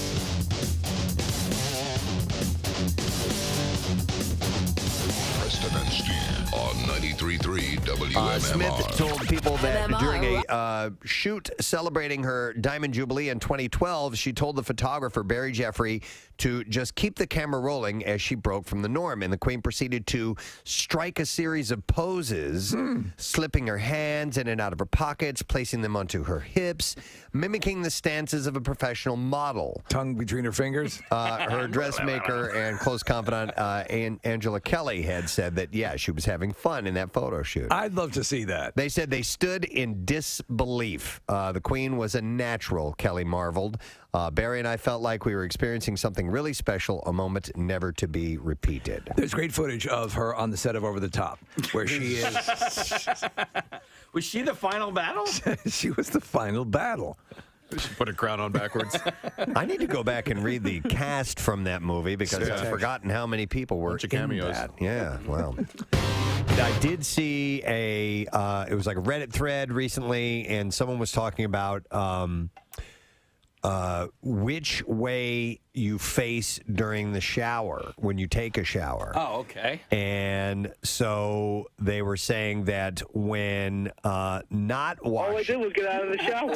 Not washing their hair, they face forward. When they are washing their hair, they face with the shower to the back. And I assume this is a woman who may not wash her hair every day. She has long hair, so some women don't. My hair is moderate length. But I didn't know. I'm spinning around constantly in the shower. You're doing like spins? I face towards, I turn back, I have One Direction. I turn back. You do One Direction. And I perform. This is my first I've ever heard of somebody facing one way in the shower. I perform songs from One Direction, too. No, so actually, it's actually because of the construction of the shower. So my bath, I have my own bathroom. When we bought the house, it was more like there was a tub with a curtain that went across, and it was so my brother-in-law built a shower stall, a walk-in shower. Right. So, but it's shallow. So if I were to stand, my shoulders might be touching both sides. So I turn to the side and I have the shower. Oh, okay. So I'm facing the glass. I'm facing the wall. I'm facing the 4 cats looking at me naked. But let me ask you this. When you get out of the shower, do you immediately wrap yourself in a towel? I do not. Oh, my God. I dry off in the shower. Oh, me too. I do. We can shower together. I don't wrap in a towel. When I lived at home with my mommy, and I had no concept. Mommy, come dry me. I had no concept of what people did around the house. Like I used to use 2 towels every single time. Like now I use 1 towel and I use it a week. For like a week. Yeah. Because I'm like, oh God, laundry sucks, right? I know. Dude, my mom had like 2 towels every single time. 1 around my waist, 1 around my torso. I have a completely separate question because Kathy said with drying the hair and getting too hot and sweaty. After a workout. Oh, yes, the worst. And then you shower and you get out and I'm sweating? like, I'm sweating. I have to shower again. I take a shower. So here's what I do in the summer. I hate that. I have my clothes laid out back in my room and the AC. I'll put the AC on the ceiling fan. I come out of. You stand in front of it? Yeah, I go out. Yes, that would. It's a good idea. Just to dry off. Sure. I didn't go through all this to re-sweat. When I was in high school on the swim team, our practices were 5 a.m. I had no idea that. Dude, listen, you're swimming like 2 miles in practice. It's a workout. That is a you were workout. sweating? I was sweating, but you don't know you're sweating because you're in the pool. Yeah. You don't know that you're sweating until you go to put your school uniform on, and everything is just sticking to you. Yeah, I had no clue. Somebody wants to vouch for the towel warmer. I'm going to go to Tom. Hi, Tom. Good morning. Good morning, guys. Good morning, Ed. What's up, bud? Should I just say that every time now? Okay. All right, Tom, what's up? I don't know. We were getting our down. Oh, my God, he's possessed.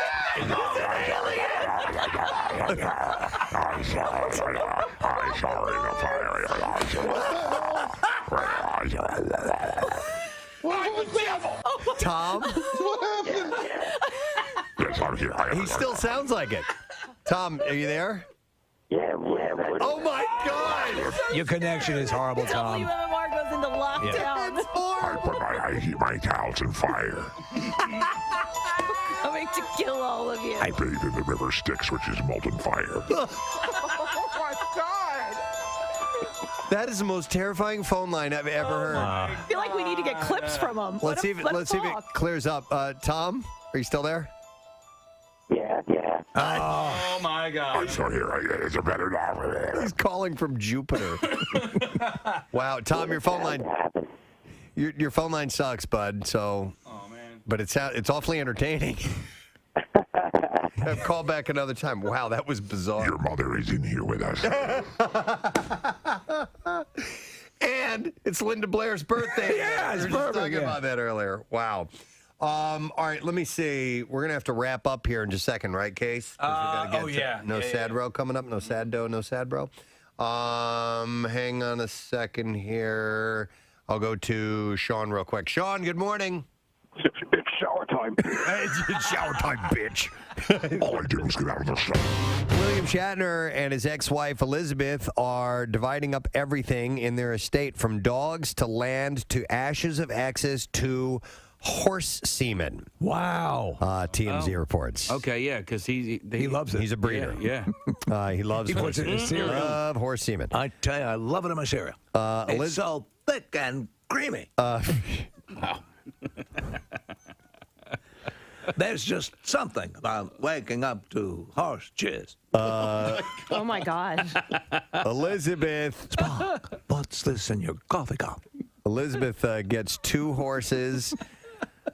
William gets all the dogs, 2 horses, and all of the horse semen. He gets who gets the jig-jill? He gets all of the horse semen and equipment, the horse semen equipment. He gets all the dogs? He gets all the dogs, That seems unfair. Semen? It's horse semen in my big, piping hot mug of coffee. And these are per the papers obtained by TMZ. Elizabeth gets... Yes, I'd like a bear claw and a coffee with horse semen. You don't have horse semen? You don't know how delicious it is in a cup of coffee? So Elizabeth, gets a Malibu and a Versailles, Kentucky home. By the way, in Kentucky, it's pronounced Versailles, not Versailles. Plus her family farm in Indiana, while he gets a ranch and their Studio City home. But I got the semen, correct? He gets all the semen. Their agreement also spelled out animal visitation rights because they don't have children. So Preston, you know what I love to do? I love to drink horse semen through a crazy straw. Crazy straw. Through a crazy straw. It looks wild. Yeah, I can imagine. Wow. All right, we're going to leave with this. Johnny Depp has launched a $50 million defamation suit against his ex-wife Amber Heard. He claims she lied about him abusing her and furthermore claims that she cheated on him within 1 month of their marriage in 2015 with Tesla founder Elon Musk. He claims that Heard... I have proof. He claimed that Heard received late-night visits from Musk. Where did you get that segue? At the at the L.A. Bitch, where'd you get this segue? He got... What's with all the rockets? She had late-night visits from Musk at their L.A. home. I'm a cowboy! That Depp and Heard shared while he was traveling.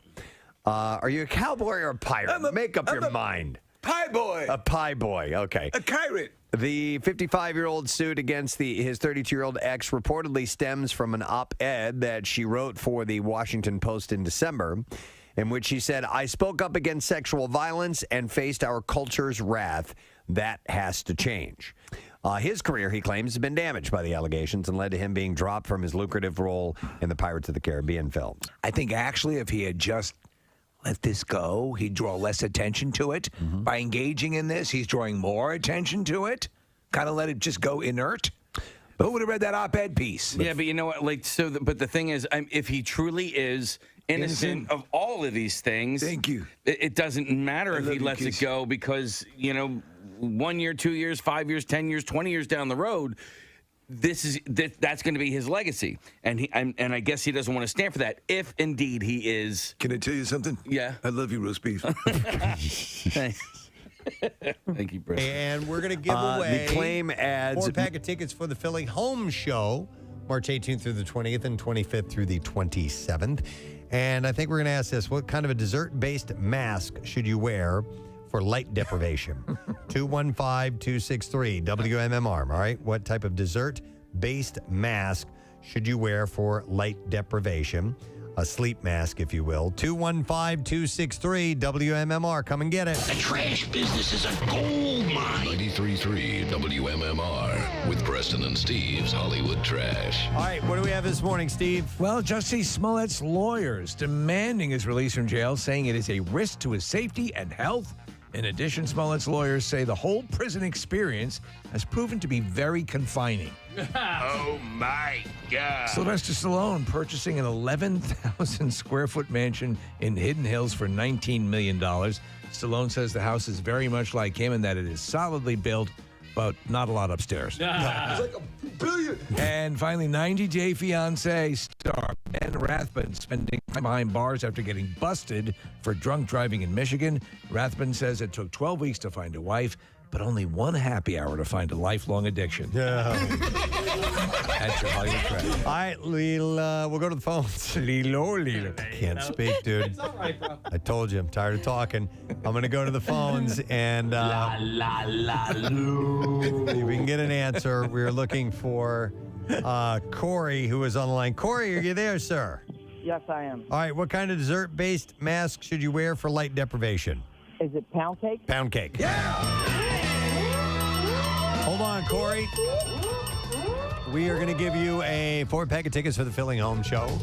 March 18th through the 20th and 25th through the 27th at the Pennsylvania Convention Center. For more information and discount tickets, go to phillyhomeshow.com. Now, Preston and Steve's Music News on 93.3 WMMR.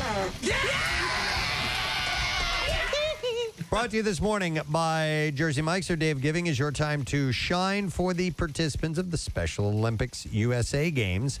You can grab a sub on Wednesday, March 30th. All sales will be donated to the games. Jersey Mike's, you can be a sub above. Korn's Jonathan Davis has revealed that he is suffering from long COVID. Wow. I think you mentioned this before. During an interview, Davis, who was diagnosed with COVID last August, said, I think I got that long COVID stuff. I'm still fatigued like crazy. I'm doing the best that I can, but I'm alive, and hopefully in time this will get better. When asked about how he feels about touring during the pandemic, he said, I'm going to live my life and get on with it. I definitely cater my life around not getting sick, though, because if I get sick, there's no show. COVID or not, that's been my life, my whole career. And I've got my own bus. I stay away from people on purpose because if I get sick, there's no one to fill in for me. He said with the other guys, when they all got sick with COVID, we had people on standby. They flew out instantly. They could fill in. We could do a show. But with me, I got to be careful. I always have been. But it's now to the point where I'm like, a year ago, that was like, I was freaking out. This is why I pushed for each of us to have our own tour bus in the parking lot. Yeah. And he said, I don't want to get this, and I go out on tour, and I get it. And there you go. So, better soon.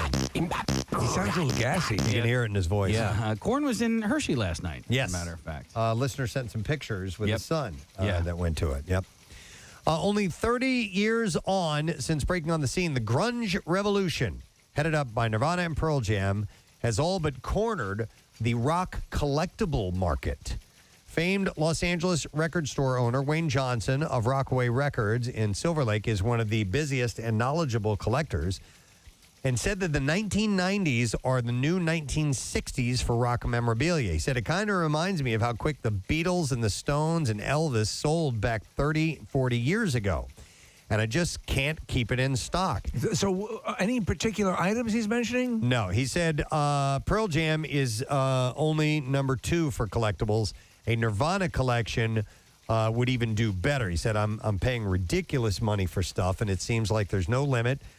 Their stuff is going up quicker than just about anybody else. He said, grunge and punk stuff is doing really well, too. The punk stuff is going up crazy as well. Soundgarden, Alice in Chains, Pearl Jam, and Nirvana, I think they are the big 4. What in your collectible realm is worth the most? Because you have some rock memorabilia. Yeah, I don't know. I've never thought about assessing a value. I mean, the ones that mean the most to me is the autographed drumhead from Neil Peart. Right. That's number 1. But I don't think mine's really worth a whole lot. Now, I had a friend of mine who has a decent amount of funds. Yes. Recently purchased an autographed one of Kurt Cobain's guitars. Wow. That was owned by Kurt. Nice. Signed by Kurt in the case that Kurt used to carry it around in. That went for a nice penny. Yeah, no doubt. That will appreciate over time and be worth a whole lot of money, I would think. But you really have it for the joy that they bring you. My collectibles, my statues and Batman stuff, they're not, no one's, I'm not going to will that to anybody, but they will appreciate and value. Sure. Yeah. You'll at least get what you paid for them, I would imagine. So, yeah. This is a really messed up story. A woman named Barbara Meyer Gustern, 87-year-old former voice coach.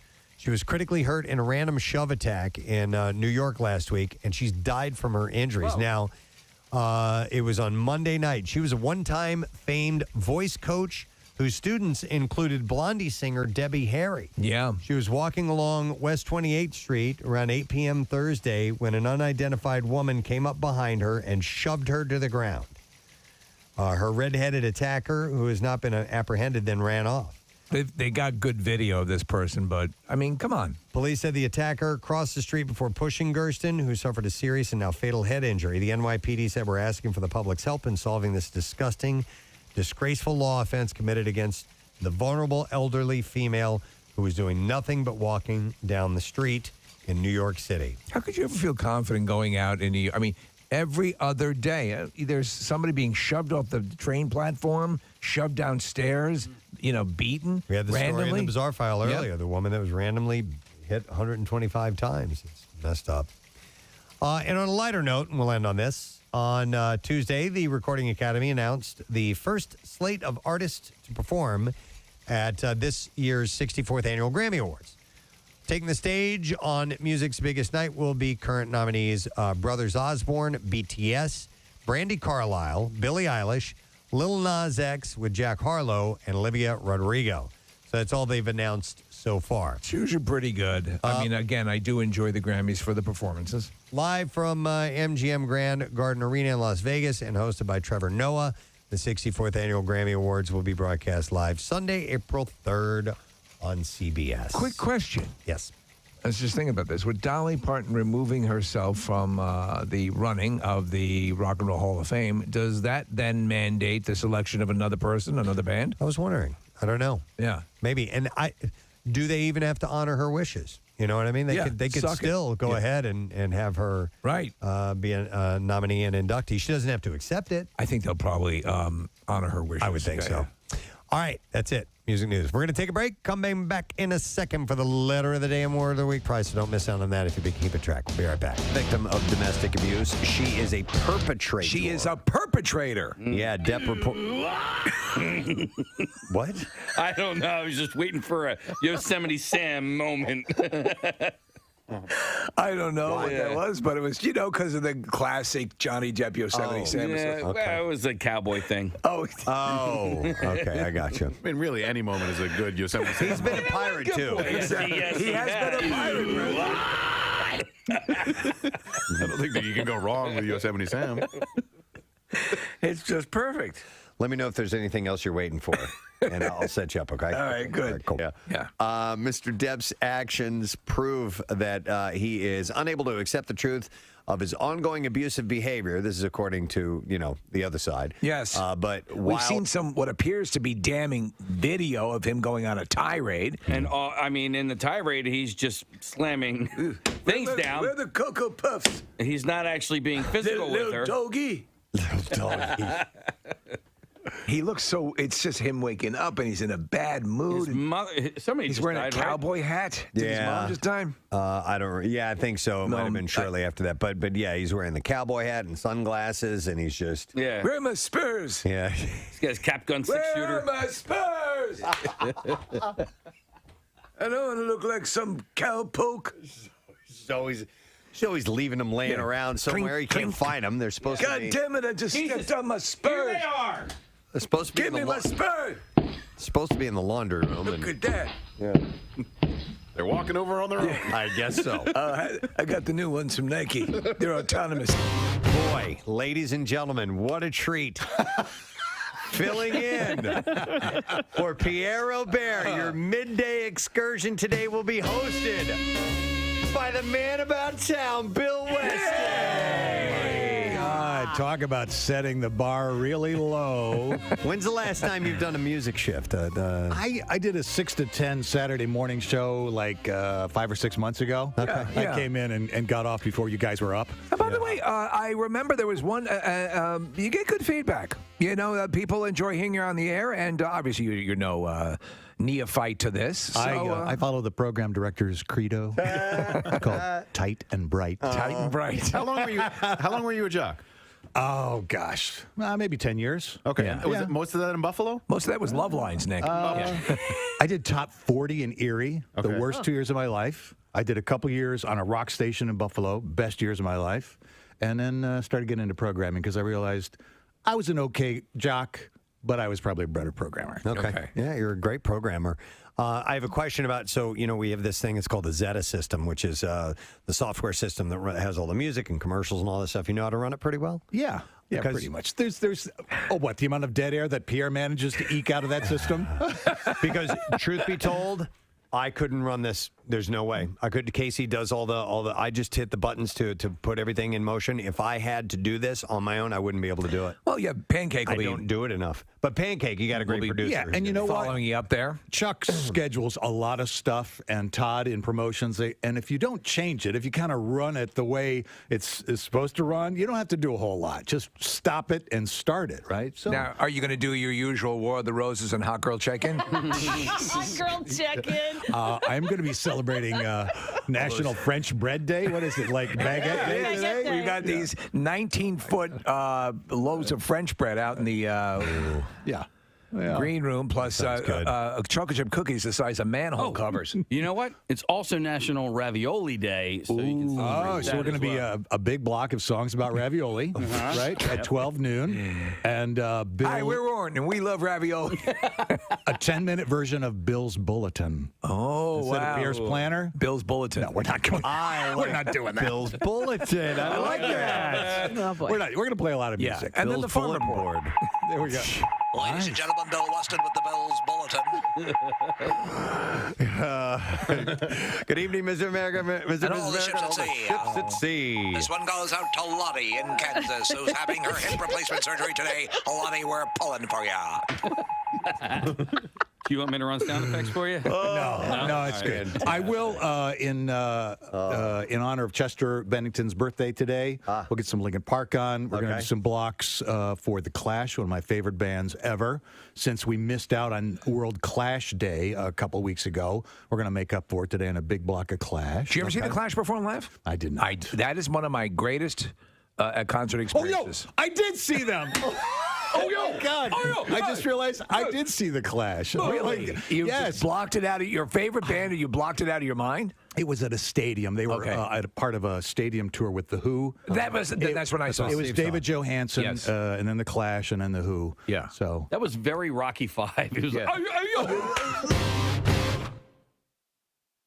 All right, so this is a little bit offbeat, but the Tower of London, we visited that when we went to England a couple of years ago. The Tower of London's Queen Raven is missing and feared dead, according to the staff at the fortress. So apparently they keep this flock of ravens there. And I remember being there and they're huge. They're these big black birds. I remember seeing them. Yeah. I just thought they were... That's why they just kind of, flew in and hung out. But apparently they have a... They cultivate them. Yeah, they I was going to say they grow them there. They grow them there. But they... Do you have any of those crow seeds?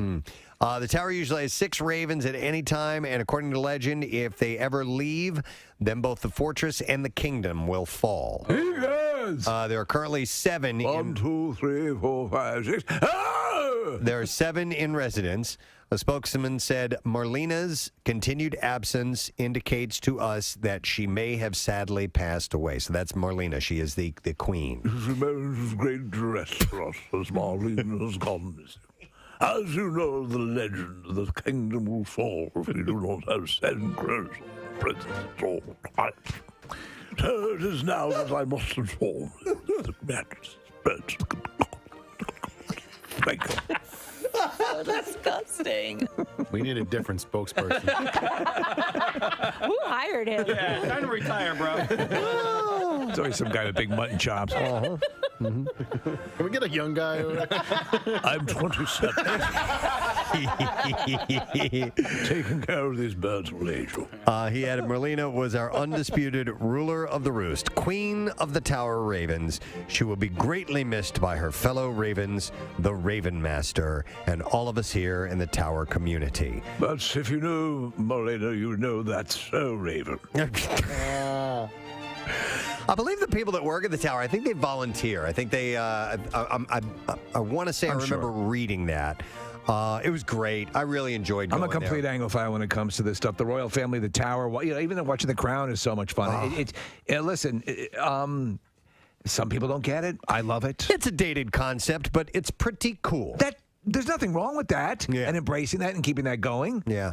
Yeah, there are touristy spots in London that you'd think maybe are a little cheesy or whatever. This was not. I really enjoyed that tour, and I'd go back. And the Crown Jewels are there. It was really cool. By the way, if you do want to see the Crown Jewels, my only one-time visit there, my recommendation we got as soon as it opened, and it was the first place we went, and there was nobody there. And apparently the line... You were putting on the crown. We looked at out in front of where the Crown Jewels are, is one of those back and forth switchback wait line things, and you could just by walking through that, we're like, okay, this could take forever on a busy day, but we got right in. It was very impressive, so I thought that was pretty cool.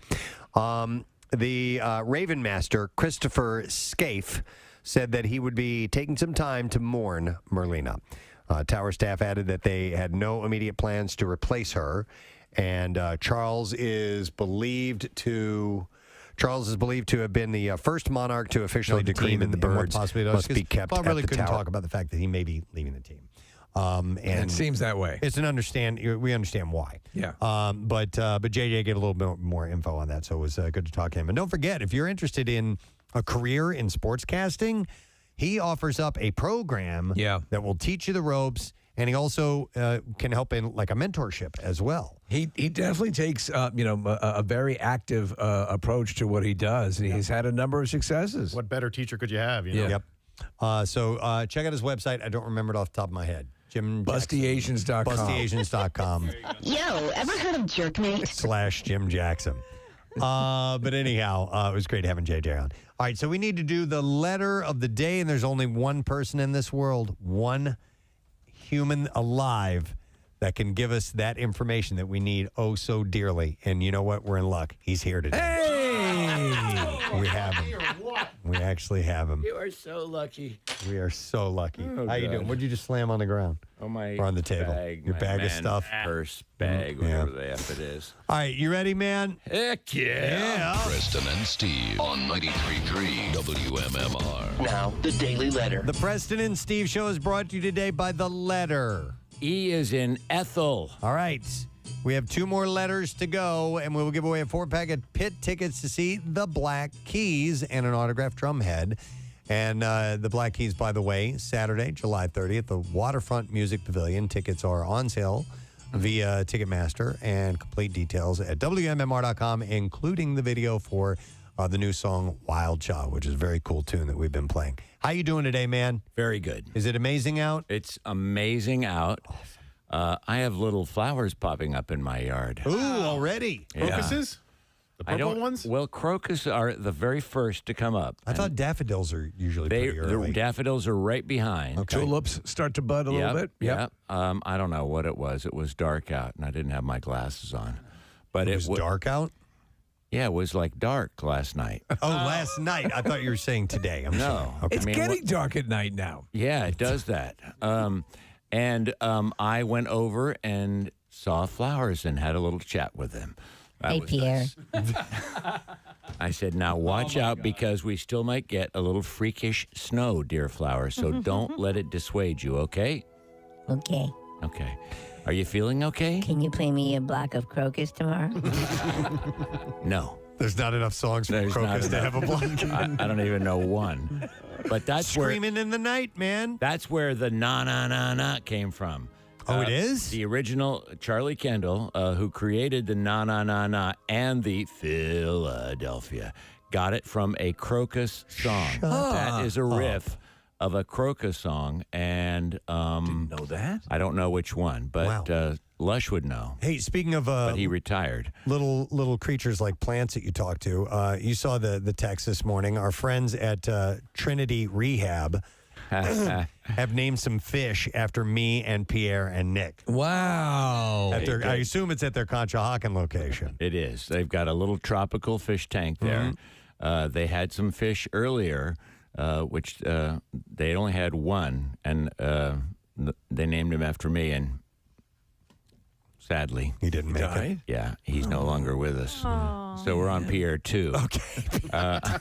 But the Deuce. But the Nick and Preston one is far healthier than the Pierre one. So I predict good swimming ahead. Wonderful. Yeah. Wonderful. Excellent. Yeah. What's happening on the show today, man? We'll have more of those tickets for Sublime and Rome and Incubus in Camden, August 5th. We've got a block for Mammoth WVH in honor of Wolfgang's birthday today, and Heart in honor of Nancy Wilson's birthday. We've got Iron Maiden in a workforce block, and I have a special announcement. You guys have had, do you remember who your first guest was that was live back in the studio after things lifted a little bit? You it wasn't BB Newworth, was it? No, was it Marilu Henner? No. Was it the a comedian? Sex and the City author? It might have been. Yeah. Candace Bushnell. Yeah, that might have been Candace it. Bushnell. You guys have had some, not a ton, not your usual amount. But I was pleased to announce yesterday that my first live guest will be coming in tomorrow. And no slouch is he, one of the greatest guitarists of all time, Mike Campbell. of No Tom Petty's kidding. band. That's excellent. He's great. Coming in tomorrow afternoon. Tomorrow about 3:15, 3:20. Wow. And he's got this band called the Dirty Knobs who are playing at the World Cafe tomorrow. And I have just loved his riffs. I mean, he's a major contributor. You know, he might not be thought of in the same breath by the casual rock fan as a Jimmy Page or something like that, but I'm telling you, he's just brilliant. Yeah, he doesn't. He's not atypical. He's not a shredder. Right. But what he is he creates a great sound. He creates a wonderful accompaniment to the song. These layered, he adds these layers and these dimensions. And I mean, you would recognize so many riffs from so many songs, and he brought them. He wrote The Boys of Summer. And brought it to Petty and said, "What do you think of this?" And he goes, "I don't think so." I had no idea. He wrote Boys of Summer. Yeah, the basic track. And then he went to Don Henley. He says, "What do you think of this?" And then Henley changed up the lyrics, so they kind of rewrote it. But the basic song is Mike Campbell's. Wow, and you think about that guitar riff at the beginning, that it's very iconic. That's him playing on it. On Henley's record. What's his status with Fleetwood Mac these days? Because he was with them for a stretch. He was with them for a tour. I mean, but he's pals with all that whole Southern California group. You know, from Henley to Stevie Nicks to which I assume is where he. That's him. That's great. I mean, that's one of a zillion riffs.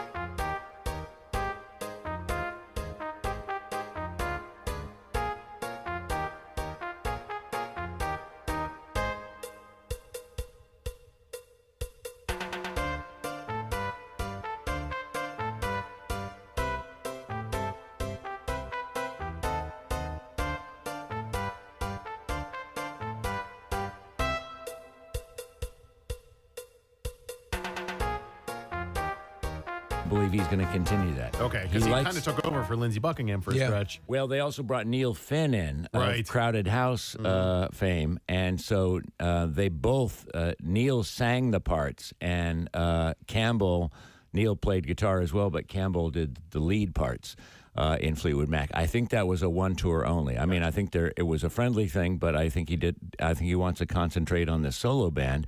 And he'll talk about that, but the solo band's at the World Cafe tomorrow, and they do play some Petty songs. So I'm really excited that he's my first guest tomorrow. That's good for you, man. Love it. All right, I want to thank our sponsors. Preston and Steve Show brought to you today by Sequoia Outback, celebrating 25 years, making backyards beautiful all over the Delaware Valley. DeckSupplies.com. Also, Acme Markets. You can get your free flu shot or COVID-19 booster at their pharmacy. Acme, fresh foods, local flavors. And finally, Dunkin' Donuts, the official coffee of the Preston and Steve Show. Tomorrow is going to be a really cool day. Jay Wright will be on the show. Yeah. Very exciting stuff. And like at a 95% chance, Tim Robbins joining us tomorrow. Wow. Nice. Who we've had on a few times. He loves us. And he's great. Wait till he sees us. Wait till he sees us. But guys, guess what? What? Our meeting has been canceled.